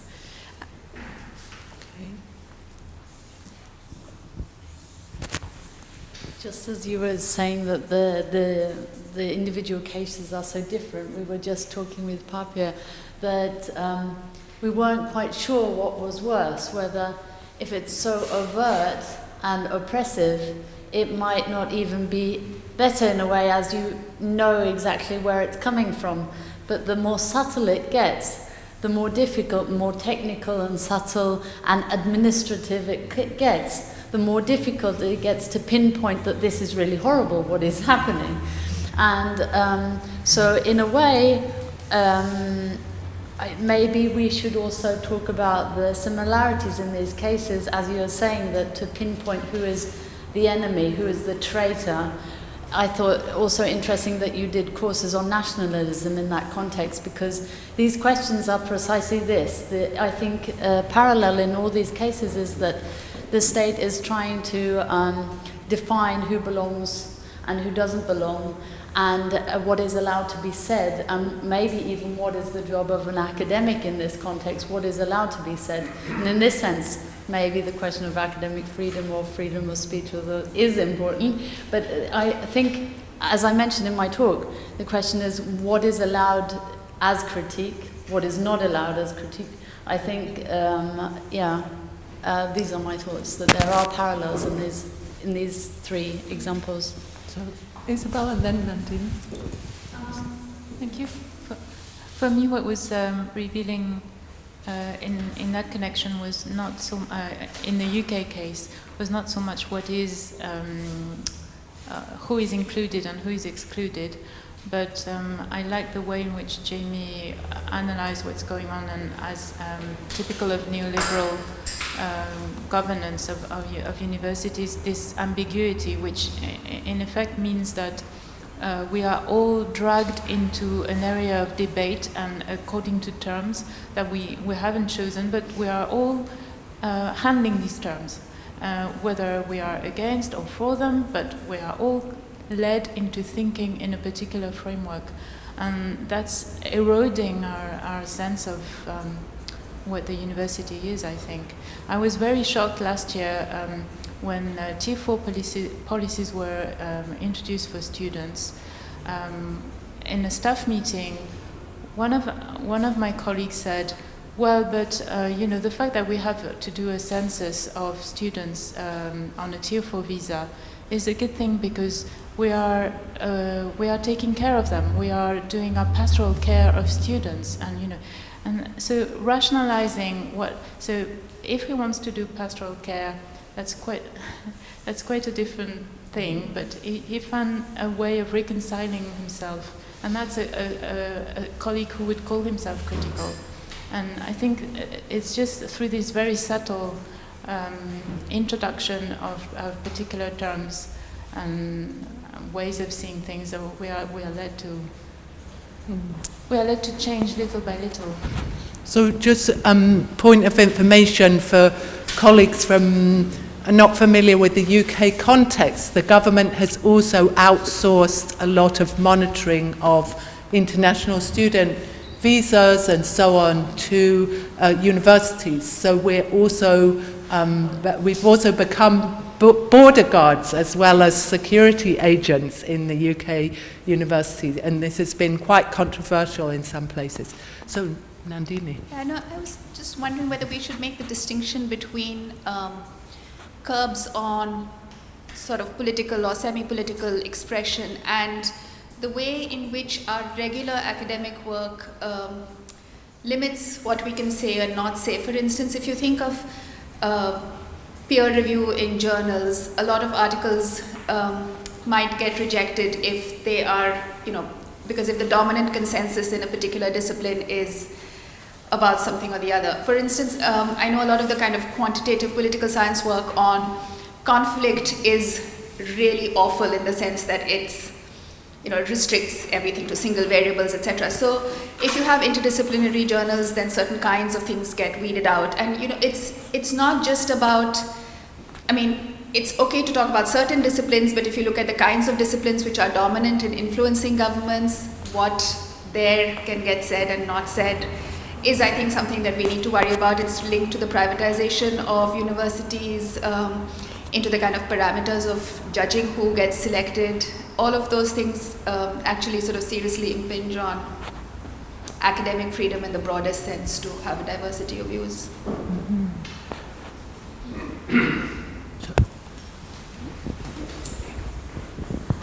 I think, the way we are distinguishing, or maybe, that's the impression I got, between academic freedom and freedom of speech as an individual citizen.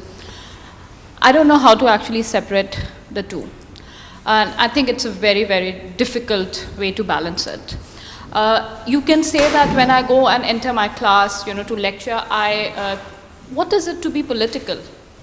What is it? I really question. Because I think, joining a political party is something else when you take politics as a vocation, as a job. But you might still make a political statement just by going to the class and saying that, okay, all this Islamophobia which is going on is wrong. Now, isn't that political then? So as an academic, should we just be quiet and silent? And just go and teach the curriculums, essentially become puppets in the hand of the state, and so the curriculum is given down to us, so we just go like robots. And anyway, now it's a time of tablets and computers and distance learning and MOOCs, so we don't even need to go to the class. Our students can just sit anywhere in the world and hear and listen to lectures from Harvard and other places. Why even enroll themselves into such shoddy and small minute universities in India? They can do that. So I really think that, when the things were going on in JNU, I started talking to people. I realized that as academics, I think we don't talk much. We are pretty isolated. We talk to our students, but I think we do a lot of thinking and at times less of talking to our own neighbors. Like the place where I stay it's one of the places where the BJP is very dominant. All the communities are very, very they are very pro, they are very active. And when they came to know about that I'm teaching in JNU, in fact lots of people came to my place asking that what kind of students are you producing? And it was that time I realized that maybe as an academic I hardly go to the meetings of my apartment's general body. I think that it's better that I read something rather than going and fighting out at petty issues. And it was then I realized that they don't know what we do. So it was so easy for the state and the media to convey that these people are anti-nationalists, because I started talking to people who came against, there was this auto rickshaw wala who said that I'm not going to take you to JNU. And rather than just walking away, I said, why? And he said, because you're all anti-nationals. And I asked him, what do you mean by anti-national? Are you getting paid? Do you want more money? Yes, he said yes. What is national? Do you know? And the way he said, so I said, what then our students have done? If you are questioning, if there is a rape on the road and you question it, is it being anti-national because the rapist is the son of a political leader? So do you become anti-national then? So how long are we just going to talk about, not talk and be just, silent? Because in my university we also used silence as voice. We had the protest, which wherein, because they at times say that, teachers do a lot of talking. They're always advising. We have an opinion about everything and anything in this world. So we keep on talking and lecturing, even when we are not in class.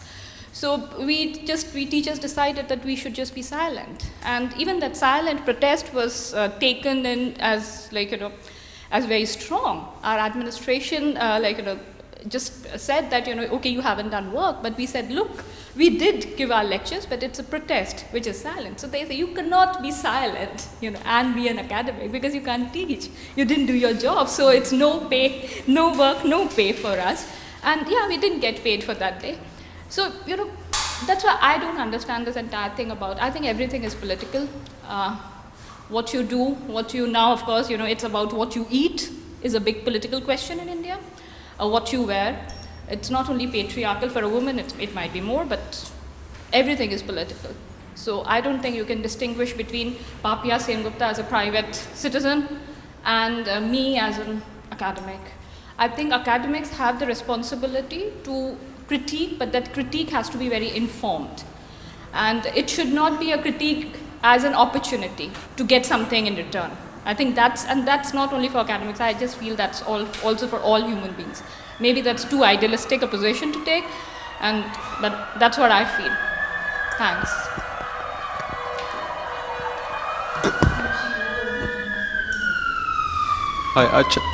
I just have a comment on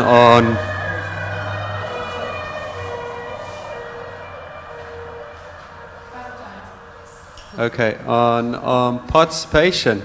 So this conference, so this workshop is on academia under threat. So I see mostly academic stuff here. Where are PhD students? Where's the rest that forms academia? Why are they not here?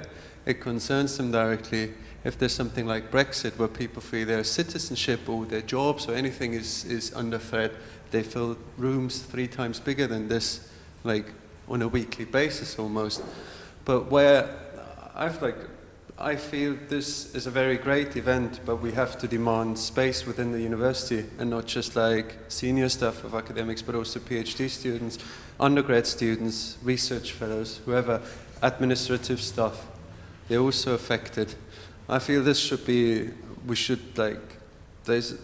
I feel like academia just swallows more and more of regulations, managerial things imposed on us, and there's like, mostly we get informed like a week before, and then like something has to be implemented. No, there should be no active resistance towards this, almost like boycotting at some points. Otherwise, there will be just like, yes, it's a shame what's happening, but as long as we don't get rid of like managerial structures and that undermines trust and that undermines or like creates anxiety, we can't actively really help other universities in other countries that are being under threat. We can't even help ourselves. So right. So one of our regrets as organisers is that we didn't think more about the student perspective. And I was very struck by, particularly in the India case, how actually it's been students who've been the main targets, and the closing down the space for students has been a strategy of the government in terms of attacking the space for the political space for universities more broadly in a way, through the mechanism of students. And I mean, here in the UK you could say the strategy is very different, but it's about, as Carlos said, students, indebted students as consumers, rather than students coming into a political space to engage with issues and so on. But anyway, we did discuss that at a late stage in our organising process, that it would have been great to include more student perspectives on these issues, and also what academic freedom means for students, all sorts of students, not only research students but undergraduate students.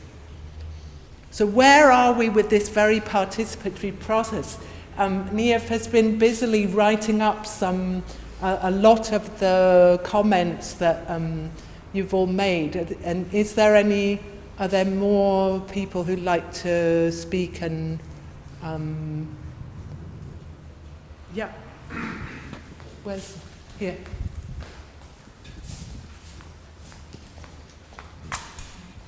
Sorry.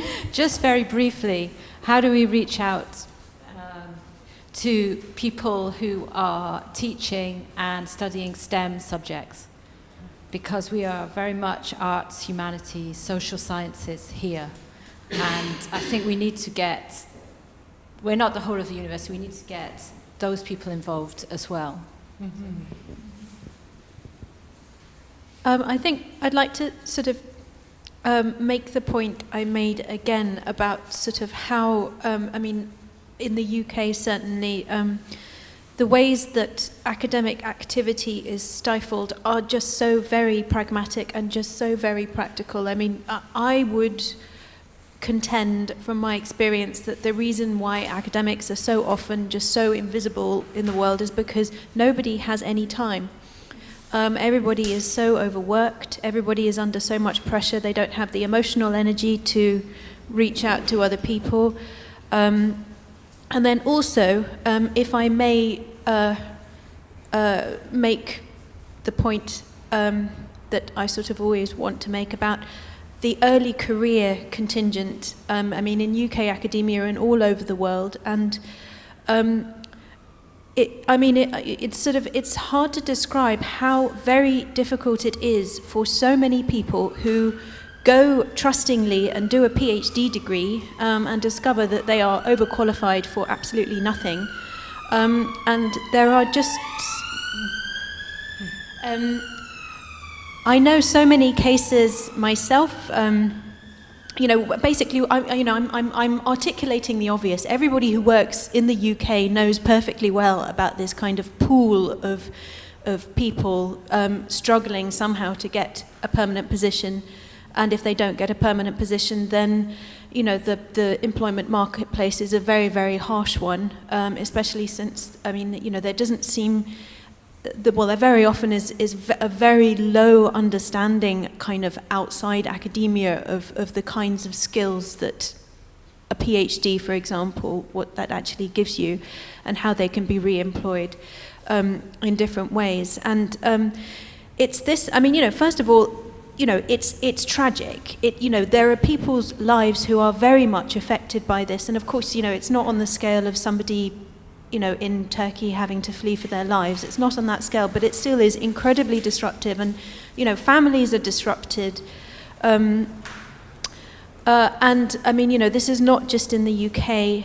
This is also obviously all over Europe and in America. And at the European Association of Social Anthropology conference this year, there was a specific meeting of early career researchers, 200 people in one room.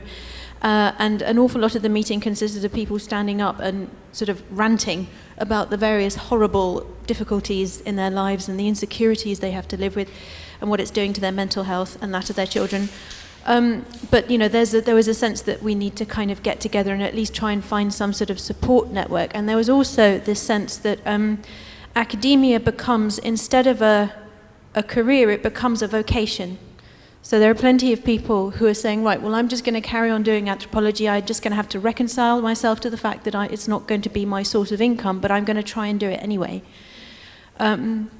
So I wanted to kind of add these quite important factors into the mix.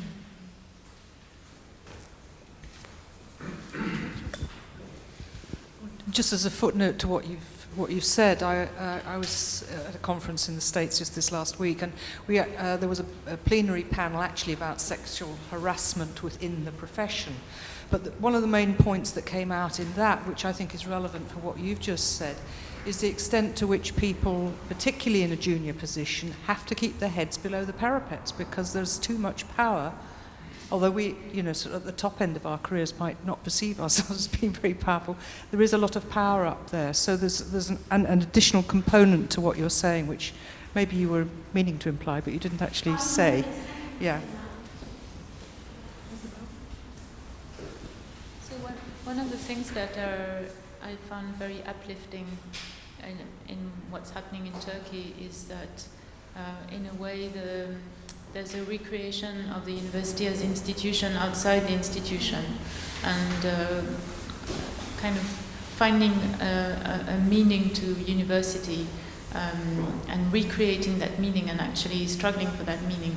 And I find that absolutely admirable, and it's really amazing that here we are actually so tired that that's what overcomes us, and we are not able to rekindle the idea of the university. And actually, when we talk about academic freedom, it's a fairly petrified term. And what you see in Turkey is, okay, they are giving outside of Turkey now, they are giving it a content through a concrete struggle. Well, I don't want to more relaxed, so you have more time to worry about the alternative academics. Yeah.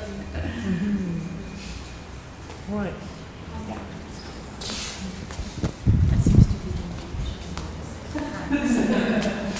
that the point you made about, what happens, when you have a PhD and no job. I think the situation is very much so in India, and of course with our enormous population, the numbers are even high. What Delhi University took, in fact, there was this particular survey which came out in the newspapers, and it was published that, okay, with PhDs, people are working as laborers and, so on and so forth.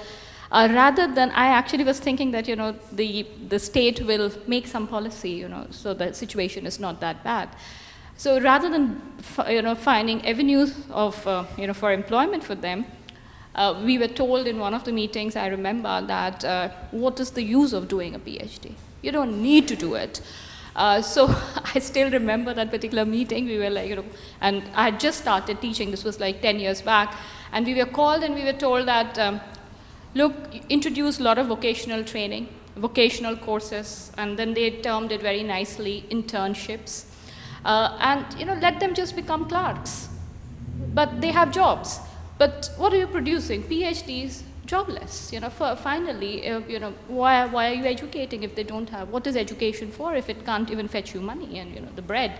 So that is what the idea has been, and we have now, like in Delhi University, I know, and even in JNU, they have been trying to introduce vocational courses. They say, what is the point of studying Aristotle and Plato? And even Gandhi, for that matter. Why do you need to study philosophy? We have seen shutdown of certain, faculties. The specific ones are, of course, social sciences, philosophy, then sociology, anthropology, politics, they don't want those kind of things. And they want more of biotechnology, genetics, and, pure sciences, or what they call as pure sciences. In fact, we were told to introduce certain courses of science within the social sciences. And I remember, we did write a petition, and we said that, like in JNU, you can take any optional courses from any center. So it's not that you are a student of social science and you cannot take, a particular course until and unless it involves expertise like a laboratory thing. And, but science students, I think they hardly come to social sciences. So it was like, I think the hierarchy works, that science, technology are safe, they do their work, they don't question the state, whichever party it is, left, right, center, whatever. So they produce, irrespective of political norms, whereas the social scientists are the ones who are the problem creators. They question everything, I guess, So let's do away with them. I think that's something happening everywhere, I guess. Yes.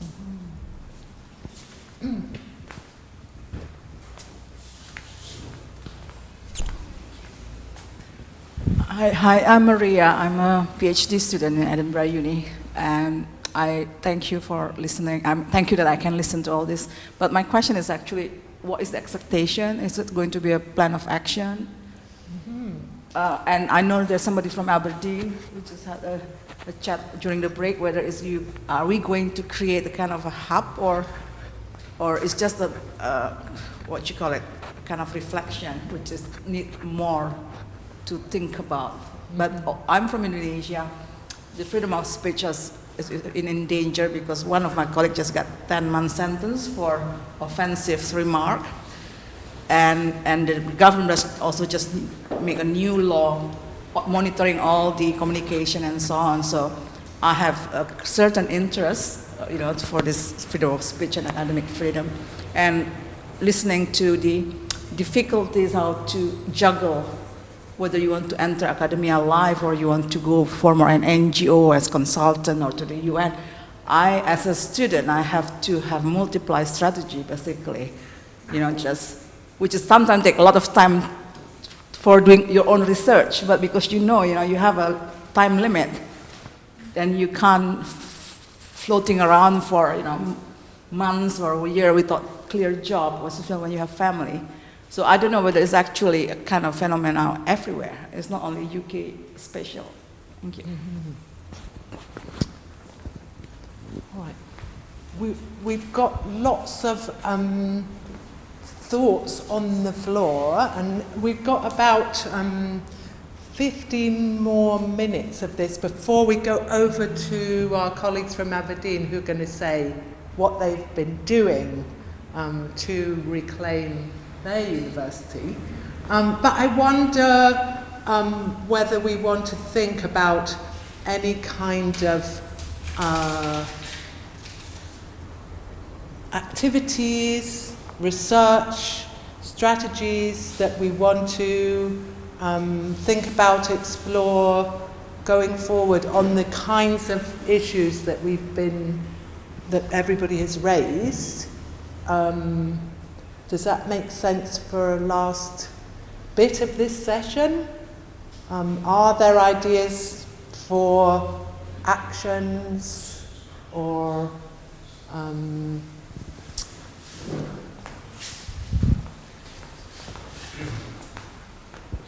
Thanks, Sophia. In terms of research, and going back to what Carlos said about encroaching neoliberalism in the university, there was a very interesting research project which went on at Newcastle University last year. Some of you may be aware of it.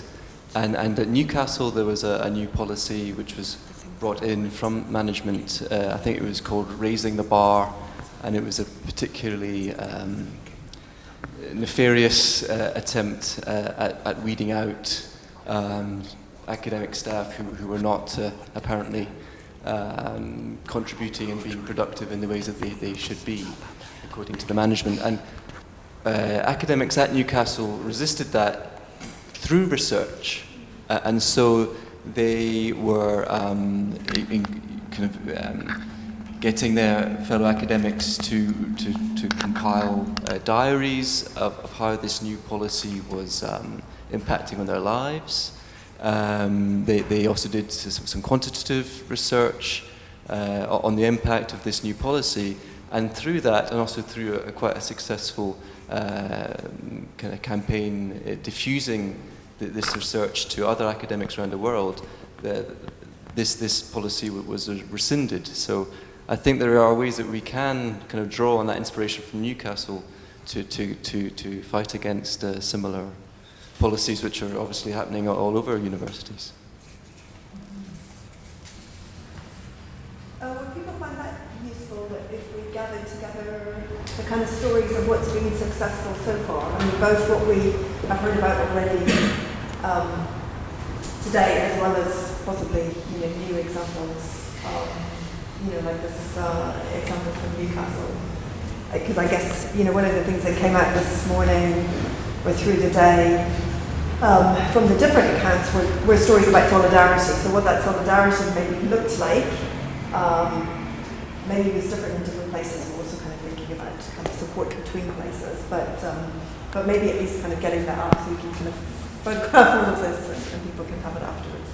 But I think that there were within the kind of difficult stories that we've been hearing all day, there were also kind of stories of what was working kind of so far in terms of support, solidarity, and actions.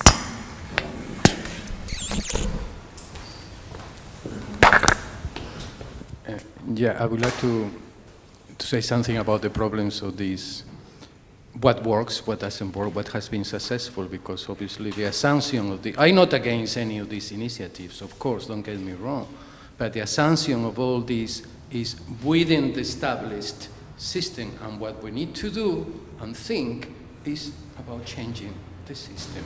So while I'm not against these initiatives, but in Newcastle I didn't know about that, it has an interest, but we know multiple cases in which managers simply don't listen to reason and to words, which, by the way, a major characteristic after millennia of oligarchies is that they are deaf. They don't listen to words, and because they do as they please. That's why they have so much money.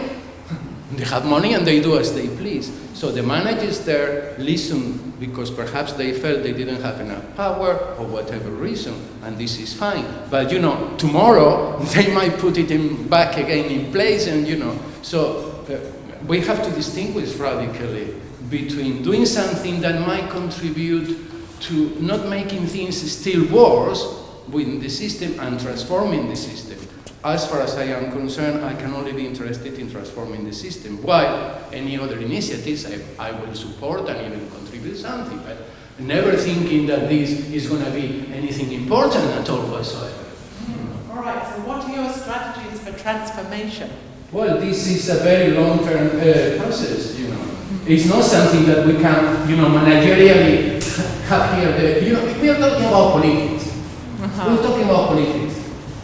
And what is politics? Well, let me say something, because Aristotle said it very clearly. Why humans are political animals? And he said, well, because they don't know what is going to happen tomorrow, contrary to the gods and contrary to animals. And then it means that we cannot have a blueprint, because then we will have technification of politics. When you have a system of domination, they have blueprints, and they call it politics if they want. But politics is not that. Politics is about finding out and discovering tomorrow that what you found out today is problematic as well, because, you know, in human affairs, evil and good, to talk in very classical terms, are always blended, and then it's not easy to separate. Because if it was easy, we would always choose good, and then we will be like saints, or I don't know what. But you know, politics is because we don't know what is going to happen tomorrow. So we cannot have a solution now, the blueprint now. So to begin with, we need to relax and think.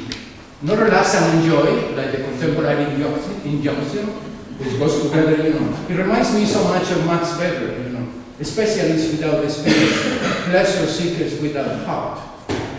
It's astonishing. I will define the university today as that, and the new studies of, you know, happiness studies, well-being things, all this is the sample of this other side, of the side of pleasure seekers without heart.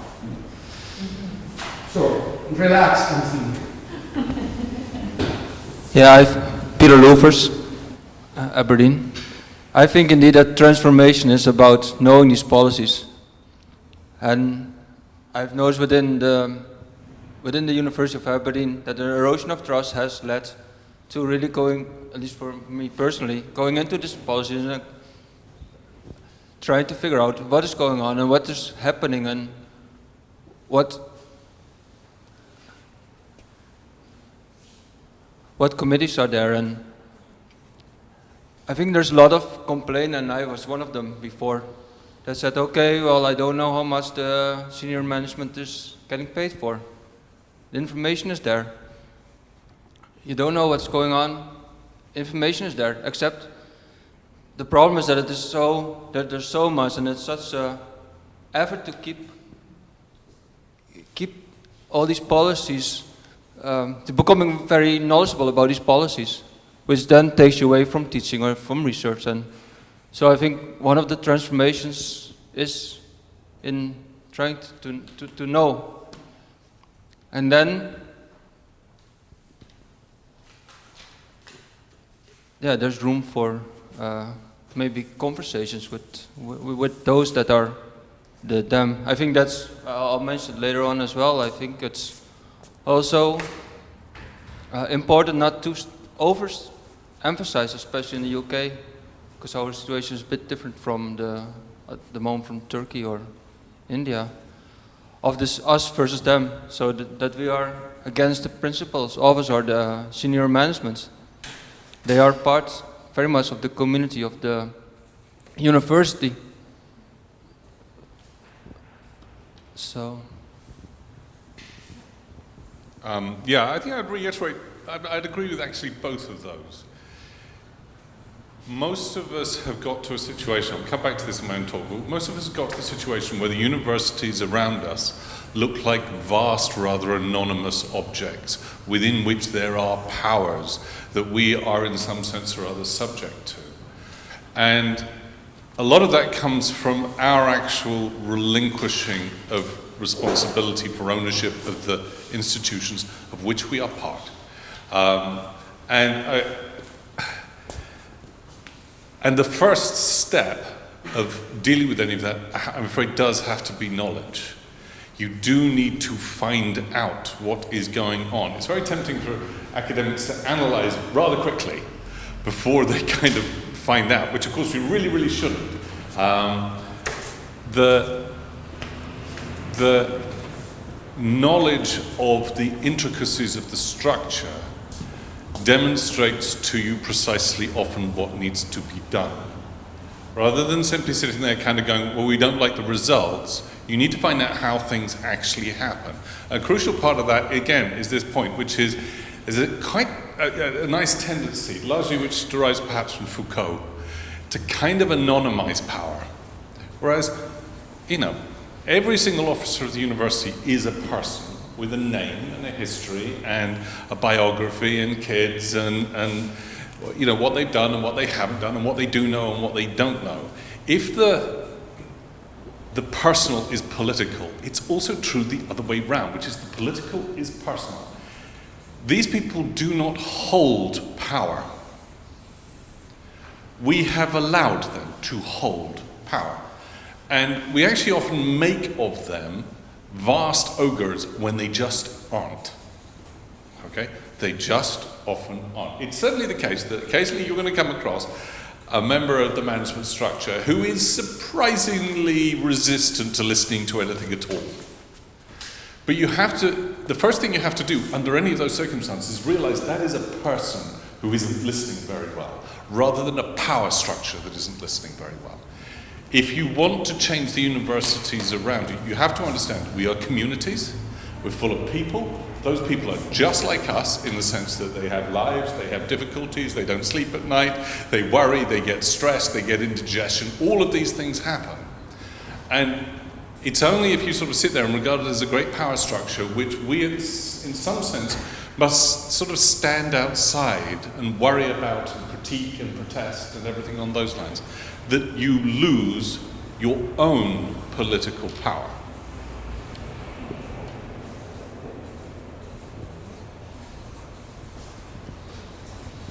Thank you for your comments.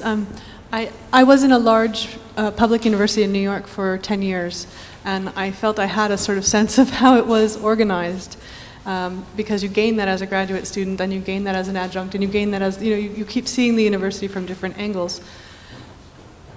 I can say that coming here to Edinburgh has been like coming to some sort of vast, what you just described resonates very much.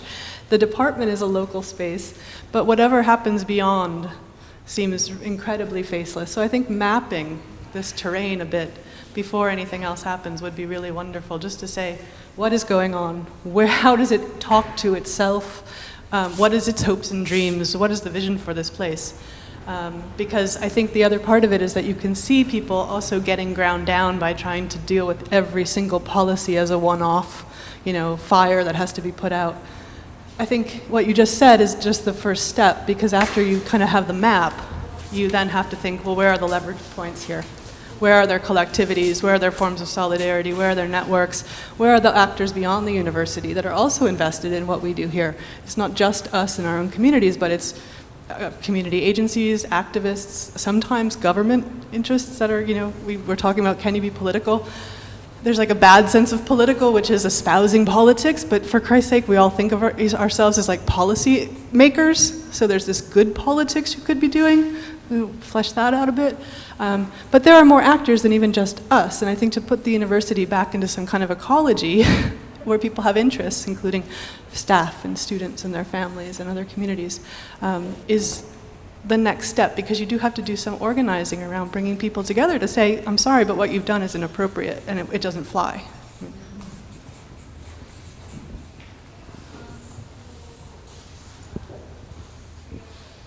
Thank you. I'd like to follow on from what everybody's just said with a kind of concrete suggestion or a point about the shape that concrete action could take, at least in the UK. So I completely agree that if you will, knowledge is power, and you know, what you do is, as you get to know the people and their interests, you get to work out the forms of leverage that you have, which might not be immediately obvious, but actually kind of sort of play into the languages that people are speaking and what they actually want. And so, if any kind of intervention were to take the form of a research project, at least in the UK, I would mention in the research application, there's this magic word impact, which makes many UK academics groan from their heart, But it's actually can be a really, really useful way of making a research project into an intervention that actually really does connect academia to the wider community. So yes, that's a practical point.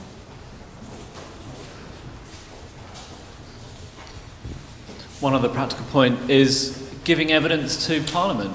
So in studying Parliament, it becomes clear to me that these things tend to go in patterns, maybe 5-year, 10-year patterns, and what seems like a good idea at the time to policymakers, after a few years of implementation, the flaws become clear, the unintended consequences play out, these criticisms eventually work their way into often parliamentary committee inquiries.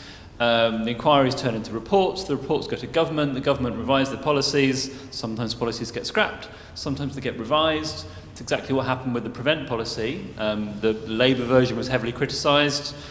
Lots of, let's call them stakeholders, for want of a better word, gave evidence to the local government and communities committee or something like that. The report they produced was very critical of the Labour version of prevent. Most of those criticisms were taken up by the current government, and well, actually we got a very different policy, worse in some ways, maybe better in other ways. But the process does have effects. The effects can't always be seen. But those of us who are effectively on the front line, who've seen the effects on, let's say, Muslim students of these policies, will get the opportunity, I imagine, in 2 or 3 years, to go and give evidence to committees making inquiries on the problematic prevent policy, and there's a chance to change things. All right. Yes. I'm glad you bring it back to Turkey. Yeah, exactly. I sort of felt exactly. I obviously sort of felt obliged to bring it back to Turkey, and in a way because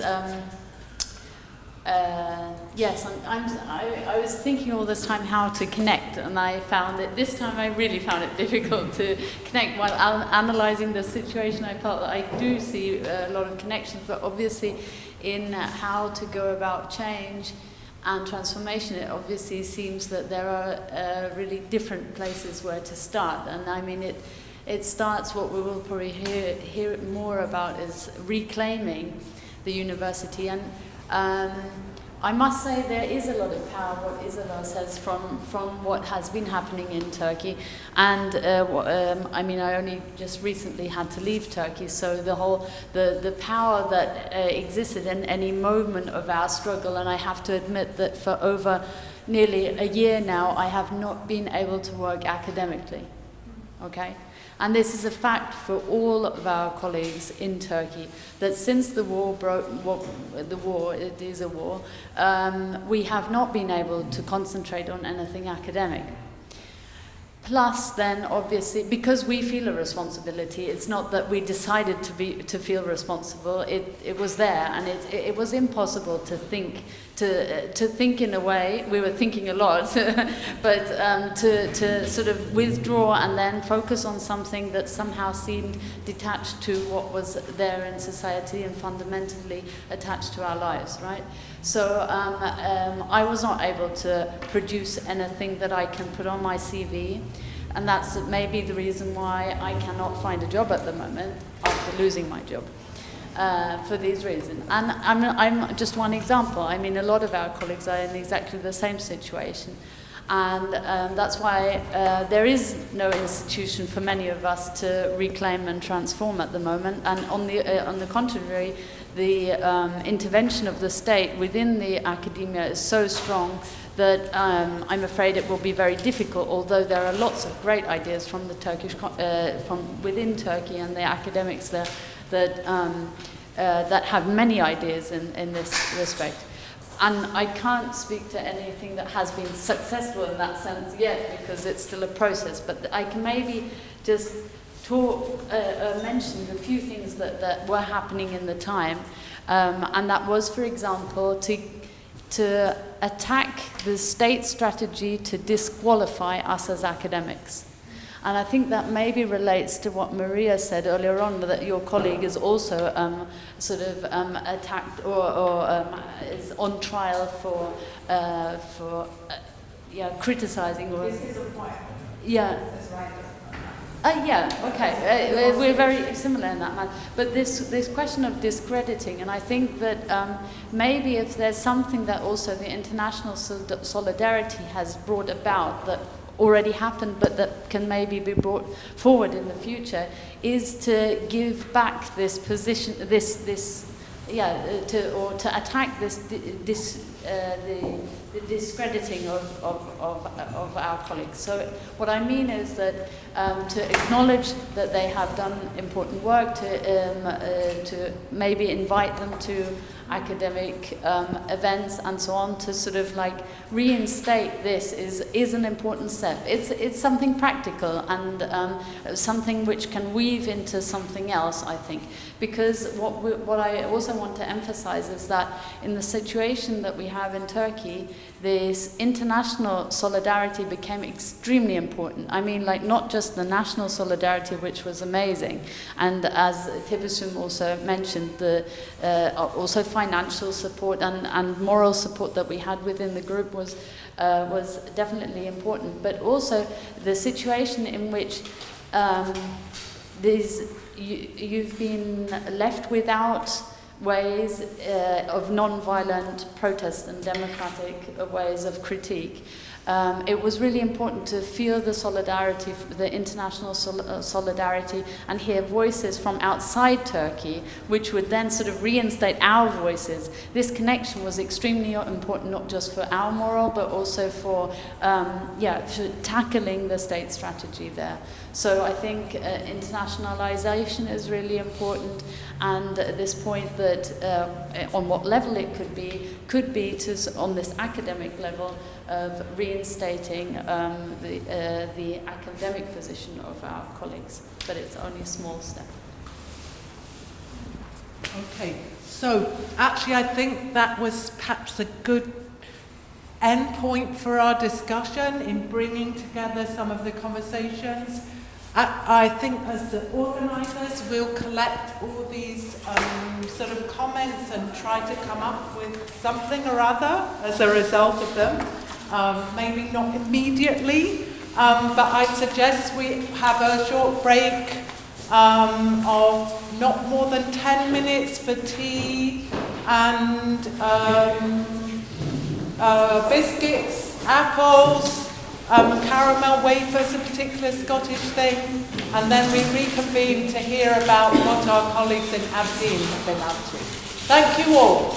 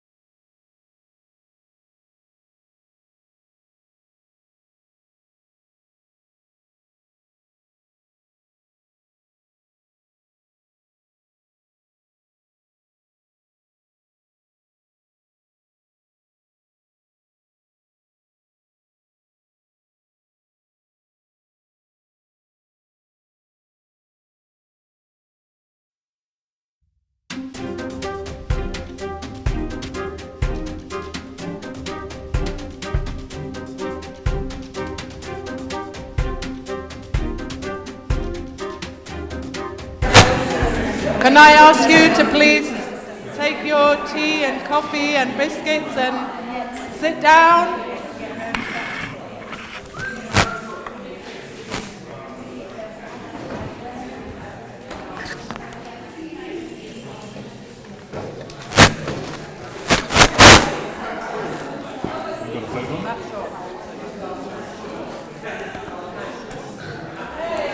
We only have two. Yeah, we'll just be careful about these touching your shirts. They make an awful noise if they touch any fabric, so it's better to have it like that, so it's on the outside of the jacket.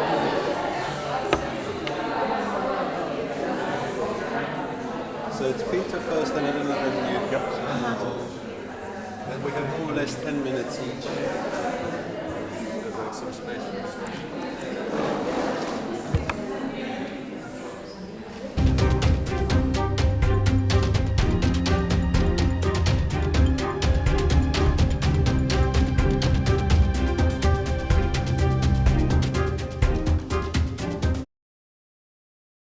Attention, attention.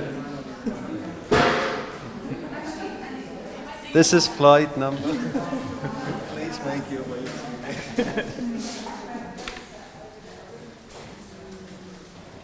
Your luggage will be, how do they say it?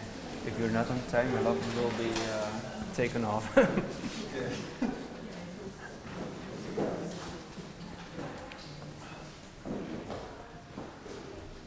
Hello, my name is Andreas. I'm a doctoral student at the University of Aberdeen, and it is my pleasure to introduce the last panel today. It's going already now towards how to take action, how to think about university, and how to change it. And this has been emerged at the University of Aberdeen in the form of the reclaiming of the university movement. This kind of our previous discussion, I found it quite as already an introduction, so I won't say much about that, but more about our speakers briefly. We have here Peter Lovers. He's in anthropology, working on the Arctic Domus project, like working with like fish, the relationship between human beings, fishes, and caribous and dogs. Then we have in the middle Martin Mills. He's a senior lecturer in anthropology. He's working on Tibetan communities. And Eleanor Pierce, and she's a research fellow as well in the social and political sciences and anthropology, and she's working on narrative objects and cultural revitalization in northeast Siberia. I just want to say that Eleanor will have to leave us around 6 because she has to catch a flight to London. So just right. The two main questions for this movement were basically the driving questions were what kind of university do we want, but then also how can we achieve it? And with this, I would like to hand over to Peter. Test. Yeah. 15th October 2015. The small congregation building of Dunbar Street Hall, just across the street from the University of Aberdeen, becomes packed with anxious and vocal scholars, staff and students. The event was to be the beginning of the Reclaiming Our University campaign that is now drawing to its zenith, with the official launch on the 25th of November 2016. The reason for last year's gathering was the University of Aberdeen initiative to cut 150 jobs across the different schools. The rationale of the university was to save £10.5 million as part of the newly formulated 5-year strategic plan that came into effect 2015 running to 2020. It further coincided with a 10-year capital plan to build several new facilities and upgrade existing buildings across the university. At the same time, economic recessions and political adjustments in funding for higher education provided an incentive to justify the drastic culling of academic staff. To further the sensitivity of the matter, the so-called senior management, and I really don't like this term, but or the principal's office, as it was known before, had become more managerial with a stream of changes in IT services, teaching and research policies, and broader university services. The University of Aberdeen was not an exception, as we have found out before, and at Newcastle, for example, and other universities across the UK and across the globe for that matter, have faced similar issues in which neoliberal tendencies have leaked into the university. Even within my own experiences, I started my MRes and PhD in 2005, and coming back again as a postdoctoral fellow now. I have noticed the changes that have taken place, especially in the last 5 odd years. So bearing all this in mind, the magnitude of redundancies, voluntary or now potentially forced, and early retirements struck obviously a sensitive chord across the campus. During the first gathering at Dunbar Hall, the first speaker eloquently addressed concerns shared with his colleagues and how to proceed. At the core of his argument was that we as a community of scholars, students and staff, and also alumni, should reclaim the university from the forced conformation, and here I cite, from the forced conformation to intellectually stifling regimes of application and assessment simply in order to meet imposed performance targets, unquote. Indeed, his call was one for academic freedom and communal empowerment. What followed on that fateful evening was an open discussion in which participants expressed their ideas and experiences.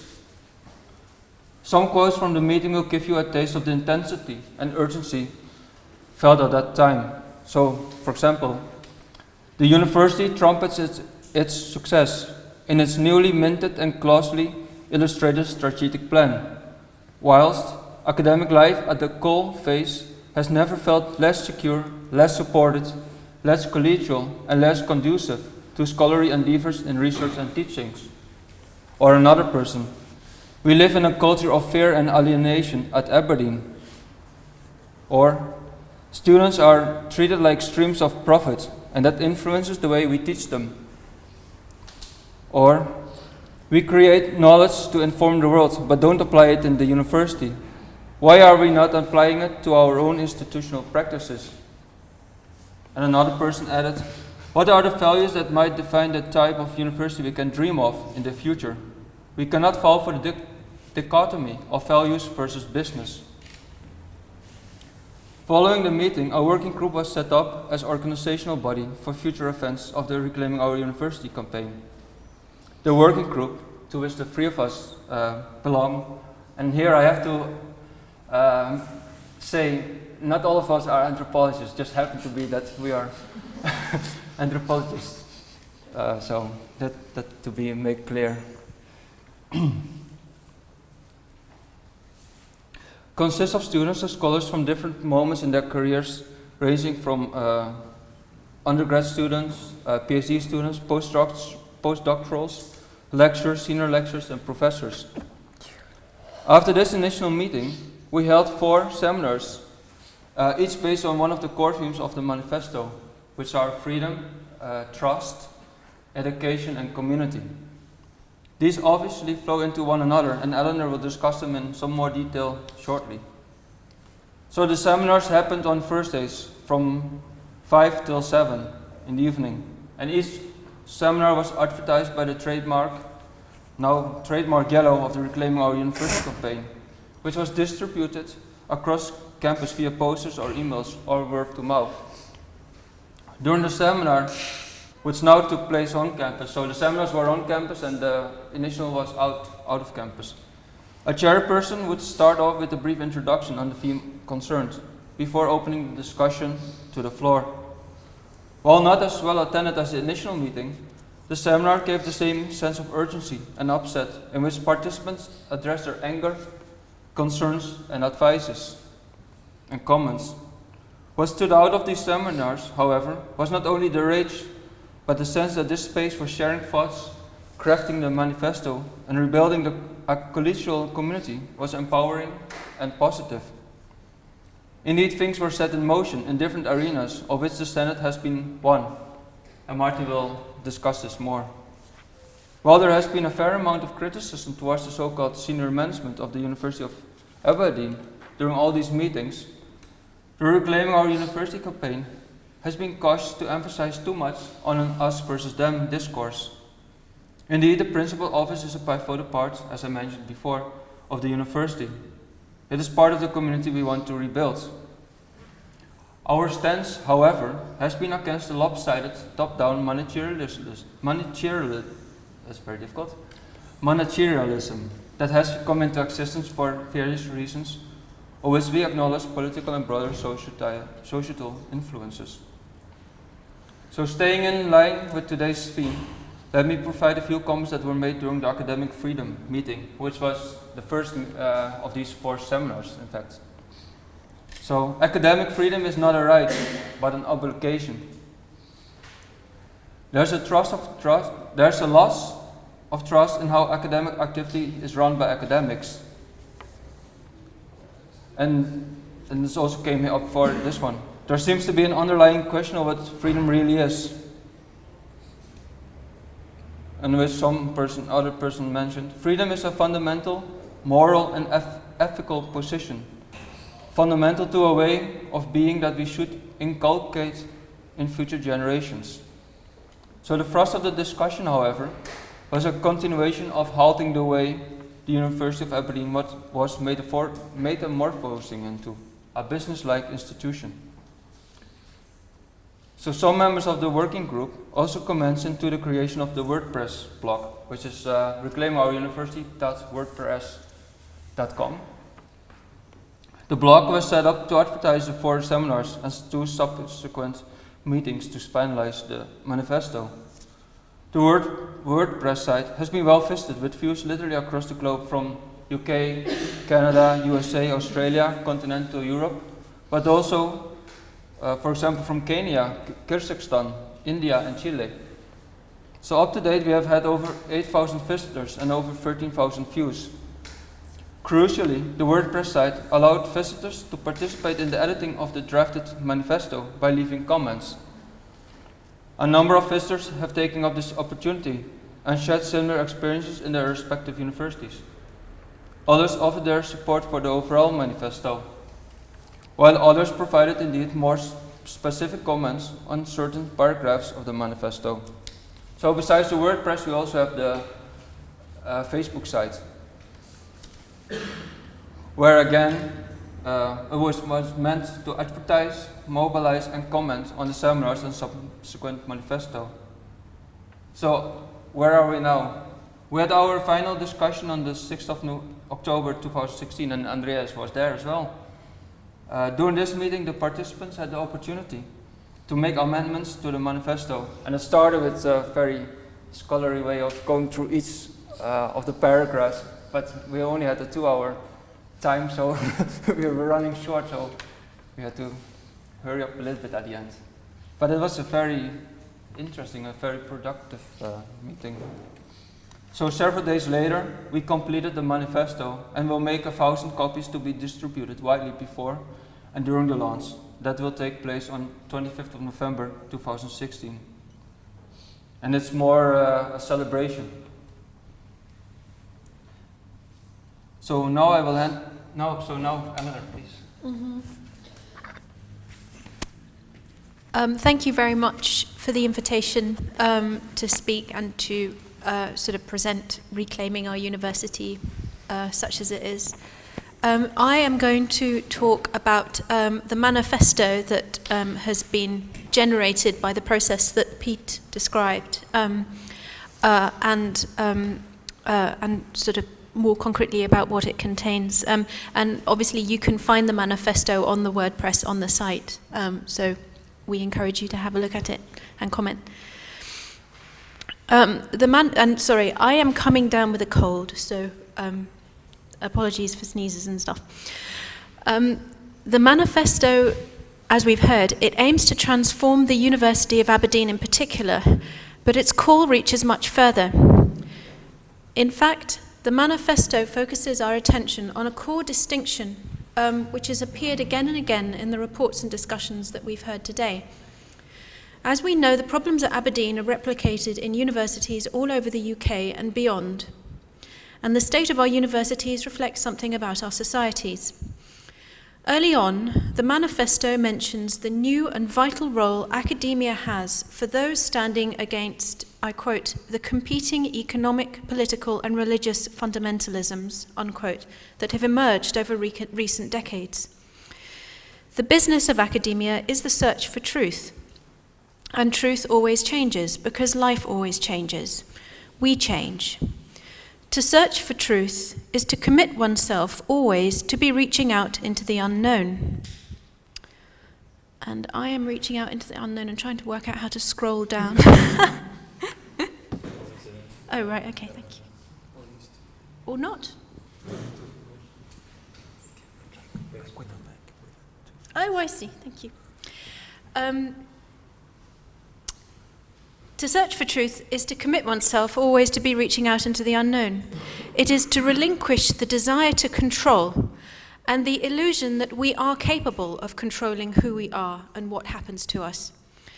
This is why the search for truth is anathema to those who seek to mold the lives and activities of others to serve what they regard as a greater purpose, whether for their own enrichment or that of their corporation, state, or clique. Fundamentalisms close down the search for truth by offering certainties, which become instruments to manipulate others into submission. Whatever the ideology, whenever the exchange of deeply felt personal experiences, convictions, or searches is replaced by rhetorical flourishes that demonstrate our affiliation with the group we see to have power, a canker has started to take hold. Reality itself is subsumed into the agency of the oligarchy. I would like to turn the stated intention of this panel around. If you remember, we're supposed to be giving you a concrete example of how it's possible to take action and how it's possible to achieve change. Instead, I would like to point out that we don't know what effects the manifesto will have, ultimately, but I would like to highlight its power to gauge the balance of power in the UK, at least. If it turns out to be impossible to envisage and to work for the existence of an organisation that stands against neoliberal ideologies of the competitive self in favour of a total commitment to the search for truth, then perhaps the balance of power has tipped in a disturbing direction. If our university administration is right, and we do have to relinquish our commitment to research and teaching to the drive to gain higher points in more surveys to attract more customers, then the UK itself, as well as its higher education, is in trouble. What is clear is that the political and economic climate in the UK is not favourable to the research and teaching we have become accustomed to over the past 100 years, and particularly in the humanities. If the classical British higher education once distinguished an elite, it is now an extremely risky investment of time and money for the individuals concerned. The manifesto asserts that the solution for universities is not to buy into dominant cultures of commerce and politics, adopting their conventions, aspirations, and standards. While the manifesto and everyone involved in reclaiming our university fully acknowledge the huge pressure the higher administration is under in keeping us afloat, it starts from the premise that the higher administration's decision to adopt a business model of organisation is a mistake. The manifesto invokes a set of valuable aspirations while showing the characteristics a community that held these aspirations would have. These characteristics delineate both the nature and quality of the relationships within this community and the institutional bodies it would generate. In showing how things might be, the manifesto shows how far short the university, with its current system of management, falls from them. The university, and in particular its scholars and its staff, fails its students, the wider world of scholarship, and society per se in the slackening of both moral and professional standards. As the manifesto insists, moral integrity, seen as an end in itself, is crucial to good scholarship and teaching. As the manifesto demonstrates, the forms of management that undermine integrity prevent academics and students from fulfilling their duties. These forms of management, as Peter has indicated, appear at first sight to be imported from the commercial sector, and yet it is impossible to imagine them existing in any successful or efficient business. A corollary to this point is the assertion that academic work has a value in itself, It should be fostered and protected as a crucial element within a free democratic society. It cannot exist as the facilitator of commerce. Buying into the currents of practice and aspiration that are undermining the tradition of university and research and teaching only serves to create institutions that accord the nation-state with a veneer of intellectual and cultural respectability while wasting the time and money of both taxpayers and students. Instead, the manifesto asserts, universities must recreate themselves as communities that endeavour actively to preserve the search for truth despite the pressures. Therefore, the manifesto is an intervention that is completely contrary to the instrumentalist logic that dictates most of the behaviour and strategy we see from day to day. It is proud to endorse moral integrity as an end in itself and as a necessary precursor to the free search for truth and the pursuit of a harmonious, flourishing society. Since it moves from a position that is outside of and cross-cuts the generally instrumental logic of management, some find it easy to dismiss as a bubble of pleasant idealism soon to burst into nothingness. But the neoliberalism that is so dominant in Britain and the wider world, and the art and science of performance management it has generated, has hardly brought about universal peace, stability, and prosperity. Ideologies don't guarantee anything. Britain and the wider world badly need communities and institutions that buck the trends by standing for free inquiry and open debate, made up of individuals who are prepared to take personal responsibility for ensuring the honesty and goodwill of these discussions. For life is unpredictable, and hence closed systems of power, communication, and action, which refer only to themselves, will always self-destruct in the end. Millions of people in the former Soviet Union carefully learned their Marxist-Leninism until the world turned, Soviet ideology came crashing down, and they had to switch to market economics. Is the research and education geared towards making young people fit to work for multinational corporations so very different? Someone, somewhere, always has to be out on the margins, attending carefully to the signs others are not in a position to see. And these are the people who can teach the younger generation to explore, inquire, and grow in their stead. The manifesto, then, is the product of a process of reflection that was open to any member of the university who came to the meetings, whether they were staff or students, scholars or administrators.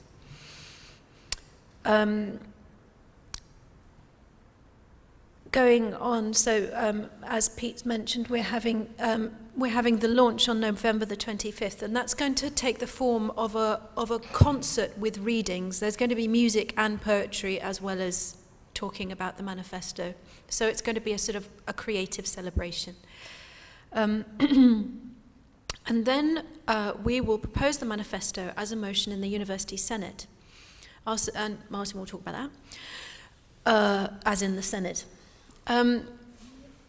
And our supporters in the Senate will lobby for the manifesto to be accepted as a statement of the university's fundamental principles. Therefore, the manifesto has been designed as a statement of intent that can underpin the workings of the university and the various sub-organizations within it.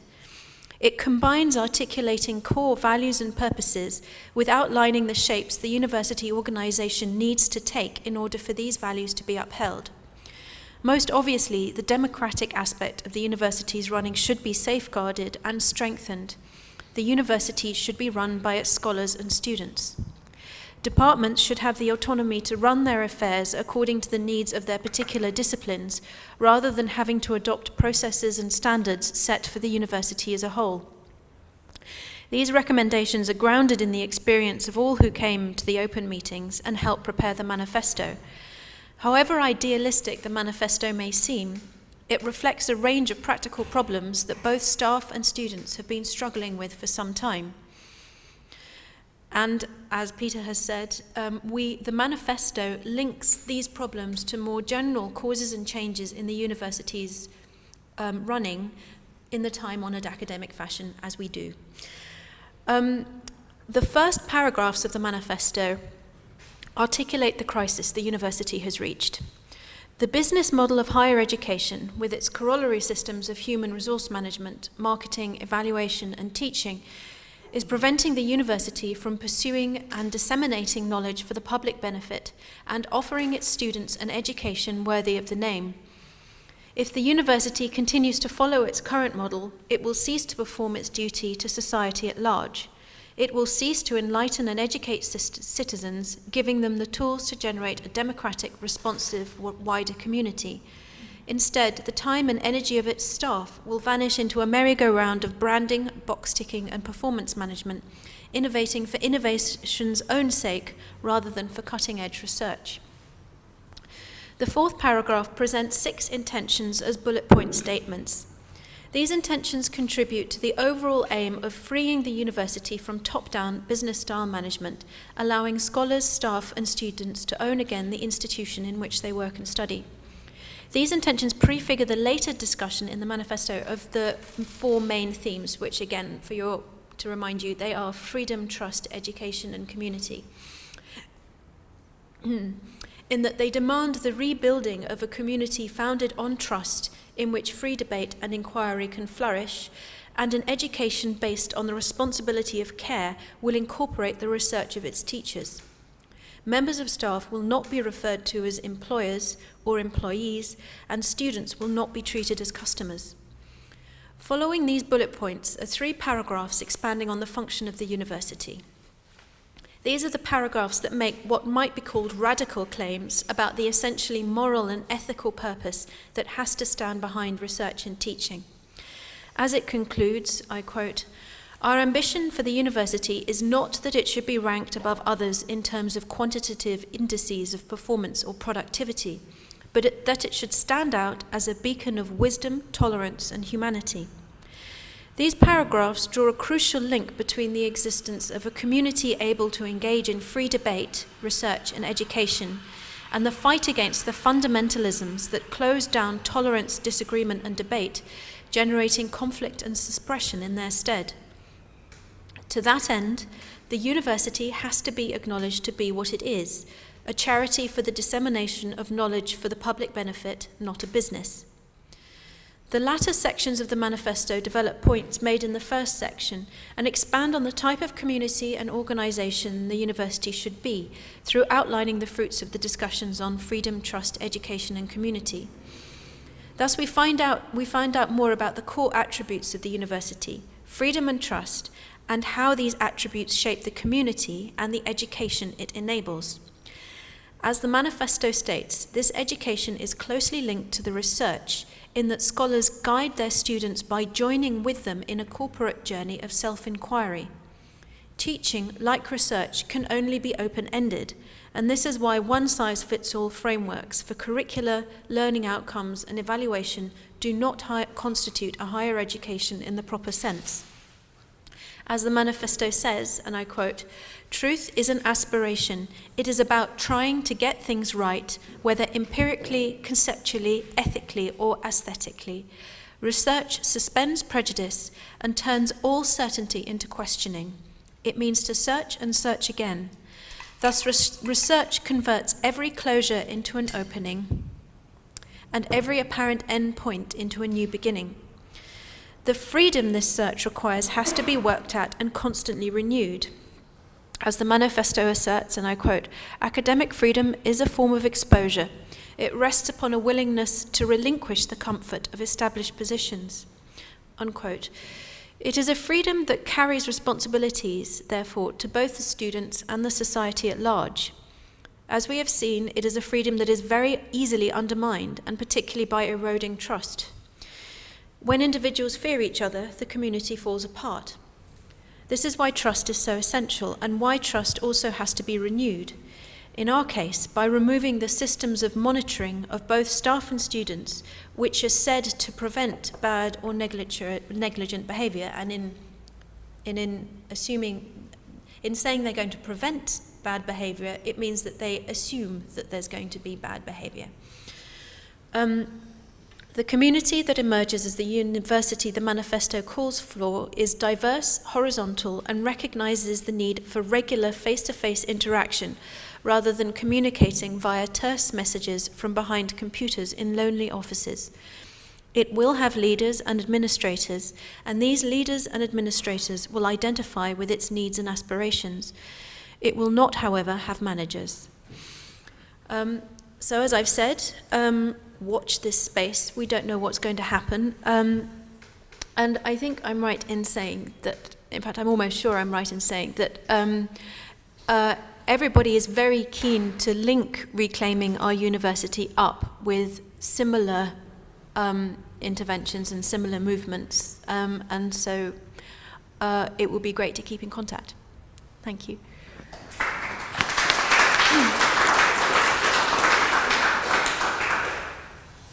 My turn, I guess.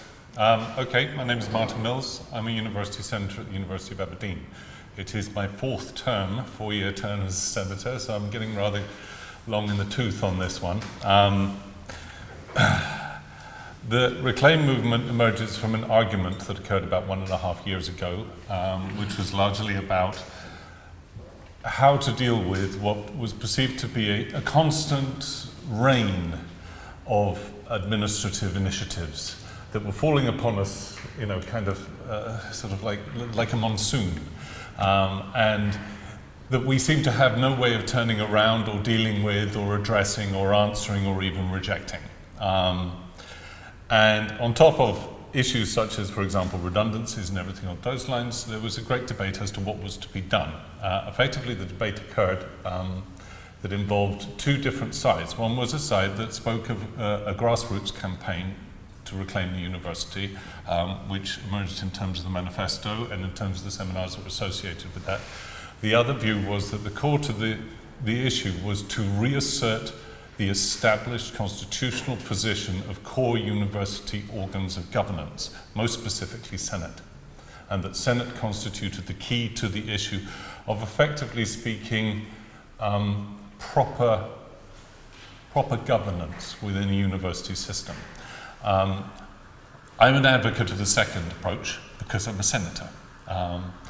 The issue largely surrounded, and here I speak for myself and my own understanding of the matter because it's been a long year of work. It revolved around an instinct that basically over the last 30-odd years, particularly within the UK, the higher education sector has seen something of a revolution. And that revolution has been a single dynamic with two results.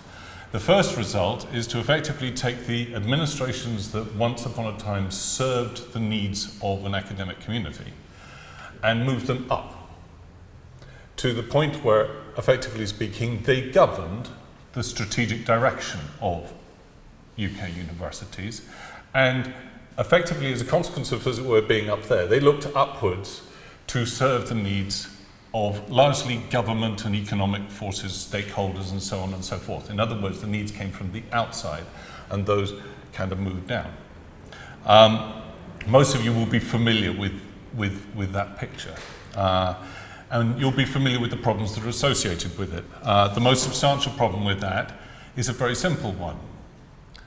None of us can encapsulate the intellectual, academic, and scientific activity of the university within any university within our brains. In fact, no small group can ever do that thing.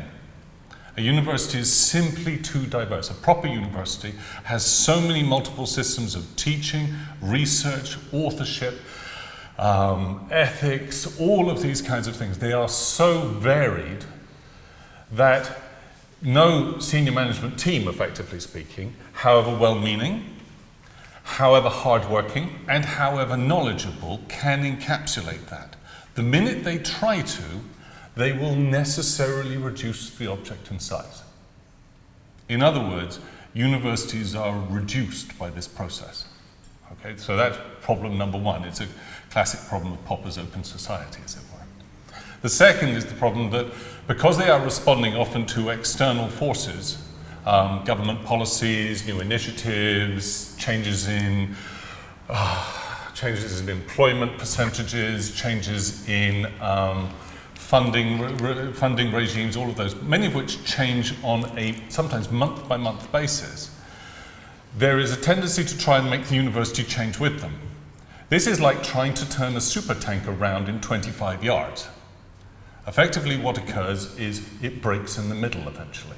The strain on the system becomes so large that such a large body as a university, really, they're not that nimble. We're not small and medium-sized enterprises. We're very, very large enterprises.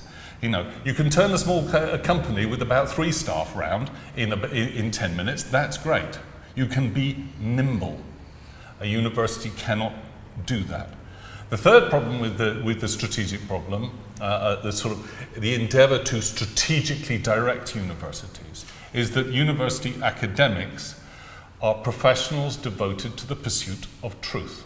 I know that sounds really old-fashioned, but walk in front of any university lecture hall and say to the students, I have no obligation to tell you the truth. And see how long they listen to your lectures. Walk into a research seminar and say, I'm just writing what I think is convenient here and what fits this moment's policies, and see how much people listen to you. Our position in the world as universities comes from that basic commitment of trust, that we as academics have an obligation to truth. Now, the second dynamic is not only that, sort of in a sense, administration moved up to being management, it was that academics, in their own perception, moved down. They became, in their own perception, employees. And in fact, their commitment to truth became slightly lost in this, because when you're committed to something, you're a professional. You profess something. A lawyer professes the law, regardless of what their employer tells them to do. A doctor professes their care for a patient, regardless of whether or not the hospital, or should profess the well-being of their patients, regardless of whether or not the hospital has a deal with a particular pharmaceutical company. An academic should profess their truth, regardless of what their employer tells them to do. And that's a basic drag. That is the degree to which academics are professionals, not employees. Actually, by the way, actually under law, because most of us are largely in charge of what we do, largely in charge of what lectures we teach, what courses we teach, what research we teach, because most of us can actually ask other people to step into our lectures without asking anyone's permission, because most of us have spent a very large quantity of our own personal money on our careers, largely in terms of books and everything on those lines. The Inland Revenue Office actually counts most of us as self-employed, but that's another matter. But academics, just as much as that has moved up, academics have moved down, and what has been involved there is a fundamental abrogation of our obligation to self-government. Self-governance is the responsibility that comes with being a professional, just as lawyers are partners in a law firm, okay? And it's necessary because of the degree to which we are not employees. But actually, in many cases, I'm sorry to say this, but this is simply my experience across 4 universities, most academics would rather leave it to someone else.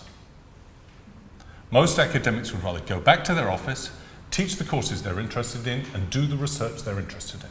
Do what they like as far as that's concerned, and leave the nasty administration and governance process to someone else. Now, in the University of Aberdeen, and I hasten to add here, I'm pointing the finger entirely at myself, we did this exactly 10 years ago.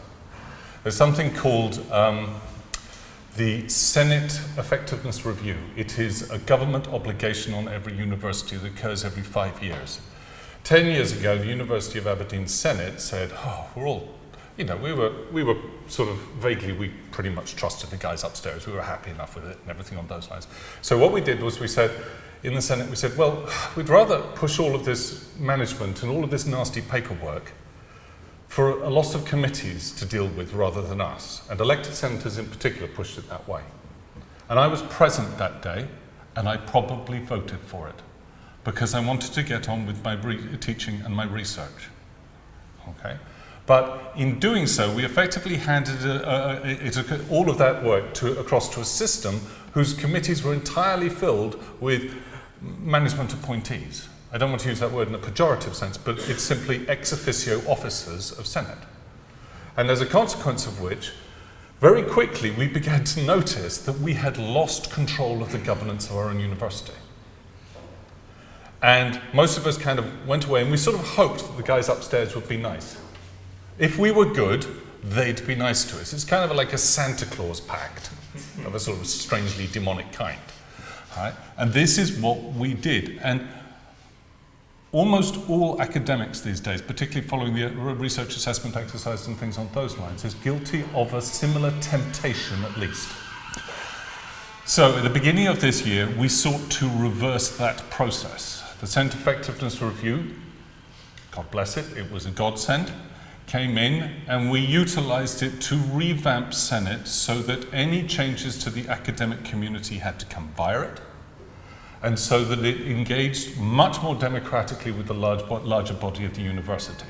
So that, for example, actually we had a pretty well-structured Senate to begin with, as it were.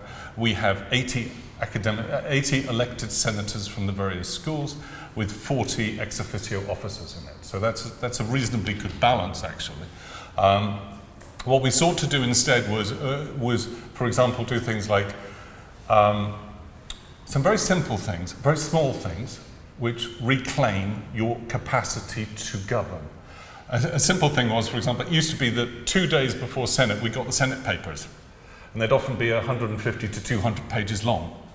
We wouldn't have a chance to talk to anyone about them because we'd be busy reading them for 2 days. Okay? We changed that through internal Senate motions to 2 weeks, so that we had a chance then to read the stuff, discuss it amongst ourselves, take it to our constituents who had voted for us, discuss it with them, find out what they thought. All right? So this is one of the things we instituted. We also changed the committee membership so that elected senators, either from elected within Senate or directly, moved up into the committees and began to change those things. Various other things occurred which, honest to God, I wouldn't have believed 6 months ago. So, for example, the principal no longer has a right of veto over Senate matters. We do this because we're governing. This is not a question of critique. It is not a question of protest. It is not a question of standing outside the building in the cold, hoping somebody else inside will listen. It is a question of fighting and governing. And I'm afraid to say, it's really hard work, by the way. But during that time, we have succeeded in a variety of things. For example, at the very least, those 150 redundancies didn't happen. Which I'm very pleased to say, because I think I was on the redundancy list. Okay. Second, we have managed to discipline almost every initiative that involves academic matters and now other matters into the purview and authority of Senate itself. So that body, which is now more democratically collected, can make those decisions. I'm afraid it does give a lot of fights in Senate, but that's what's meant to happen. The other things are, well, there's a lot of things we've sent back. We often just sit there and say, we don't like this now, can you please send it back? And can you come back with it in 6 months' time when you've rethought about it? Okay. It involves a lot of work in between, and it involves us getting in people's faces and having hard discussions. Senators, elected senators, have been involved, for example, in the near complete rewriting of our terms and conditions. That was a really long set of meetings. We are, in this sense, it's difficult now to give a sense of how much has been achieved in a year through, effectively speaking, the core reform of Senate. We have a goal, and that goal to a large extent comes in the form of the manifesto. That manifesto will have to go before Senate. We will debate it. We will discuss it. We may even make some amendments. But broadly speaking, this has occurred by senators working together, by actually paying attention to the system of governance around us, knowing the way it is structured, and where necessary, restructuring it. Never do anything by yourself, by the way. Tag team of 5 is always good. If you want a motion, get 20 other senators to sign it. That way, at least you'll know it makes sense. In this sense, we also work with other organizations, so we do work with the Reclaim, we work with the union. But in all of these cases, we work independently, but in cooperation. We don't necessarily agree with one another. Effectively speaking, our endeavour, therefore, has been to properly build civil society within the university, to ensure that senators now understand that it is their obligation to act towards governance, and that it is the obligation of staff and students to beat the hell out of their senators if they're not doing that. So that is their obligation. Everyone in this sense has an obligation. We are trying to get to the point where we have a critical mass, where it is an expected culture within the university that you engage. I'll leave it at that.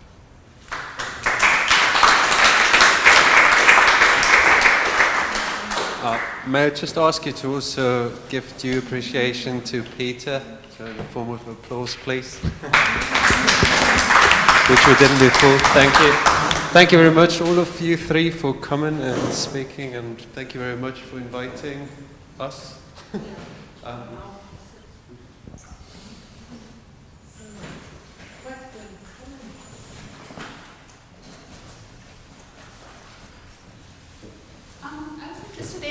In your manifesto, saying that different departments have different needs and they should design.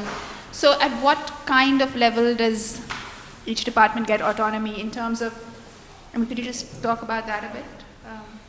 Yes. To be honest, I haven't actually been with Aberdeen University for that long, and so I don't sort of know the details, also especially in the long term, of how things are and how things have changed. I mean, I can say generally that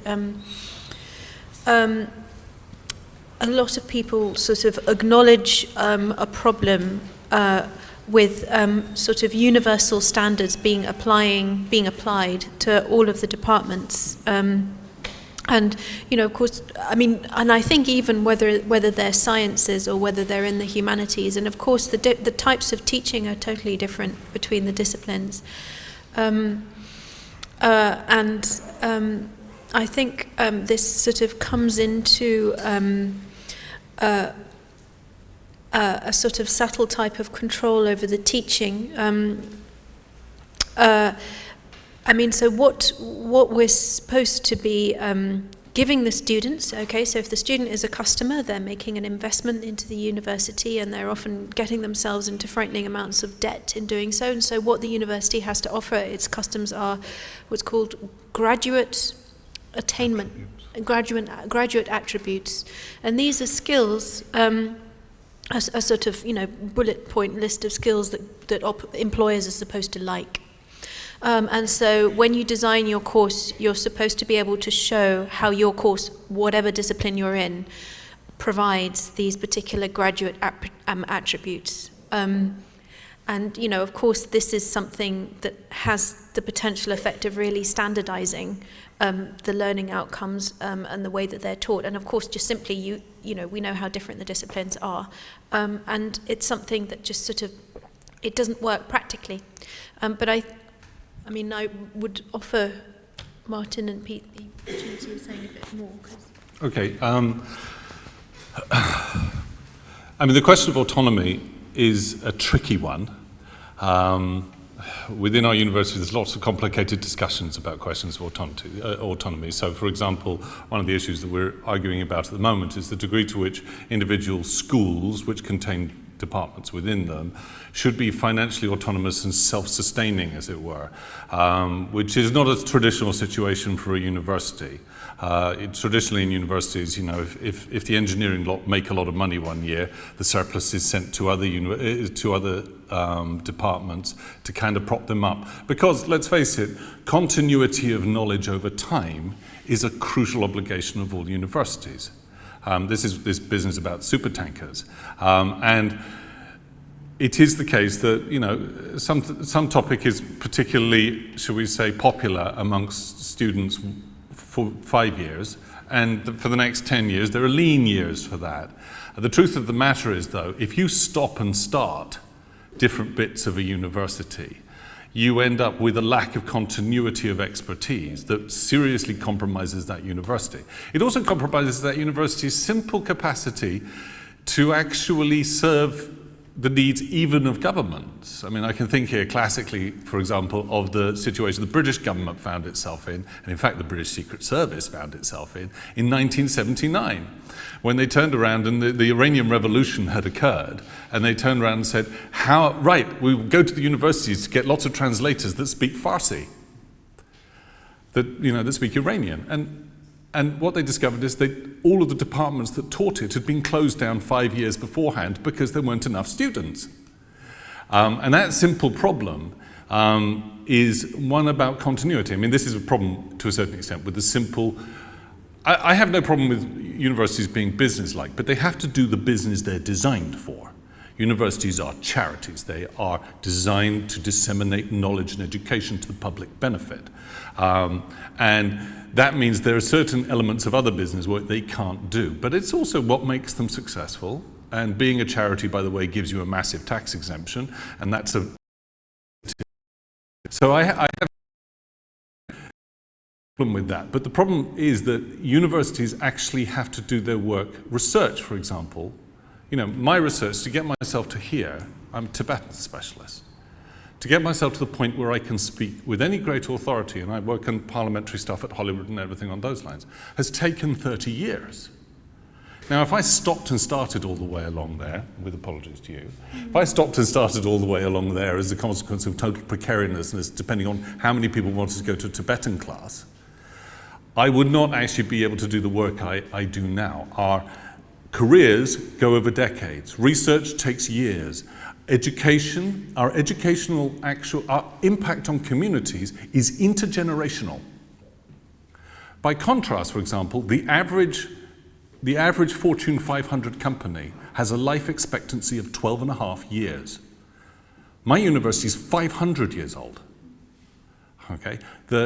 Choosing a kind of specifically business model in this regard and saying, well, we're going to cut that product because no one's buying it at the moment, and instead move to that product, actually is a very short-termist policy, and that is precisely the kind of thing that universities are not meant to be doing. They are meant to be providing quite a different service to the world around them. And they are meant to be providing a service to the world around them. We're not meant to be just doing what's interesting to us, but we're meant to be providing something that requires continuity. And if that's the case, then this kind of, shall we say, segregation, which we have at the University of Aberdeen at the moment, is, in my opinion, as a senator, is a bad, bad idea. At the same time, each of us live in a discipline which has specific requirements and specific kind of, shall we say, analytical worldviews, specific different ethical and professional qualifications, all of those kinds of things. And they feed into a university from the outside. I'm an anthropologist. We have a specific set of codes. Ethical code I sign up for is the ASA's code, for example. Lawyers have a different one. The medics have an entirely different one again. Which means if you standardize across the board, you will often find that the first thing that happens is various professional bodies desert you. Because what occurs in university is incredibly diverse. It is vastly diverse. The only thing that here I speak in favor of Senates. Well, I said that a senior management cannot create a single template that will work for an entire university.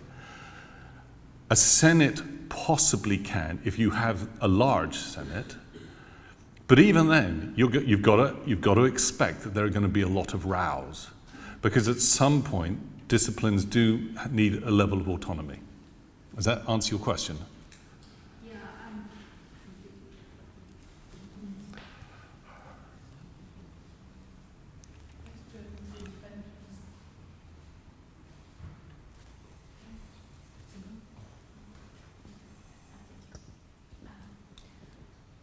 Thanks. So today we were talking about these attacks from governments, and particularly the prevent, but also tier 4 policies. And how does this double level of struggle enable you to resist, or what's your stance on that?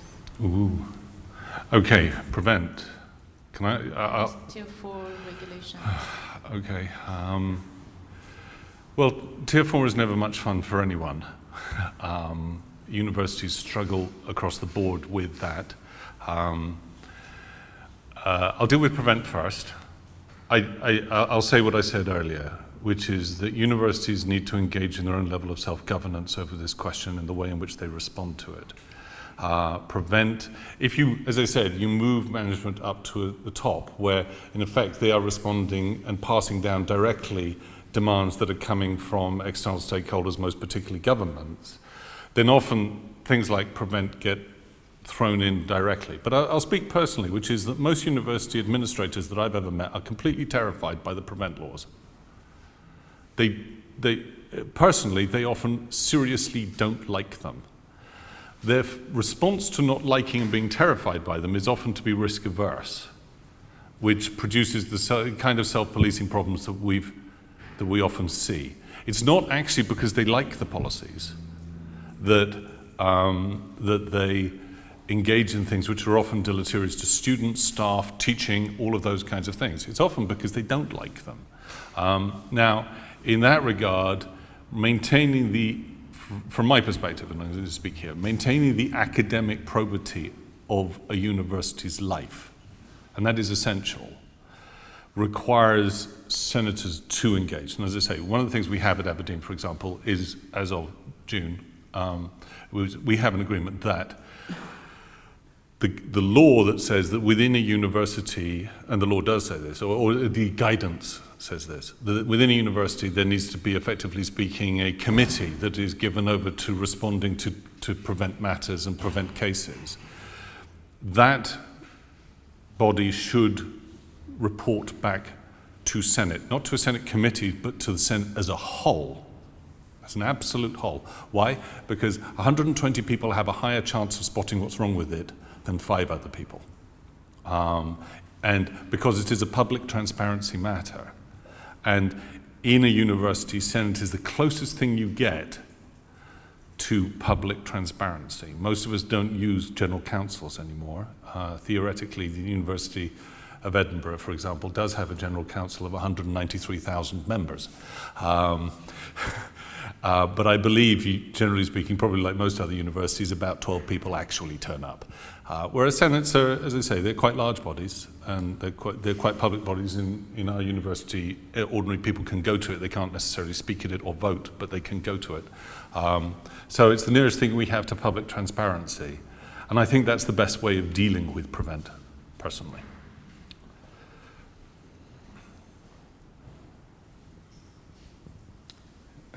Hello, I would like to say 2 things. The first one is, thank you very much. It produces some hope. It gives us hope that things can be done. So that's the first thing. The second thing I would like to ask you, any of you, part of my research is on what is going on in sociological, even anthropological terms, and from the point of view of the prospects that similar initiatives and a broader, perhaps, initiative that encompasses yours and the prospects of this emerging and advancing, how do you see the following thing? Is that the things are evolving in such a way that we have nowadays a very powerful managerial stratum who moves from university to university, managerial positions, who aspires to pack a lot of money, and they pass through universities, and what they leave behind is, so how can we deal with this? How do you see it? I know it's not an easy question, but I mean from the point of view of, taking this further to other universities and to the whole country. Thank you. Can I add to Carlos's question? Because I wondered if you could say what you thought were the major points of resistance that you faced in this process. What were the I mean, we've heard a lot about how it worked and so on, but what were the difficulties? Because I think those understanding what those are also important. So just if you allow me to add to it. Okay. All right. The major difficulty is with ordinary academics and persuading them to bloody well stand up and fight for what they have a responsibility for. Sorry, I've got to be blunt about that. Most academics want to be afraid. And they are often very, very good at imagining things that they are imagining terrible consequences from people with great powers, you know, kind of mega mind with sort of, and they fail to deal with people. Administrators and management, and I know exactly the kind of person you're talking about, and we have dealt with exactly the kind of people that you're talking about, which is a sort of mobile elite within universities who have jobs as sort of hatchet men and things on those lines. Well, there's still people. You need to talk to them, and you need to identify what they actually want. This is very important, actually. A lot of the time you find that they are responding to a particular need, often quite an expedient need that's pushing on them from a particular direction, and they come up with a solution. And that solution has a wide-ranging effect because of the managerial structure. And because it has that wide-ranging effect, you kind of sort of see it as this kind of global overarching thing. But often you need to just sit there, and you actually need to go and, I'm afraid, the footwork has to be done. You've got to go to their offices, you've got to sit down across the table opposite and say, what do you need? Because the answer you're giving is damaging, or is inadequate, or doesn't work, or has the following problems, and can we suggest some alternatives? I'm afraid to say, just sort of saying this is bad is not enough. You actually, and truth be told, how many academics are there in Edinburgh University? Was it 5,000? Something like that? That's a lot of brain power. That's a lot of imagination. As long as those people are prepared and have mechanisms for getting those ideas up there, for getting those ideas into a proper negotiated format, a place where you can actually sit down and say, well, okay, so you're doing this because there's a 1% cut in the Scottish Funding Council allowance. What other ways are there to deal with that? But if you just sort of stand on the outside and kind of go, we really don't like what you've done, but we're not going to provide you with an alternative, we're just going to complain about you, nothing will ever get better. The truth of the matter is, again, it's simply this point. The hardest thing here, and believe me, I know, because it was really hard, is to change the heart in here so that it understands its responsibility and obligation to governance. And that applies to all of us, and it comes from the very privilege that has a career based on the pursuit of truth. We have to do that thing, and it takes a very long time, and in my case it took a lot of really, really bruising negotiations where people, including, I hasten to add, on several occasions me, left the room in tears. It's not necessarily easy. Now there have been some hard resistance on other areas, and one of them are about, indeed, general senses of hierarchy. And a lot of that emerges from an us versus them problem. That if you think that if you say things in terms of, well, it's us, we're down here, we're fighting against the horrible management up there and everything on those lines, and you sort of say, so we're going to reform, the instant logical conclusion of that from a vice principal's perspective is going to be, I'm going to be chucked out of a job and in the street by this process. And that's not necessarily where we're going. The process here is oddly an educational process in which everyone finds out what the best way to do something is in the most effective way. It's not necessarily a battle that leads blood on the carpets and corpses in the streets. I think, anyway. So one of the things here is to actually modulate in your head the problem of threat. Academics think they're constantly under threat. And we're great at imagining lots of ways in which that could possibly happen. As a consequence, we keep our heads beneath the parapet. And we come up with a lot of practical political reasons, as to why we're not going to stand up and be counted. We're really good at it. The problem with it is the guys in senior management are suffering from the same threat problem. And you have to get past that. And the only way to get past that, I'm afraid to say, is actually sitting in people's offices and talking to them. And sort of sitting down and saying, what's your problem? How can we sort it out? What are the alternatives that are genuinely available? And that's a simple governance process, and it's the job that we're always meant to have done. So, there we go.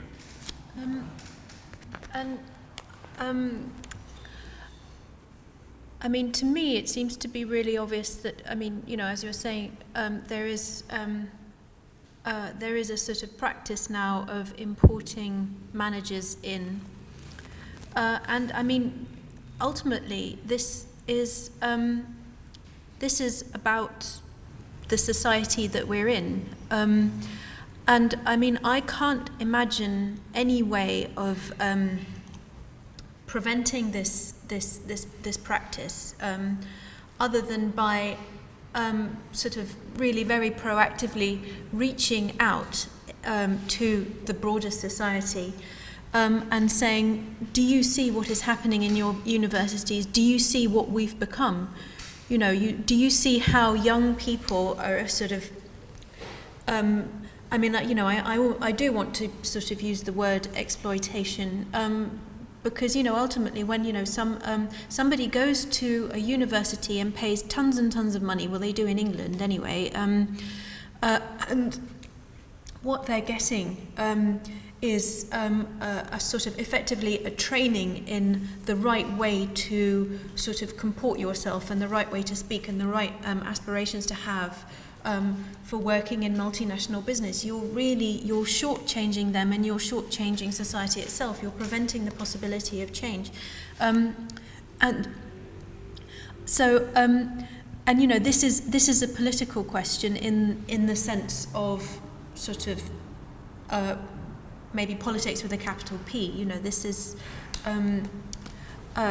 this reaches up to that level, and I think that in the UK in particular, I think it is very important to somehow reach out into the wider society, because actually I don't think that academia is really very respected in Britain, and people, you know, I think it is really sort of quite the idea that academics do slightly irrelevant stuff in their ivory tower is really quite widespread, and I think that's one reason why sort of not very many people really mind very much about sort of what happens to academics in universities. So there has to be some kind of communication. And the other things is that, you know, I mean, you know, as you know, there is a very good Russian proverb, which is that people get the governments that they deserve. I mean, you know, we are in Britain, we're all involved with this. We're all replicating this system. We're all, you know, we ourselves become involved in our own performance management, and we produce students that then go into companies that are used to working with those very kinds of performance management and those very goals. And so their aspirations move to a point which doesn't necessarily include the education and the research that we would aspire to. So, so to sum up, yes, I think talking to people and sitting in their offices is absolutely essential. But I mean, I think, you know, there needs to be some sort of new and radical thinking about how to engage with the public, and that's where impact is actually quite helpful.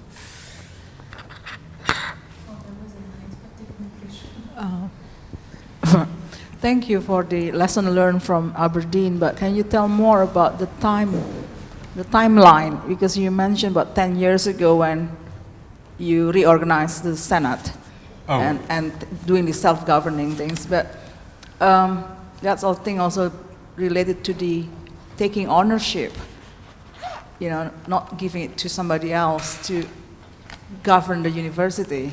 But I want to know the timeline from 10 years ago. When is actually the critical time when you're able to recapture again?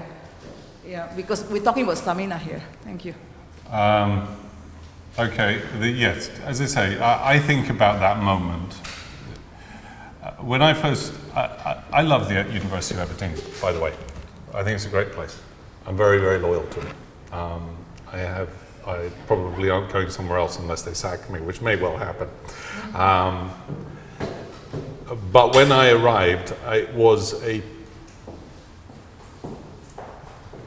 when I arrived 16 years ago from the University of Sussex, where we were all quite radical back then, It was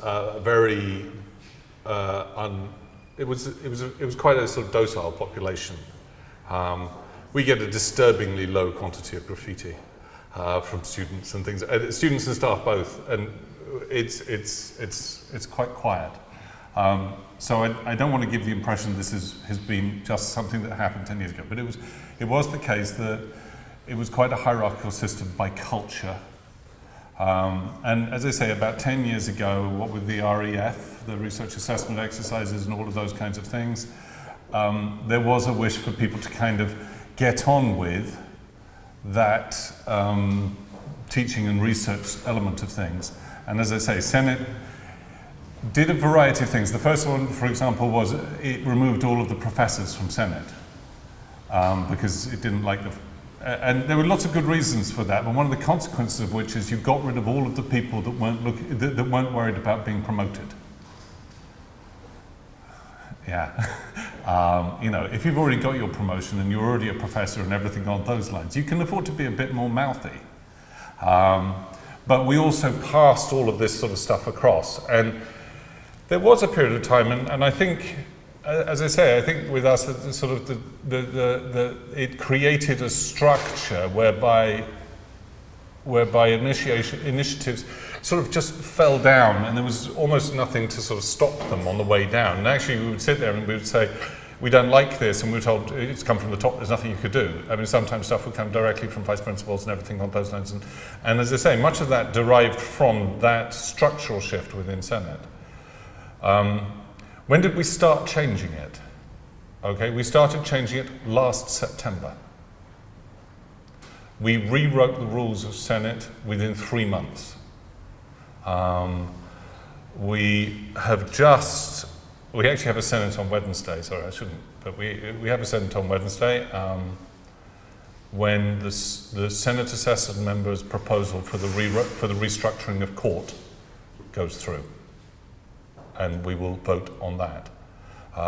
We insisted on a whole variety of processes. It used to be the case, for example, that you went into Senate and there were 120 people sitting around, and sort of, you know, the principal who was chairing it, and I'm speaking here of another principal, would sort of sit there and say, everyone seems quite happy with that. And everyone would go. And that would be it. We now have a system whereby, for example, you cannot have something pass through Senate without an explicit vote. You know, the Senate before last, we voted 42 times in a single Senate. We got rigorous and we insisted on those changes. And it has made it all a lot more hard work. And we insisted on remit changes, for example. So that occurred over 3 months between last September and the sort of January-ish. Lots of other changes, for example, over the terms and conditions have occurred since March. We've had a busy year. It's been a year. We've achieved an awful lot, and I think things are better. Got a long way yet to go, though.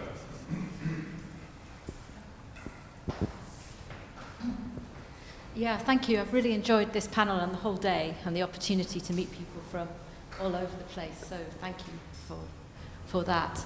I wanted to bring up a couple of things because I'm sitting here listening to your account, and I love this account of this two-pronged process. Part of me is sat here thinking, as somebody who's not working in a major city, where students come from all over central Scotland, a lot of the staff commute as well. It would be very difficult to set this process up where I am, although we could try. We're going to have to try. And it does make you feel more isolated working in a smaller institution, and probably increases the sense of risk that academics have in that particular situation. And taking on board what Eleanor said about also this need to reach out, I'm thinking that we also need to develop processes for keeping in touch internationally and also to visualize what's going on. We can have a lot of academic discussion, which is great, I love that.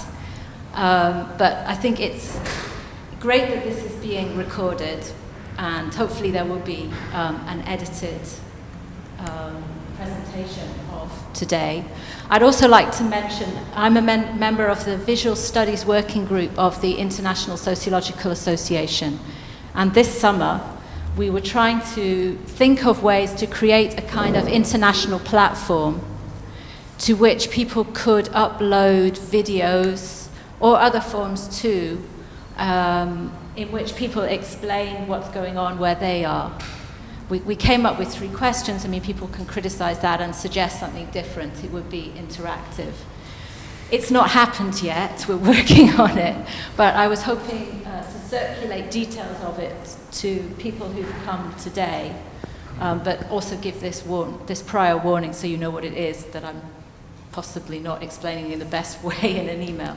But that's a specific example, but I think that we need to think in those terms as well, because Eleanor's right, universities don't get the political attention they need in this country, probably in others, because of this perception that we're this ivory tower, or that what goes on in universities doesn't matter really for the rest of society. You will know what I'm talking about here. But yeah, thank you. It's probably not transformative enough, but maybe it could become. I would say, by the way, and I do need to say this, because when we started this process, a lot of people were like, should we have secret email accounts so that we could talk to one another and all of these things. I mean, okay, it's just been a year, but there has been no retribution. It used to be sort of sat there and said, if you said something awkward in Senate, everyone would kind of wheel their chair away from you and hope that, sort of hide slightly, think that, your card was marked. Now, obviously, that's a question of persons again.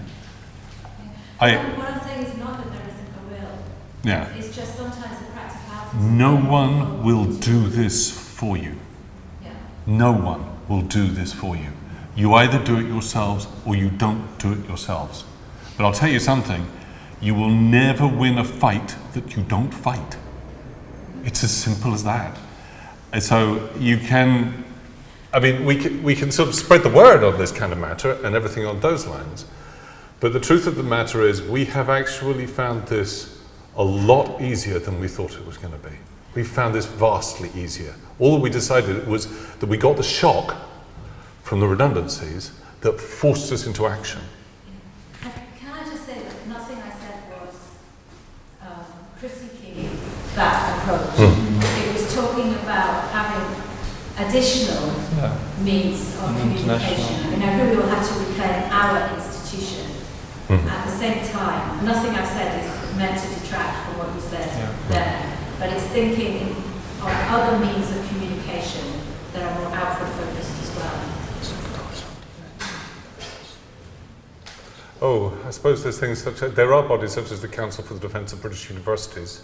I've never been a big fan of that title, but it sort of sounds strangely. Yeah, and there's also the Campaign for the Public University. University, indeed. So there are a number of different initiatives. Any more interventions, comments, questions? Yeah, I think this requires another encounter sooner rather than later. That's it. All right. Okay. Since I'm holding the mic, Alistair, we do want to do something to follow up. We have an idea to do another workshop next semester. If we can get funding for it, we'd like to make resources from this day online. Also, if we have money for doing editing. So we really welcome people's ideas. We'll collate the suggestions from our discussion this afternoon, but feel free to send us ideas. And we're happy also to expand our organising group, which has been myself, Isabelle, Alistair, Tuna, and the crucial Hélène, who needs a great round of applause for organising.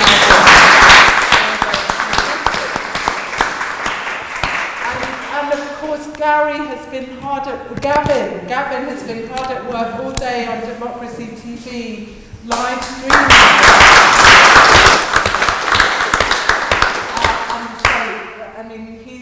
This has provided a crucial resource that means we can hopefully make some of what we've discussed today available. So please do give us your on YouTube tomorrow.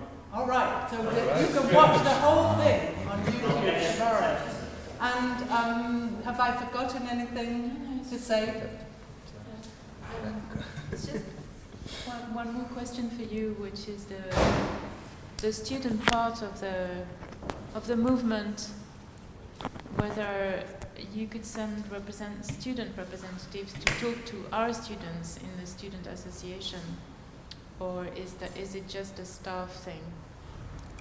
It's not just a staff thing. I mean, Okay. the Reclaim Committee, for example, building the manifesto certainly has students on it. Yeah. Our Senate has student members. We have 14 student members. It's well represented as far as that's concerned. Yeah. So if we send you an invitation. Right, so and Alistair's been tweeting all day and fielding questions. Thanks to everybody for coming, and especially those who came from far away. Nandini came the furthest. And hope to see at least some of you again soon for our next iteration. So please do join us for a drink, which will be arriving any minute to celebrate the day. Bleak as some of the things were, at least we ended with something very positive. So again, thank you to colleagues from Aberdeen who